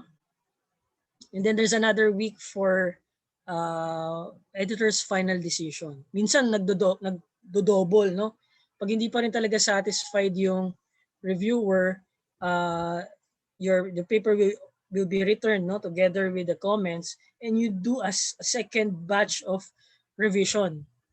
So nangyayari yun, no? Nangyayari yun. So it's very impossible to have a work published in a week. Pag submit mo, okay, available na siya sa internet. So medyo magduda ka na doon. 1 month siguro, may mga matitinding journals that they can publish in a month. Napakasipag siguro ng mga reviewers doon. Again, reviewers are not paid. We are not paid. No, you just simply do that for, you know, maybe yun, siguro prestige or at least, tsaka yung learning eh. You can also learn from the submissions or from the work of others. So inaano na rin naman namin, no, ina-accept if you want, no. Extra of at least 20 days if reviewers are not satisfied with the first revision. So more or less you have 2 to 3 months given time before your work is published or rejected, no? So there's no guarantee. Okay, and then you have to wait for a few weeks or months before it is available online. Okay, so medyo matagal din talaga. Kasi marami nagsasubmit eh. So pila ka rin, no, kung kailan siya magiging available, kung anong volume, no, i-release yung publication mo. Okay, so just to show you the submission and review process, ito yan, no, kanina na-mention ko. So 20 days for review, 20 days for revision, and then a week or months before the availability online. So ito, if you can see, this is one of the papers I have reviewed. Date, yeah, November, tapos December, and na-approve siya. Kailan ba siya na-approve? Teka lang, hindi ko makita. Date reviewer invited, date reviewer agreed, date review submitted, yung decision niyan, hindi ko na makita. So more or less, no, it's 2 to 3 months. Ayan, no, so dito rin may mga nare-reject din na papers, if you can see, no. After revision, na-reject pa rin, no, or first submission pa lang, rejected na. So again, be conscious of the journal format. So you have to read the author guidelines carefully. For example, ito, yan. So after first revision, ganyan-ganyan pa rin yung, pero minor na to eh. Pero kasi minsan nakita ng ano yan, ng editor yan or ng mga reviewer yan, na umiinit na rin yung ulo nila. Ayan, yung pagkaka-place ng mga graph, no, or mga images, figures, wala sa lugar, no. So nakakaano yan, sabihin unprofessionally made, no, yung paper. So pwede ka na agad ma-reject dyan right away. So you have to be conscious of the format, no, of the journal. Okay. Ayan, yung mga wrong spelling, ganyan, no? Minor na rin yan, pero again, dapat, kung minor yan, dapat di na nakikita yan. No? So these are some of the examples. Of course, the content is also very important. No? Okay. Okay, so I think mukhang ano na, hanggang 2:45 lang. So I'll end here. Yung essential tools for research citation, there's a lot of tutorials available, but these are some of the examples. No? Very popular si Mendeley and si Endnote. Okay, so I think I'll end here. So, once again, thank you very much, Dr. Emmanuel Ferrer, for discussing to us the research publication tools. So let's give Dr. Ferrer a virtual round of applause, please. Thank you.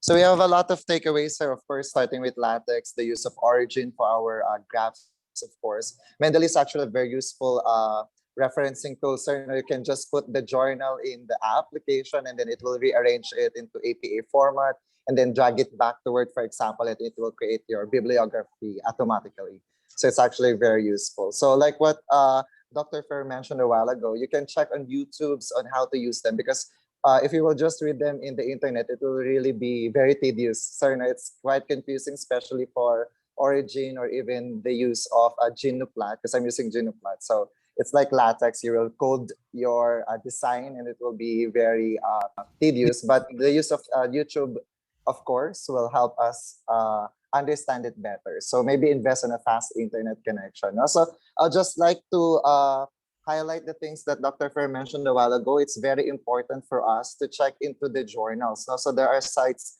like the Simago, the Scopus. So you have there the citation, you can check onto that.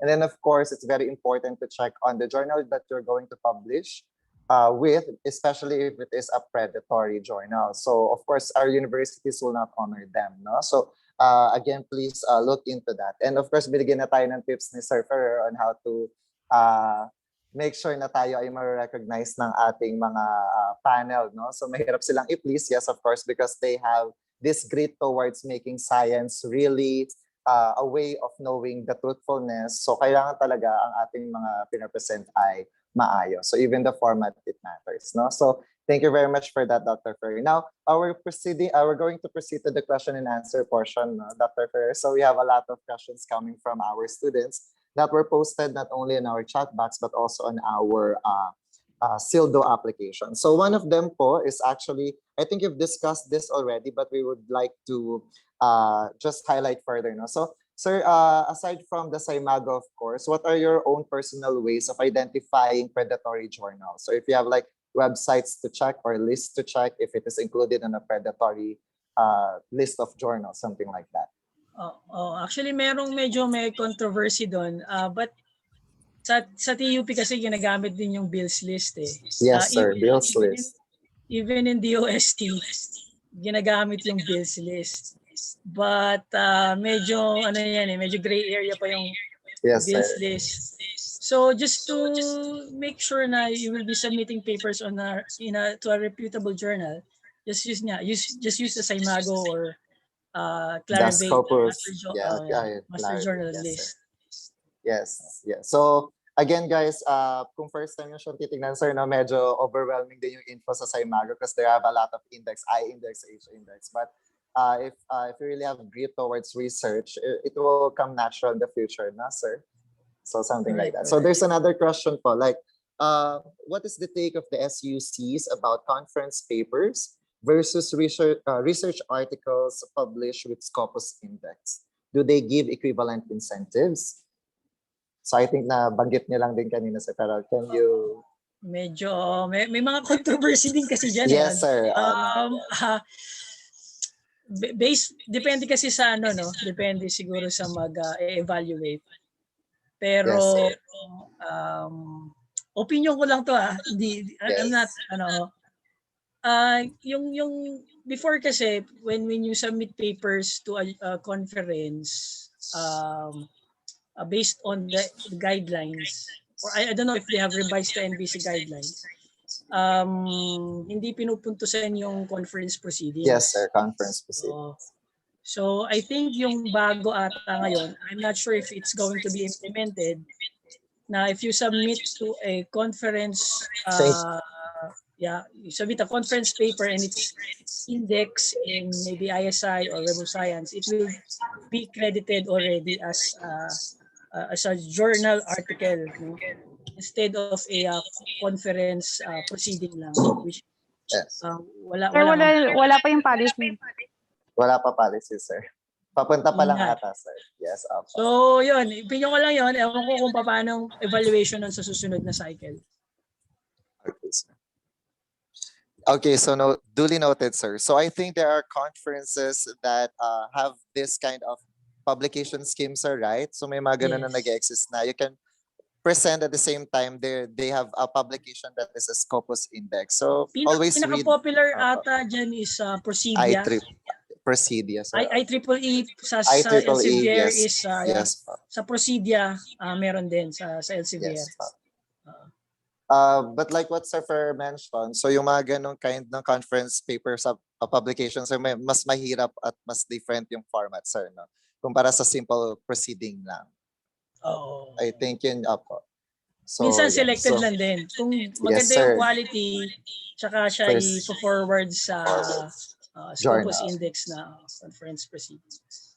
Yes. The advantage of that, sir, na two birds at the same stone ang mangyayari. Just in case. Ako personally, ang ginagawa ko talaga, publication muna bago presentation. Yes, sir. So, yun din yung ginagawa sa iba eh. Hindi talaga sila nagsasubmit ng full paper sa mga conferences. Oo. So, meron talaga, publish na yung paper nila, they just want to present. Ganun yung typical na ginagawa sa ibang institution abroad, no? Yes, sir. Yes. Pero sa atin kasi yung gusto natin parang two birds at the publish same agad. time. Yes, yes. Sir, there's another question lang just to verify if the journal published by Benham Science considered non-predatory already. So it's on the screen, sir. Are the journals published by Benham Science considered non-predatory already? Kasi hindi ako Not familiar, nag-evaluate. sir. Yes, Depende yes, sir. talaga siya nag-evaluate yan eh. Kung Saimago, sir, Scopus, and yes. Kung So always nag-evaluate, check lang po. at i-classify niya yan as under under predatory, din wala tayong magagawa. There are journals po na from predatory, they can be like illegitimate because maybe something like that. It changes po, so we can check always the Scopus Index. Correct. And yes po, Saimago and stuff. So let me have another question, sir, coming from our participants. So the other one is on the, let me check our chat box.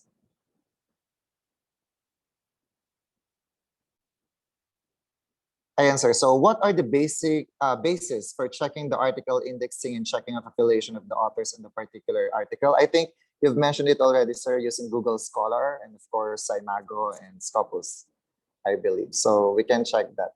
For those who are interested to look into the authors na isa-cite pa nila, sir, no, they can just put in like Google Scholar in the name of the Scholar. authors. Kung wala silang Google Scholar, merong mga iba pang mga tools eh. May mga Herzing Publisher Perish. Pero Google Scholar pinakamadali sa lahat. Yes, sir. Or Seed maybe, or Pablons, yung mga ganun. Yun, sir. Yun, sir. Then I have a follow-up question, personal question, sir. So of course, when we were younger, like we don't have the means to publish on open access journals because they would cost like 100,000 or more. So very, very expensive. And sometimes your advisor don't have the capability as well kasi nagsa-start up pa lang ng laboratory. No? So it's very vital that we have this skill to identify emerging journals po, no? Like the small ones, but they have the capacity to be big in the future. So in your own personal viewpoint po, paano po kayo nag-identify ng mga emerging journals din po? Aside from using Saimago or Scopus. Ano na yun eh, more on the experience na rin eh. Yes, sir. Yun nga, sir. Hindi ko ano yun eh. Pag nakita mo kasi yung, for example, yung website, nakita mo naman, tsaka yung quality. Yes, sir. Yes. Nakita mo yung quality ng mga papers na pinapublish doon. Malalaman mo na may potential eh.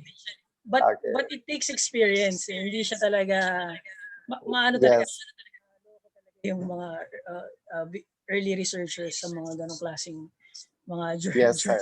Journals. Pero marami. Yes, sir. Marami naman. For us, like, sir, no website na. If the website is fishy. So normally we dismiss, yes. And for our case, sir, I look into the topic coverage. Like kung yung journal is like into a broad, kagaya po nung co-researcher po namin si Dr. Bantang. So we look into the topic coverage of the journal. So they might be small right now, but for sure with the topic coverage, they can be big in the future. Correct, correct. Meron So, akong yes, isang alam dyan na open access, free of charge, pero eventually yes, naging sir. science citation index expanded. Yes, sir.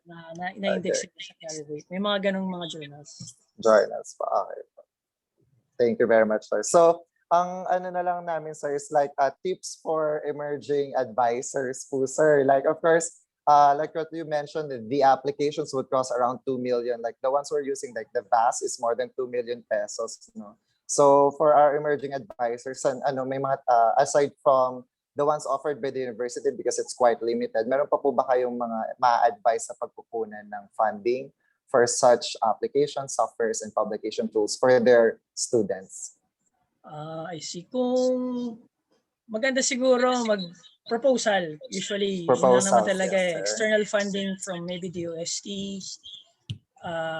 Marami. Kung agriculture, maraming pera din sa yes, sir. Right sa now. Department of Agriculture. Yes, sir.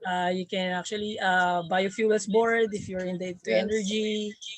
And yun, ano lang, just be resourceful and yun, tanong-tanong lang sa mga ibang networking, mga ano. sir. Yes, networking is really vital right now. Yes. Yes, Thank you very yes, much, Dr. Ferrer. Thank you very much. So I believe we have no further questions from our virtual audience. So we would like to again express our deepest gratitude, sir, for your time. And of course, for sharing your expertise. Again, thank you very much, Dr. Ferrer. Thank you. Thank you. So now we're going to proceed to our next speaker for this afternoon. They will be discussing about Turnitin Plagiarism Checker Workshop. So I believe most of you already heard about Turnitin, but today we're going to look into the tips, of course, and how to make our journey in the usage of Turnitin easier and, of course, more convenient and accessible. So for this, we have Dr. Francisco Espanilla II, and of course, Professor Jennifer P. Alinsunod. So for us to, yes, sorry, we connected. Ayan. So to introduce our speakers, we have Dr. Jasmine Ignacio. Our speaker for today is an educator, a research specialist, and a GAD advocate.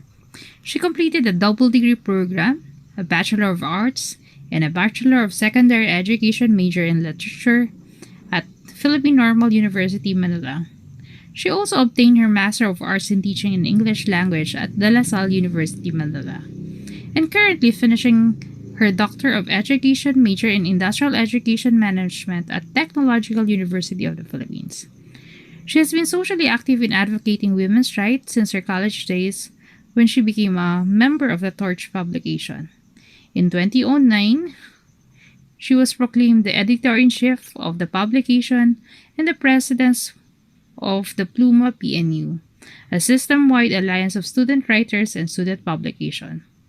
Her research interests and talks mostly focus on campus journalism, ESL writing, research paper writing, technology-based incubation, gender development, social involvement, and other social relevant topics. Ladies and gentlemen, let's welcome Ms. Jennifer P. Alensunod. Our next speaker is an associate professor of the Technological University of the Philippines on concurrent capacity as a research specialist in the University Research and Development Services since 2010, have published various research and recognized ISI and Scopus Journal, assistant to the Vice President for Planning in the University Solid Waste Management, an internal ISO reviewer, NBC 461 Zonal Evaluator, a member of the Procurement and Bids and Awards Committee, a regular member of the Board of Directors of Philippine Higher Education. Let's welcome Dr. Francisco D. Esponilla.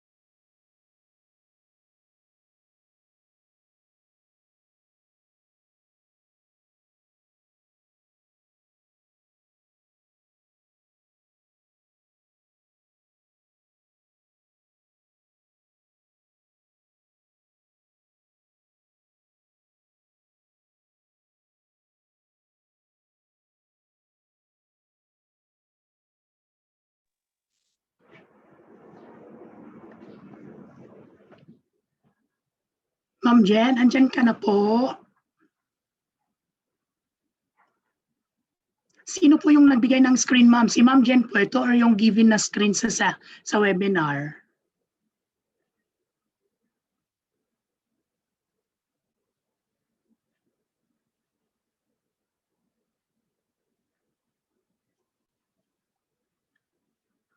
Kay ano? Ma'am Jen po. Okay. Nag-set up lang.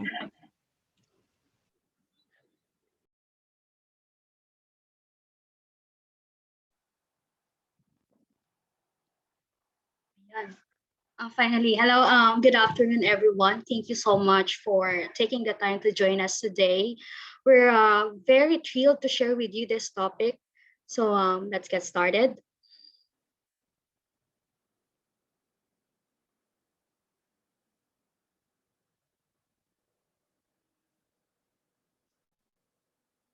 All right, so my name is Jennifer Alinsunod from the University Research and Development Services, and I will be joining by Dr. Francisco Espanilla II, our Trinity Administrator, who will be facilitating the workshop later.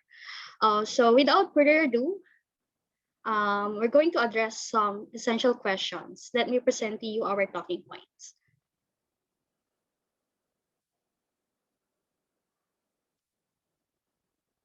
So the first question is, what is Turnitin? What are the sample plagiarized works?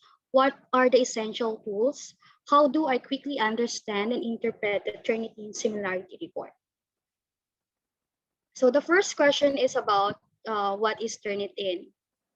So Turnitin is a tool for, Turnitin is an internet-based similarity tool service run by LibTech, the largest electronic database distributor in the Philippines, and iGroup, which is known to provide electronic resources around the world. And Turnitin is a tool for detecting unoriginal work, and it is an internet-dependent system for the student to identify their mistakes or weaknesses in citation so as to improve their academic writing skills, and good tool for teachers to teach students academic writing and referencing skills. So it is said that Turnitin has the largest database that can detect similarity to a vast information because it can identify matched content by comparing papers against more than 60 billion current and archived web pages, more than 600 archived student papers, and more than 140 million articles from library databases, textbook publishers, subscription-based publication from different international publishers.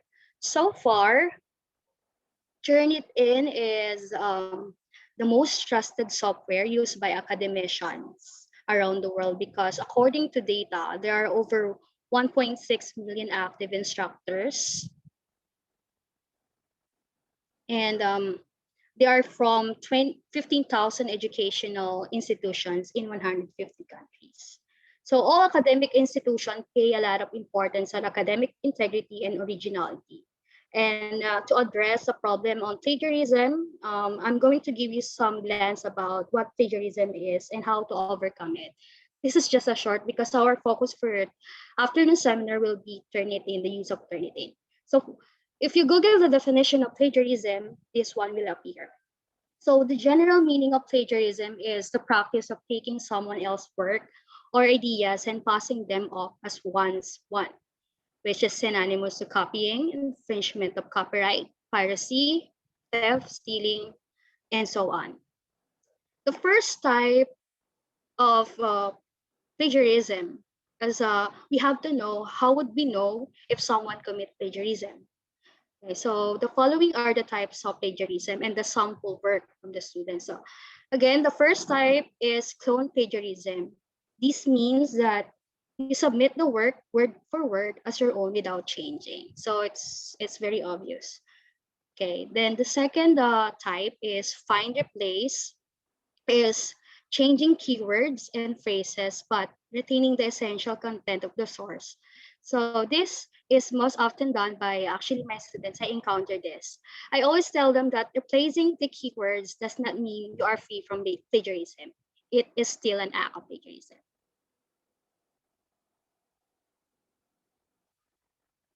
And the next one is the remix plagiarism. Remix plagiarism is about mixing your multiple sources to fit together, but the ideas are different.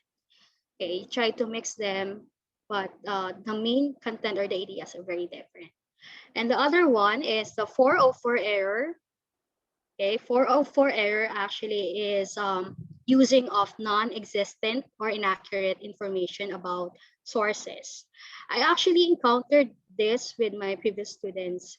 They invented the ideas and cite an imaginary expert. When I asked them the link, they cannot present it to me. So that's 404 error. Okay, then the other one is aggregator. Okay, that means you include proper citation to sources, but the paper contains almost no original work. You acknowledge the authors, but you did not use the writing techniques like using your own words or other techniques like quoting and summarizing. So just a quick short techniques about avoiding plagiarism. The first one is to keep track of your sources or references. Sometimes when we write, we tend to forget the sources. It must be noted that if the ideas are not from you, you need to acknowledge them. There are a lot of reference management tools that can be used while writing, and I think it was discussed by the previous presenter. For example, right, Mendeley. Or you can do it traditionally, like preparing note cards, right? And we also have to take note of what citation style we are going to use. We have to be familiar with at least one citation, like APA citation style, the MLA, the IEEE, the Chicago, okay, to help us in referencing. The second one is use writing techniques. So these techniques are helpful in avoiding plagiarism. The techniques are number one, quoting. So the ideas that you will quote must match the source document word for word with the use of quotation marks and must be attributed to the original author. Okay, then summarizing involves putting the main ideas into your own words. Okay. The other one is paraphrasing. Paraphrasing involves using of words, taking some portion of ideas and condensing it slightly. Okay, so those are the tips, writing techniques. But we have to take note again that even if we do these three techniques, but we do not acknowledge the sources, we still commit plagiarism. So the third technique emphasizes that we need to acknowledge the sources. Okay, and if we feel that we need someone to check our papers, we can hire editors, help us in paraphrasing, or use plagiarism checker. All right, so now that we are familiar with the types of plagiarism, because mostly, even if we already know some types of plagiarism, the plagiarized works, the sample of it, we tend to forget that, right? So we're going to go back to the main agenda of this lecture, which is the Turnitin. So the Turnitin has three user types, which are one, administrator, instructor, and student. In TUP, our Turnitin administrator is Dr. Francisco D. Espanilla. So his function is to add and remove instructors from account access. If they are inactive or retired, their account will be removed since TUP has limited accounts. For instructors, who are mostly faculty members of the university, can create classes for the submission of the paper. They can also add students, create specific assignment, and check assignment. And lastly, for students, their functions are limited to submitting papers and viewing of grades or similarity results. In addition to that, we also have to learn the three essential tools. The following are the originality check, or also known as similarity result. Second is peer mark or peer reviewing. The other one is grade mark online grading. So let's have the first one. Through this first essential tool, we can see the original work and what is not. The good thing about this software is that results are generated in a matter of minutes, unlike the other plagiarism checkers. So if you are working with 1,000-page dissertation, you don't need to wait for 3 days or more to see the results. So once you have seen the result like this, there are color-coded similarity percentage score that will appear. Okay, like this. If the result has red, that means that 75 to 100% of your paper is not original. Orange indicates 50 to 74% similarity, yellow for 25 to 49% similarity, green for 1 to 24% similarity, and lastly, blue means you have original work, right? In this example, the similarity result is 97%, which means that majority of the paper is plagiarized. And you can also see that each piece of match content is highlighted with color. And each match is numbered and sources are listed. So again, the good thing about this as a writer, you can always go back to the source of information and revise your work. So once you download the Turnitin, or once the paper was sent to you by your instructor, then you will immediately see this, okay? So you can click this right after the percentage number 14, and you click this and you will see the sources. Instructor can also filter particular words. They can exclude quotes, bibliography, or filter sources that are less than like 6 to 10 words. So again, Turnitin checker does not really provide exact information of which content are plagiarized or not, because it only gives a similarity of information available on the net or whatever sources.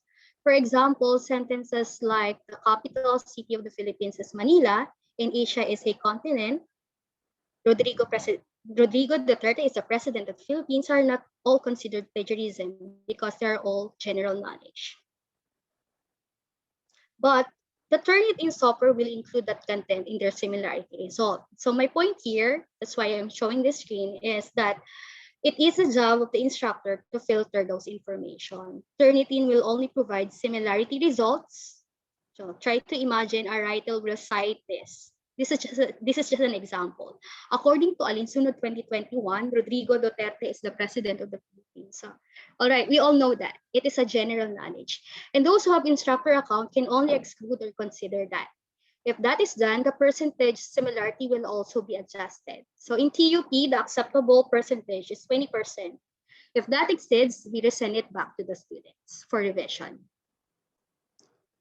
So all the documents submitted to Turnitin goes to standard paper repository. Okay, the Turnitin database, and the second one is no repository. Later, Dr. Francisco will demonstrate and explain why you consider that you need to consider the standard paper repository and no repository. Okay, so here are the process of Turnitin. So students' work is submitted. Wait lang. Student work is submitted electronically, then document is compared to database, and after that, originality report is generated in minutes. And after that, percentage of match content is identified. So no matter how long is your paper, the results will immediately be generated.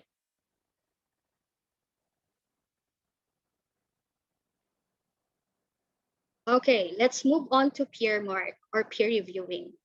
Your students can provide marks or comments to each other. So the instructor is the only one that can set the class preferences, not the students. So just click the discussions or preferences, and then post a new topic, and they can comment on their paperwork. In grade mark or online grading, the instructors can make quick marks on the selected content.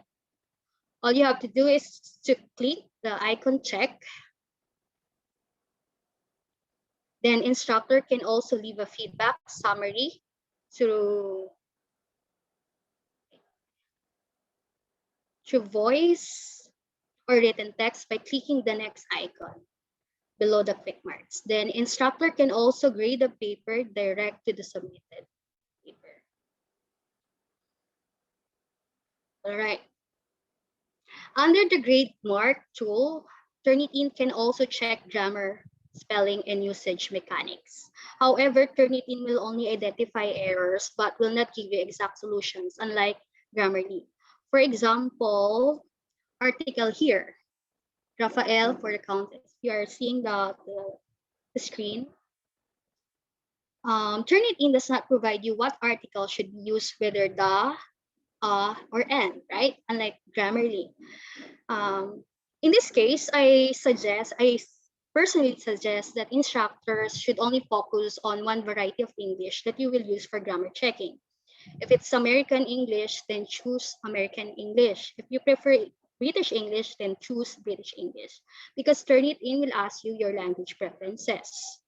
Like you can use both American and British at the same time. So I suggest isa lang. We have to take note that these two English languages are different when it comes to form, spelling, and so on. Like when you spell the words favor in American with U-F-A-V-O-U-R, right, in British, flavor, the same thing. Because Turnitin will tell you that your spelling is wrong if you set that both in two Englishes. Okay?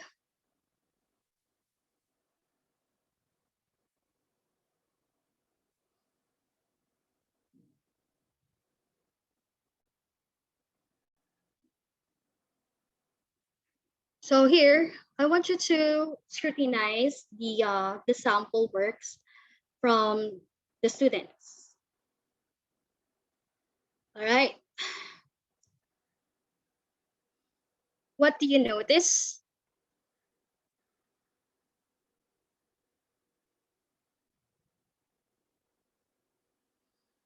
All right, so you will see that that there are replaced words. Most of the words that are replaced are verb and adjective, right? Okay, like shown, empowered.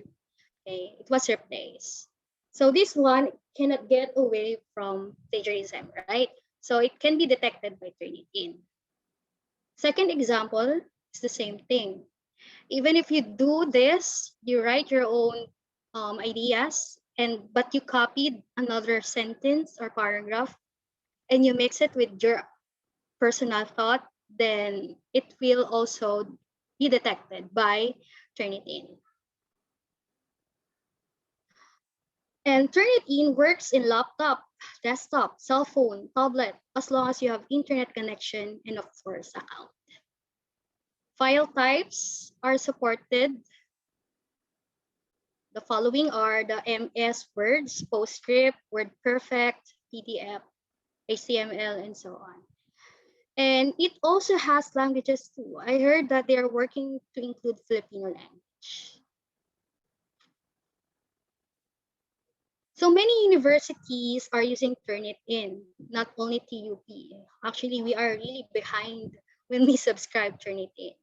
So like years ago, De La Salle has already Turnitin and so on.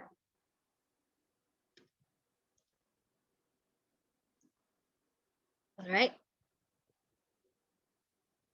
And here are another examples of plagiarized works from distinguished people like Michelle Obama and Melania Trump. So even famous people can commit plagiarism. So we strongly call for the promotion of academic integrity and originality.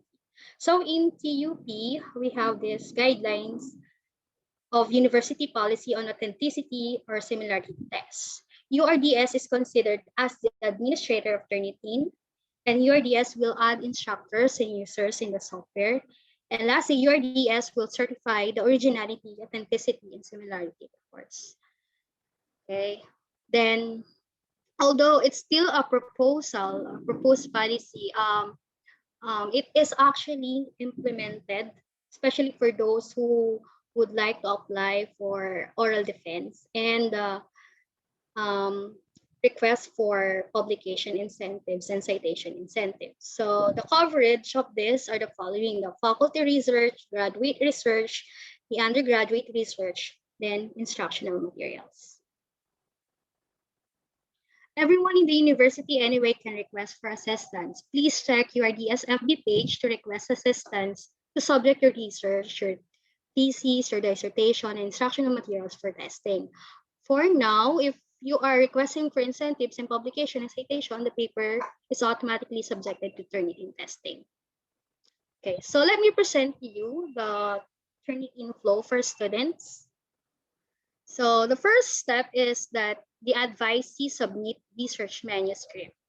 So this is good for graduating students. And then the advisor will upload research manuscript since we have limited accounts. But sometimes we also provide accounts for those who are graduating. Then the advisor sends similarity report. Then after that, it will send back to the advisee. If the similarity percentage achieved, which is less than 20%, it will proceed to research office. If it's not, the end here means that the paper should be revised again. Then let's go back here to research office. The research office will eventually validate the similarity report. So we suggest that the advisor ensures that the paper is already less than 20%. Okay.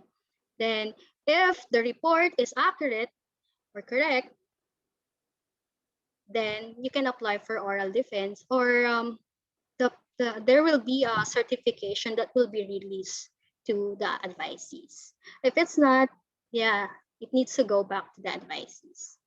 All right, so thank you, and I will turn you over to Sir Franz for the how-to demonstration.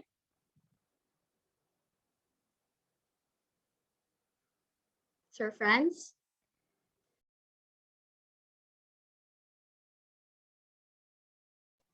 All right. Thank you, Mom Jen, for the nice what do you call that?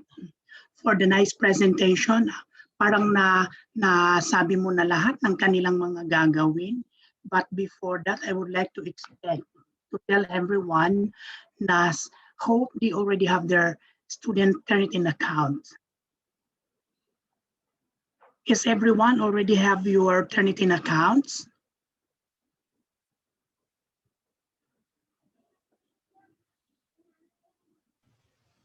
Sir, parang mga this is graduate students, sir. Ano yun, ma'am? Kailangan ba sila magkaroon ng Turnitin accounts with their advisor?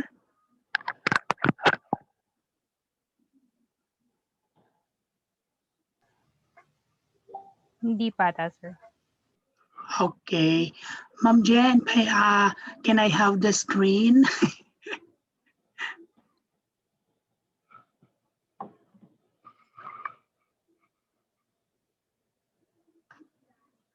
Wait lang, di pa ako makapag-share ng screen.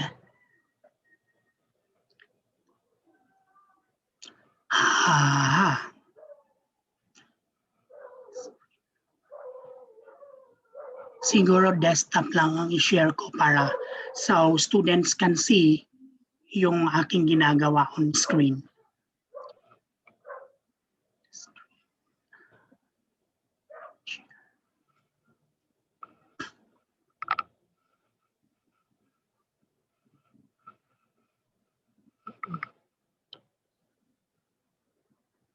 Okay.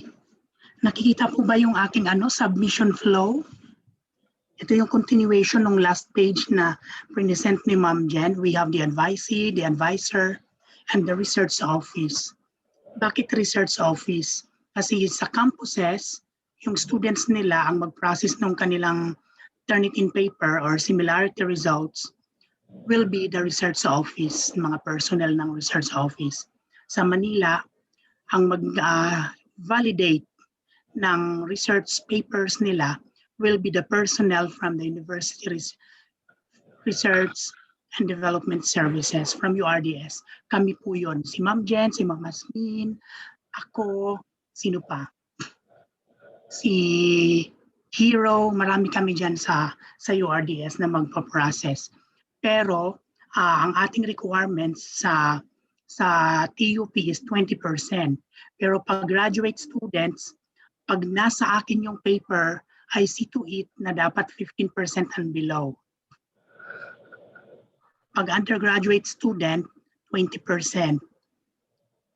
Pag sa akin, napunta yung paper nyo, dapat 15% and below. Kasi master, we are graduate students already, and it is expected that your paper will be used for publication. So pagdating sa publication ngayon, kunti na lang ang requirements. Diba? It has been said a while ago ni Ma'am Jen na Turnitin is not only used by academic institutions, but as well as the major publication platforms. Ito po yung ginagamit nila. So if we have access to Turnitin, we ourselves can process our paper. So before submission to a publication platform, it is already 10% or below. Because most of the publication platforms, they acknowledge only or receive only papers which are 10% or below plagiarism results. Okay, looking into the screen, we have the first thing to do for the advisee, referring to a student, submits research manuscript to the advisor. Meron tayong araw, di ba, magkabilaan, ibig sabihin, dyan ngayon magpapalitan supposedly. But since because of voluminous work na nakaatang sa ating mga faculty members, ang nangyayari ngayon, from submit research manuscript, diretso sa validation, diretso sa URDS. So, ang mga taga-URDS personnel ngayon ang medyo nahihirapan, lalo na pag nagsabay-sabay na yung undergraduate students. Katulad ngayon, nasa 200 plus na kami. Ang hirap gawin. Pero yun ang sinasabing mahirap siya, pero ang enjoy gawin. Ang problema lang yung internet. Explain ko sa inyo mamaya kung paano. Ma'am Asmin, may mga faculty members po ba? May mga nandito po bang nag-attend? Yes, sir, meron pa. Okay. We will start with how a faculty member with accounts in Turnitin is generally called as instructors. Kasi we have that na tinanong kami, associate professor ako, bakit instructor ang sinasabi nyo? It is generally instructor's account in the Turnitin. Wala po tayong level of kung aso ka or gano'n. Okay, that's what have been discussed. There are 10 file formats to be submitted in a Turnitin. Pero isa lang ang requirements natin, isa o dalawa. Microsoft Word, tsaka PDF. Bakit hindi natin, we do not advise the other formats dahil pwedeng itago doon yung ibang mga text. May mga text na i-convert into a picture, pag kinonvert na sa PDF, hindi na siya halata. Sa Turnitin ngayon, ay hindi na rin niya mababasa yon. Okay po. So, we highly recommend the Microsoft Word. Kasi ganun din si PDF. Kaya minsan binabalik namin. If we run into the Turnitin software na may lumabas na flag, ibig sabihin may nakatagong text or merong kinopyang picture. Okay. Pero pag Microsoft Word, original mas pinaka-original yung document. Okay. Ang kayang basahin ni Turnitin are all of these languages, 17 languages. 1, 2, 3, 4, 5, 6, 7, 8. So with all of these other languages, may I also recommend you to have your Google scanner, Google text scanner, para mabasa nyo kung ano yung word na doon. Kasi ang ilalabas din nila, if you are gonna check on the resources, ang ilalabas din nilang resource is another language. Halimbawa, French. Halimbawa, Chinese. Hindi mo mababasa yun kung aling parts doon. So, gagamitin natin yung ating Google text scanner para i-convert niya yun into English words. Okay? How students enroll in class? Diba? Ang student mag-enroll lang in a class for our faculty members na may mga account na gusto din nila ma-experience. gagawa si teacher ngayon ng kanyang class, tapos gagawa siya ng assignment. Ang pinakamahalagang information na dapat itago ng instructor ay ang class ID tsaka yung key. Yung class ID tsaka yung key. Kasi yun yung gagamitin ng isang estudyante para makapasok doon sa class or sa klase nila. Kasi Turnitin is not just only used for checking of the research paper. Yung ibang can afford na mga academic institutions, pwedeng pang check na ng mga subjective exams, ng mga curriculum, mga ganon. Okay? So, pwede nang gamitin yon. Hindi dapat kalimutan ng teacher, ng instructor yung kanyang class ID at yung kanyang class key. Okay? So, how do we go about it? Ang estudyante ngayon will be going to www.turnitin.com. Lalabas yung ganito. Sa screen, lalabas yan. Minsan, ang student, pag sign in niya, ang nakalagay ay yung account agad ng teacher or yung account ng instructor. So, hahanapin nyo ngayon doon sa screen sa baba, below this, nakalagay new user. Once you click that new user, ihahatid niya kayo sa tatlong choices, an administrator, instructor, or a student. Pag click nyo ang student, ang lalabas ay ganito. It's the class ID information. Diyan ipapasok yung binigay na class ID number ng instructor, tsaka yung enrollment key. Okay. Then follow the instructions, supply the needed requirements, your name, your surname, yan, your last name, your email address, yung official Gmail address, and you have to create your own password. And of course, nagawa kayo ng para hindi, once you forget your password, you are required to create a question. Ano naman yan? Pipili lang kayo ng mga available questions dyan. So after which, user agreement, ang ginagawa natin, di ba? Usually, dire-diretso yan, wala nang basahan. Agree. Yan, agree. Okay. Dadalhin kayo ngayon sa ganitong screen.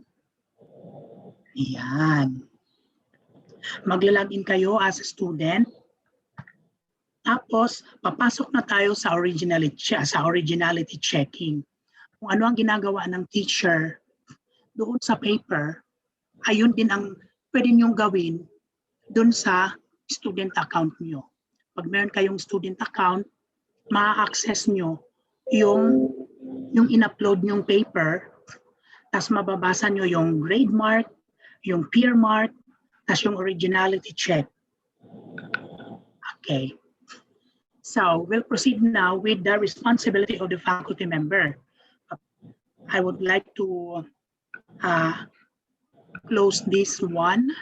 Pupunta tayo sa actual screen or dashboard. Sabi nila dashboard. Okay.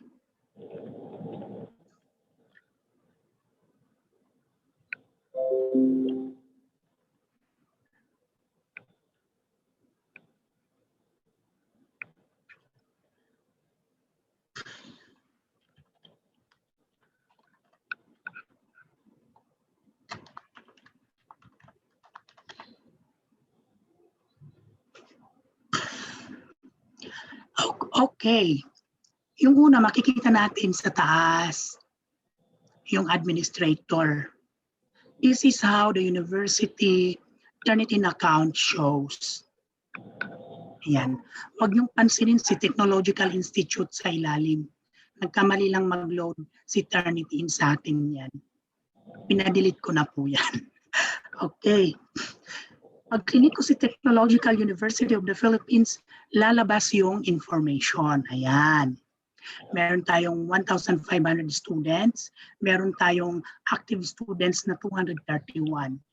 Bakit 231 na lang? Kung nung isang araw ay nasa 1,200 na yan. Ang ginagawa kasi namin sa research office, once yung isang buong klase tapos na nakapag-comply sa research, papasubmit na namin sa teacher into repository yung kanilang mga papers. Pag nasubmit na lahat yun, i-delete na nila yung assignment na yon. Once deleted, kasabay noon mawawala yung mga active enrolled students. So bababa ang ating enrolled students. Opo. Hindi yung nag-enroll ka ng isang beses, palagi ka nang nandyan.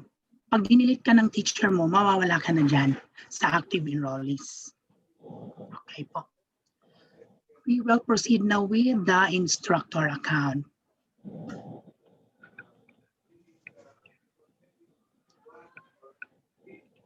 Ito yung aking klase na ginawa. These are my class. Halimbawa, yung aking first subject, Turnitin process. Second subject ko is environmental management. Yung third subject ko is si hero. Yung fourth subject ay si Turnitin demo. Okay. Pag clinic po natin si Turnitin process, makikita natin yung mga loaded research paper. Okay. Punta tayo sa view. Andyan lahat lumabas. Okay po? Yan ang sinasabi ko. Kahit naka-word siya sa Word, meron pa rin nakalagay na mga pictures. Paano namin malalaman? Meron pong exclamation point. Okay. Pag chinek natin yan kung gaano ka-significant yung exclamation point na yan, i-click natin siya, halimbawa, ganyan.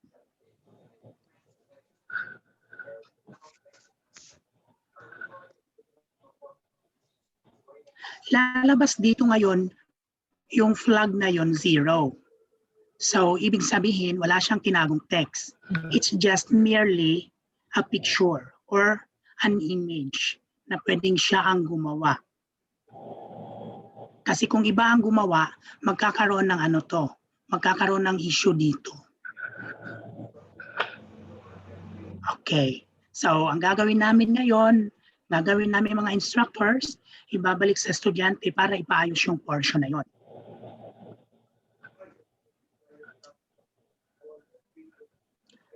Okay, looking into another example, yung medyo may malaking kaso may pangalan. Sige, yung wala na lang. Kunwari wala na lang pangalan, di ba? Hanap tayo ng may medyo malaki.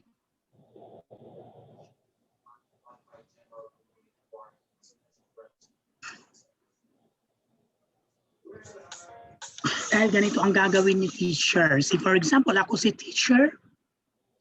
Once i-click ko yung 25, this is our plagiarism Turnitin result. Ito yon 25%. Pag click ko siya, lalabas yung mga may kulay sa kaliwang bahagi. These are the sources or the similar pages. Yung sa right side naman, ito yung mga tinuturo niya. Kung anong number ang nasa left side, yun din yung number niya na nasa right side. Number 8, number 8. So, hahanapin natin yung source. Kung ano yan, si number 8. Submitted to the LaSalle University, Manila. Naka-private, di ba? So, ang gagawin natin ngayon, i-click mo yan as a teacher, magre-request ka. Okay? I-request mo yon. Pero kung ayaw mo nang mag-request, ang ginagawa usually, binabalik agad sa student to revise portion of the plagiarized page. Okay. Asan na yun? Natakpan. Okay. So, example, yung sinabi ni Ma'am Jen kanina, this, pag binasa natin, objectives, the significance, and the scope and limitations of the study are just a part of the general knowledge. So, ano ang gagawin ngayon ni instructor or ni teacher? Ito ay number 8. Punta siya sa number 8. So, we need to remove this one because this is a general knowledge or these are the common words na usually nakukopya ni Turnitin. So, the teacher will, Ma'am, sir, ito po ang gagawin natin. Click po natin yung greater, yung greater symbol. Ito, click. So makikita natin sa baba, exclude sources. Si number 8. Yan yung mga sources na, ito yung mga similar papers or similar pages na gumamit ng ganitong mga words. So dahil general knowledge lang naman siya, exclude natin siya. Ito po yung enjoy sa ginagawa namin. Kaso minsan may nakakainis dito na parang ibabagsak na ni Doc Hasmin yung kanyang mouse. Mamaya makikita natin kung bakit ganon. Kasi halimbawa ganyan po, konti pa lang yan. Minsan madami yan. More than 100, minsan lumalabas. I-click mo po lahat yan para ma-remove mo yung sources. Tulad yan. Kailangan ko i-click lahat. Tapos exclude 40 o 40 lahat ang na-exclude, di ba? Pag clinic ko yan. There are times na mahimbabagal ang internet. Pag clinic po yan, hindi po yan gumagana. So, gagawin ni instructor, will do it again. Pupunta ulit siya doon sa number 8, i-click na ulit yan isa-isa. Yun yung sinasabi ko na minsan, ang sarap ano na ng mouse. Sabi ko, ano ba yan? Ang internet, ang bagal. Kasi uulit at uulitin mo. Tapos maya-maya, magme-message na si student, nagagalit na, nagfa-follow up na ng kanyang paper. May mga sinasabi niya, ano ba yan? Ang bagal, ganito, ganyan. So, hindi mo alam kung paano ka sasagot. Smile ka muna, di ba? Yung the general principle. Smile ka muna, parang sumagot ka sa telepono na minsan may tumawag sa'yo sa credit card na galit-galit ka na. So, para ma-maintain mo yung posture mo, smile ka lang. Diba? Pag nag-smile ka, it will broke down to your heart and your brain. Everything will be at ease. Everything will be calm.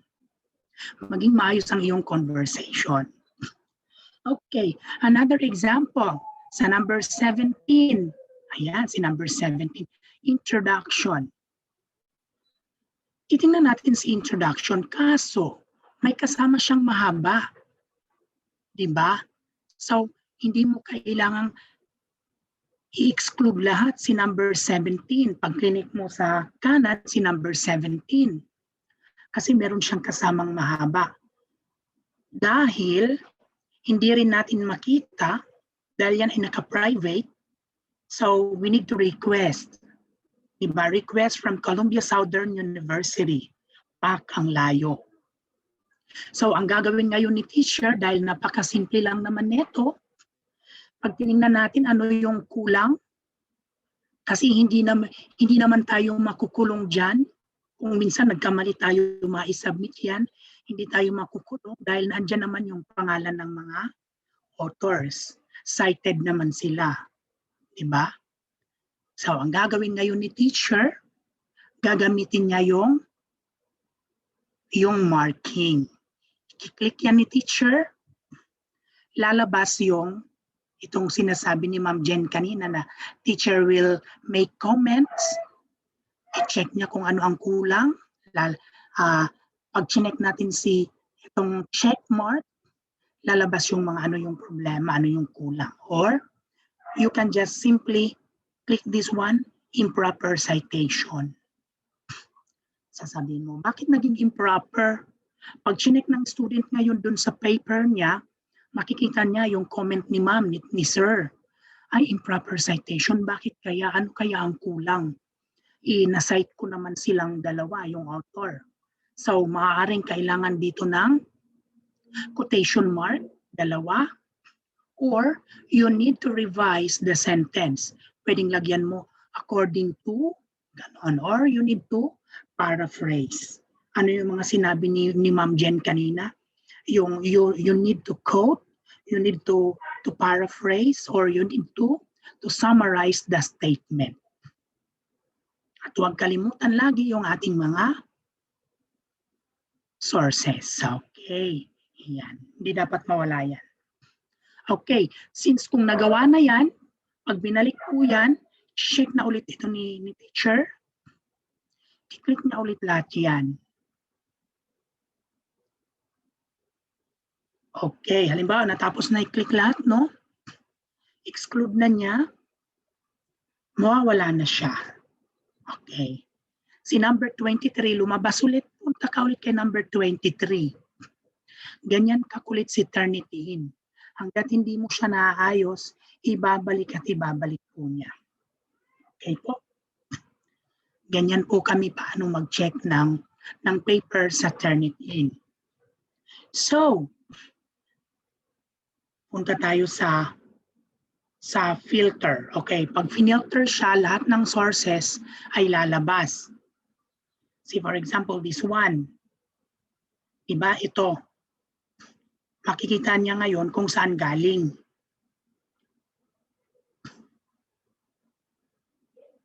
Okay. Filter all sources.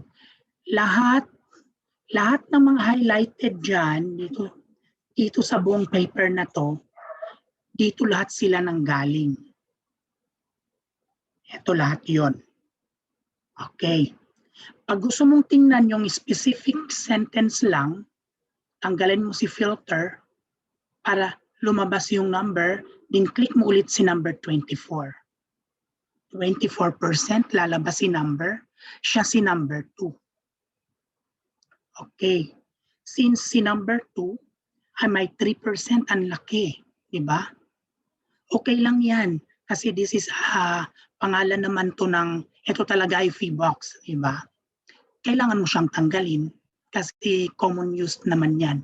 Parang TUP, pag nagkulay or na-highlight si TUP, automatic mo lang yan i-exclude. Okay po? Tapos punta tayo sa ETS, yung sinabi ni Ma'am Jen kanina. Eto, pag medyo mabagal ang internet, hindi siya maglalabas ng yung sa sinabing Grammarly. Maganda sana kung may lumabas para makita nila kung paano. Check natin na, wait lang po.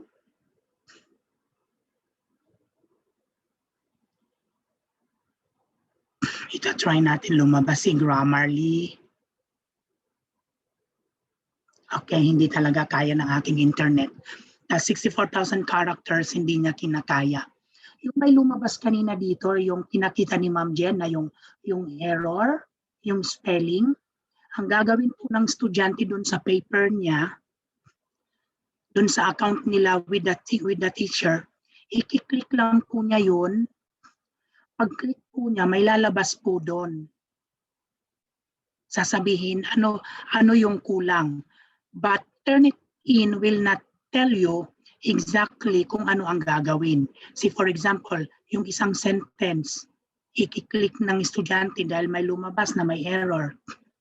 Ang lalabas lang doon, possessive or active voice.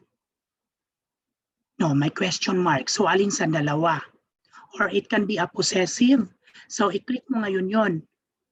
Sasabihin ngayon ng sentence, hindi pala dapat possessive yung sentence na to. Dapat active voice. Ang gagawin mo ngayon, i-re-sentence mo yung sentence. Gawin mo na siyang active voice. Ano ba yung active voice tsaka yung possessive voice? Ito yung sa Tagalog na sinasabi natin, di ba, sa Tagalog. Si Ana ay tumakbo papuntang kalsada. That's one sentence. Tapos yung isa naman, papunta sa kalsada, si Ana ay pumunta sa kalsada. Yung isa naman, pumunta sa kalsada si Ana. Okay. Ma'am Jen, ikaw yung language teacher natin. Alin dun sa dalawa yung possessive? Yung si Ana ay pumunta sa kalsada o pumunta sa kalsada si Ana. Diba? Yun yung dalawang sentence na minsan na nakakalimutan natin na basta maganda lang sa pandinig natin, okay na isulat natin. Pero sa research work kasi dapat lagi active voice ang sinasabi. Okay. Pero may mga teacher din na ang mga research ng estudyante, hindi rin nila napapansin yon.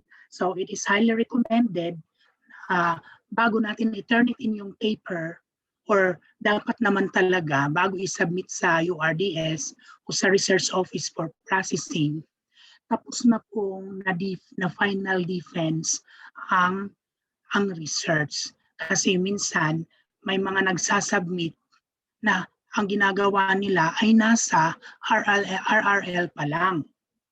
Diba? Pag RRL pa lang, pag nag-defense nun, marami pang magbabago. So we highly recommend na dapat pag nag-submit po ng paper ay tapos na ang final defense. Okay po?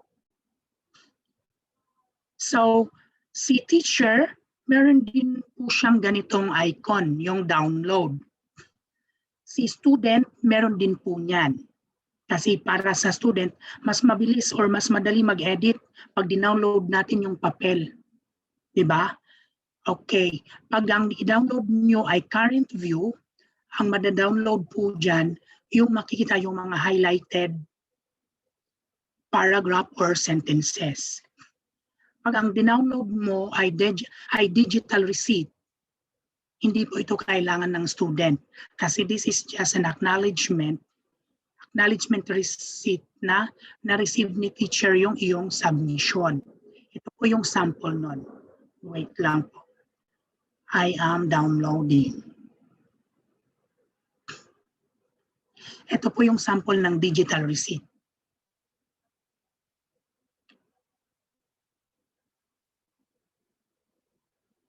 Okay po.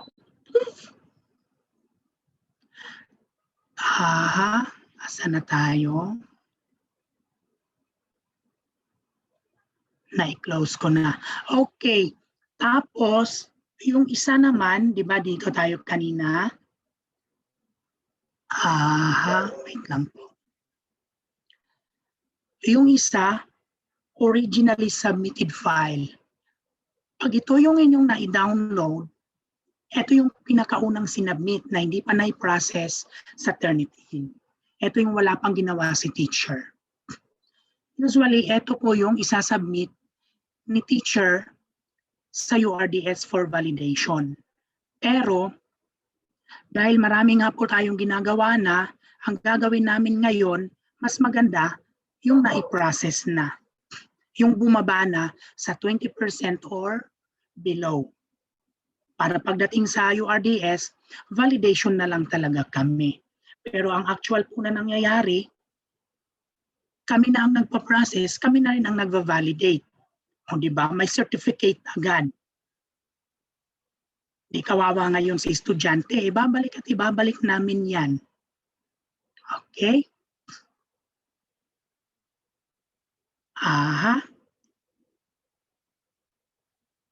Yun lang naman po ang ating student tsaka teachers interface. At sana na ipakita ko sa inyo kung paano ginagawa ito, paano ang gagawin. Katulad nito may isang flag. Ayan, may hidden text siya, di ba? Kung zero yan, original yung pagkagawa. Pero dahil may tinago siya, lalabas ngayon. Try natin kung makita yung hidden text. Ayan, di ba? Kasi nung unang pre-process, yung original nandun kulay white. Di po ba? Di binalik namin sa student. Nung ibinalik ng student, tinakpan niya para hindi makita. Dahil may katalinuhan din si Turnitin, nakita niya. So, ibabalik ulit. Kung ito namang figures ay standard or may pinanggalingan, ilagay nyo lang yung source sa baba. Para hindi nyo kailangan takpan yan. Ilagay nyo lang yung source sa baba. Wala tayong problem doon. Tatanggalin lang yan. I-exclude lang yan. Okay po?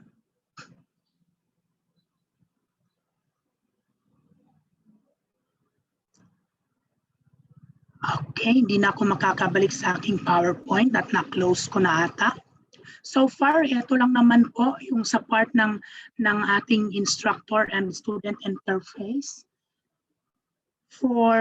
Sa teachers naman, we will be also having a follow-up Turnitin training kung paano mag-create ng class at paano mag-create ng assignment, tapos paano mag-add ng student. Okay po?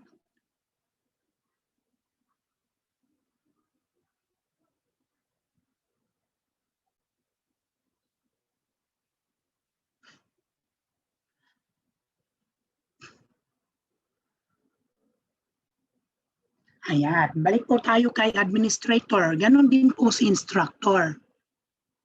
Pag halimbawa, this is instructor's account, ito ay magiging student. Pag clinic po yan, makikita ni teacher yung kanyang mga students. Ayan. Paano mag-add si teacher? Kung isa lang naman, i-click lang niya yung add a student. Ito lang naman ang i-click niya.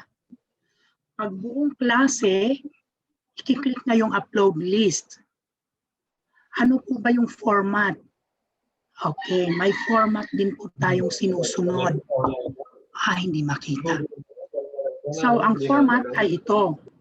Ma'am, sir, yung format po ay pangalan, apelyido, tsaka official Gmail address para matanggapin po siya, yung multiple submission. Yung first name, surname, tsaka email address. Okay. Balik tayo sa as teacher account.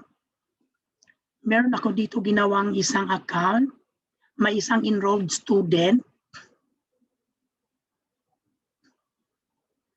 Ayan.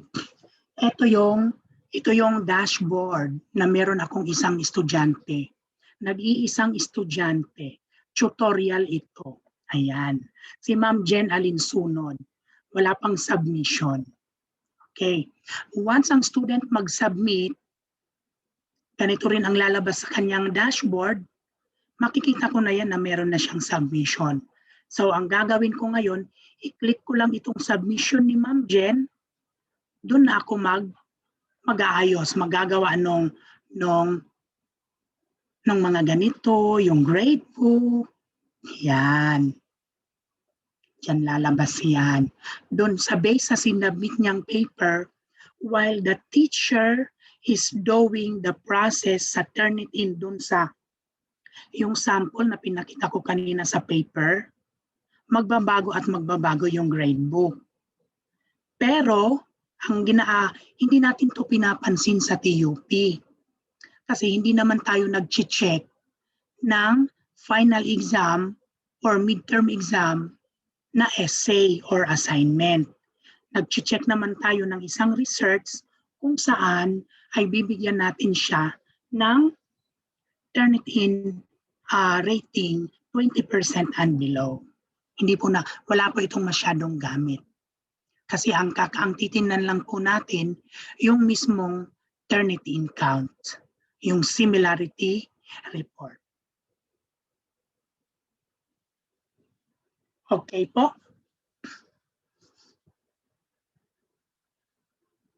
Si student, ito ang mukha ng sa student.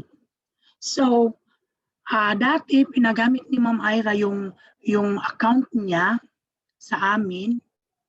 Ito yung subject namin, papers. Ganito ang makikita ni student. Ito, halimbawa si assignment 1. Ito yung sa akin. Diba? Isang beses pa lang ako magsasubmit. Ito, click submit. Pag na-process na yan ni teacher, i-view mo lang, makikita mo ngayon doon yung sample na paper na pinakita ko kanina. So, paano ka mag-edit? I-download mo lang siya, tsaka sundan mo na yung mga kailangan mong gawin. Based dito sa view, lalabas doon yung mga marks, diba na-download mo na siya, open ka ng another pane or ano ba ang tawag doon, magbubukas ka ulit ng isang window para lumabas yung original paper mo, tapos sundan mo na lang yung mga comments ni teacher. Ganyan lang. Okay, 1, 2, 3, 4, 5, hanggang 8 submission. Pwede pang dumami yan kung hindi pa naaayos.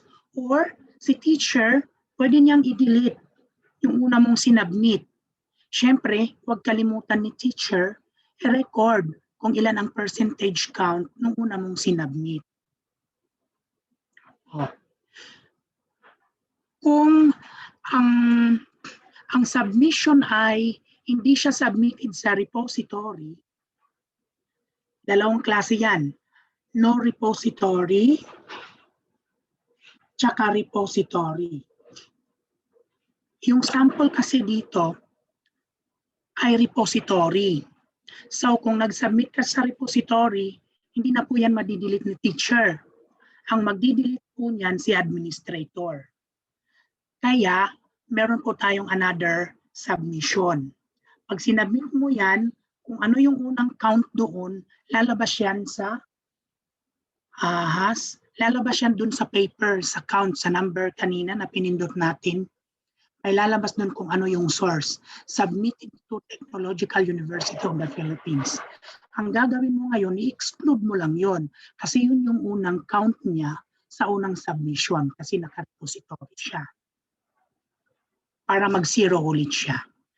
Pero kung ang ginawang account, ang ginawang class ni teacher ay no repository, magiging madali yung kanyang pag-process. Kasi wala nang lalabas agad na biglang, oh, bakit 95% agad? Bakit 100% agad? Pag clinic niya, submitted to TUP. Yun pala yung nasa repository. Pero kung no repository, laging back to zero yan pag nag-submit ka.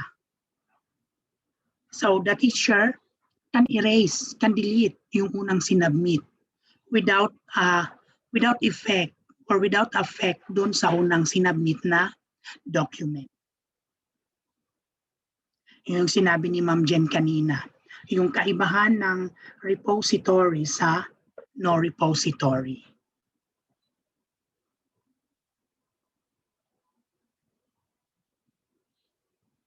Okay po?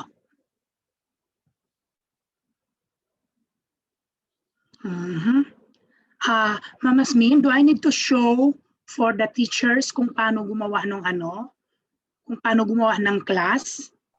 No need, sir. That's another another venue. Okay.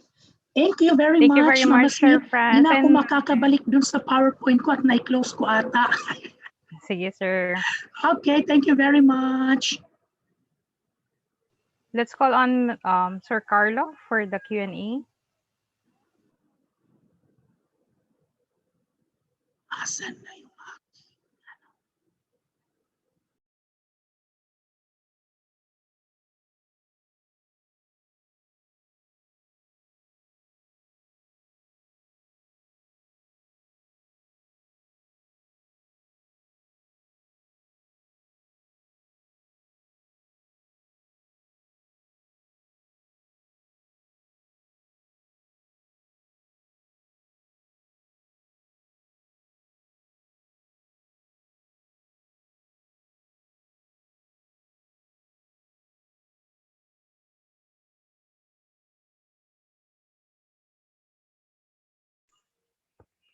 So while waiting for Mr. Carlo for the question and answer portion, I would like to thank you, Professor Alin Sunod and Dr. Esponilia, in leading us on how to use the Turnitin application and guiding us in evaluating our future work or research paper. Actually, I have keynotes in here. So it's innovative way of checking our one's research paper. So less work, but more if the internet connection will be not working, it will be a burden for the instructor. And then thank you for a very clear explanation on how our paper works will be evaluated using this application. And then maybe it will be a big task for the instructor and for the teachers. And again, students, like what Dr. Esponilla said, please give time for them to um, study their papers. And in terms of giving time on the instructor to check your paper, because of sometimes the internet connection will be one of the problem in using this application. And take note that in terms of using this application, also in creating your research paper, don't forget to cite sources, paraphrase, and learn how to summarize. It will be for an advantage for us. And actually, this seminar or the talk that you have given to us is a very advantage, especially for the students, the graduating students that taken up this type of subject, and also the teachers in terms of the graduate studies that having the thesis writing. So we appreciated it so much, Dr. Espanilia and Professor Alin Sunad, for that.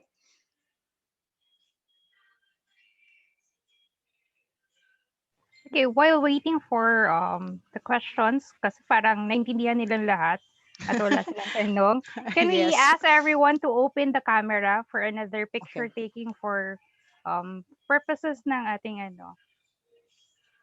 reports? Thank you very much.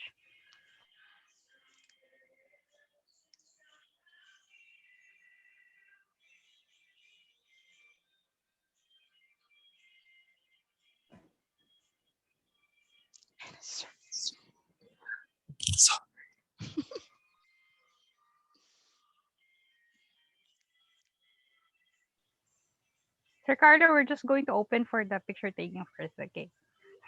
Sorry for the yes, multitasking is really. Or it seems naman, sir, that they able to, Yes, there will be yes. no question in there. Yes, Parang- I believe it's more of like reviewing the things that they've learned previously, but we can have like follow-up questions if we still have time. So maybe later after the group picture.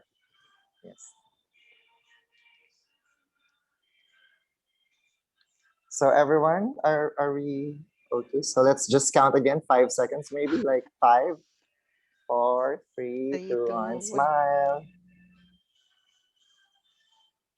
O jump shot po ulit. 1, Talon ka na, sir.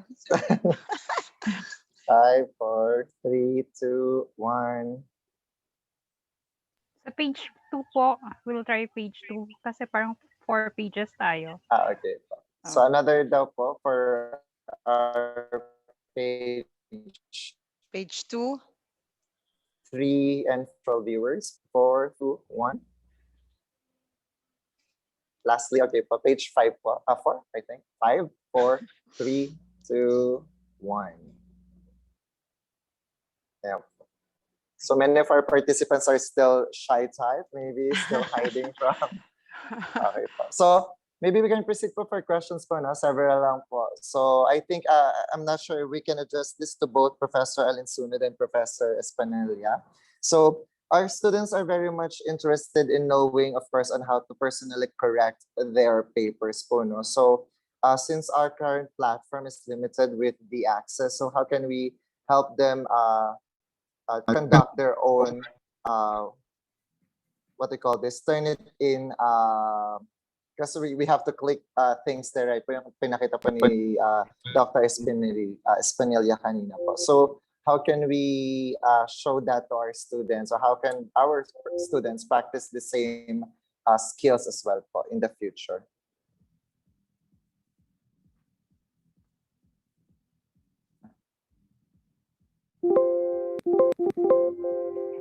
And am I getting through po? Again, sir. Sorry. Medyo lumayo ako sa computer. Sorry, sir. Dr. Espinilla, because we saw that your department is conducting the what they call this, the unclicking of some of the tags po, no, sir. So in some institutions, the students themselves are doing the same thing on their own personal level po, so that it will not be taxing to their teachers. But unfortunately, our current platform is limited. So in the future, how can we instill those kind of skills din po sa mga bata na po, instead of us doing the said task? Ano, sir, currently, we also have a training for students on Internet Geek. Yung sa mga undergraduate, ginagawa po namin yan. Nagpapatraining din kami. Tapos we go around PUP campuses. Yung nga lang hindi kami nakapamasyal. dahil sa pandemic. Pero Yes, sir. kahit ganun kahirap yung trabaho dyan, doon kami bumabawi. Yung makarating kami ng Visayas, Yes, sir. makarating kami ng Taguig, ng Cavite, para lang dyan sa Turnitin. Tinuturuan namin ng estudyante kung paano mapagaan yung kanilang buhay pagdating sa paper. Kasi yung iba, it takes time for them to return back their papers. At hindi nila alam paano gawin. Yung iba, nagwa-one-on-one pa kami. Magtatanong sir. sa amin kung paano gawin, yung sa portion na ito, ano ang kanilang dapat gawin at nahirapan na daw sila. Yes, sir. Yun nga, sir. So, like, it takes time din po and like skills and then, of course, repetitive, what you call this, work for them to be able to familiarize and have at ease with the system po, no, sir? Yes po. Pero kung if they have gone through that in their undergrad, surely Yes, po. pagdating sa graduate program nila, madali na lang. Kasi Yes, meron na sir. silang experience. Yes, sir. So in the future, that's our dream for TUP din, sir, no, that even our undergraduate students would have an access to the Turnitin account po, no?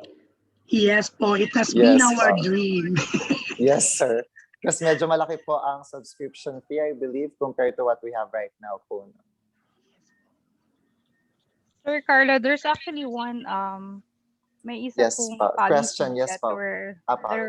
we're actually having a policy kung nag-agree yung graduate program na they're going to pay for their Turnitin account.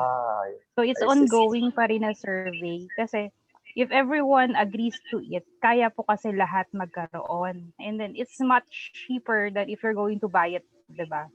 Yes, So po. Like it's in a an ongoing institutional policy level. para at least magagamit nila into a personal level para Yes, makita nila ma'am. yung On their accounting. own, So, yes po. So that they can yun. acquire the skills. Yes po. Yeah, under So let's, policy making pa rin siya. yes po. So hopefully we can achieve that as well po. So we're all for it naman po, no? So sir, follow-up question na po, no? So is Turnitin like can be an add-on to our MS Teams, or are they working on that kind of extension?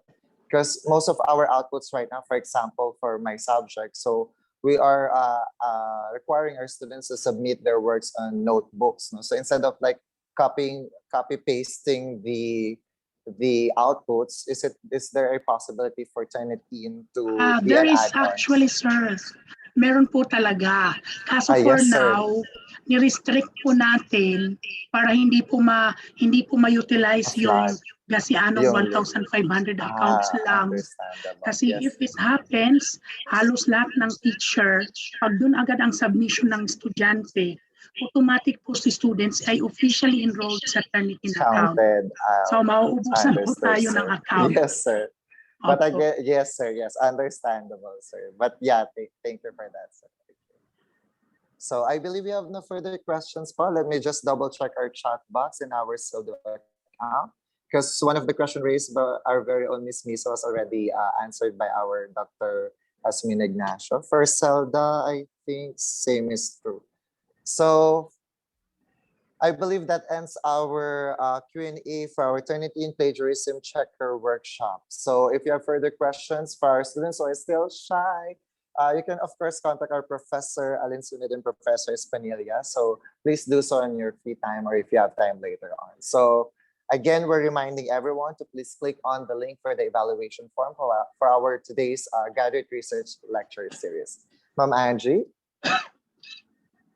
Yes, sir. Yes.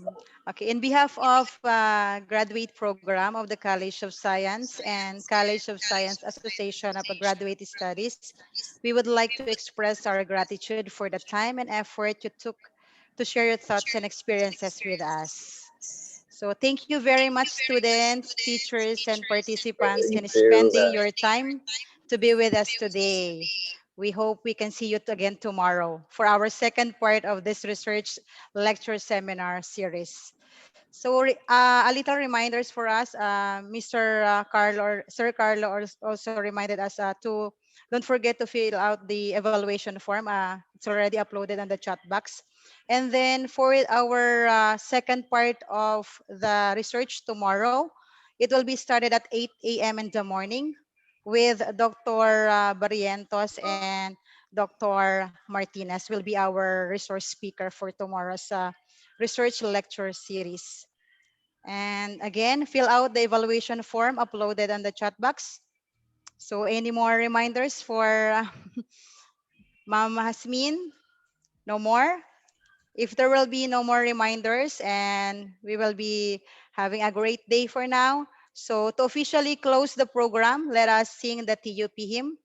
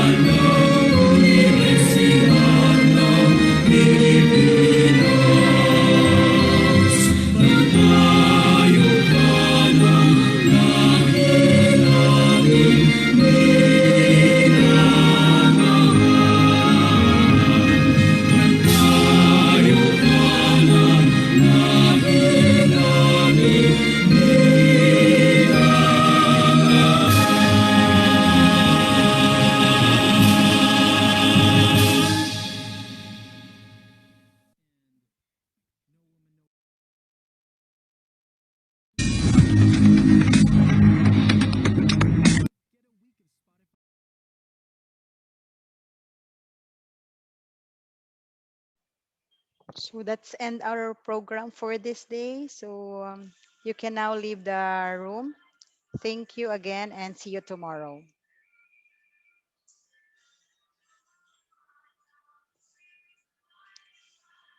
Thank you so much, everyone, for attending the seminar.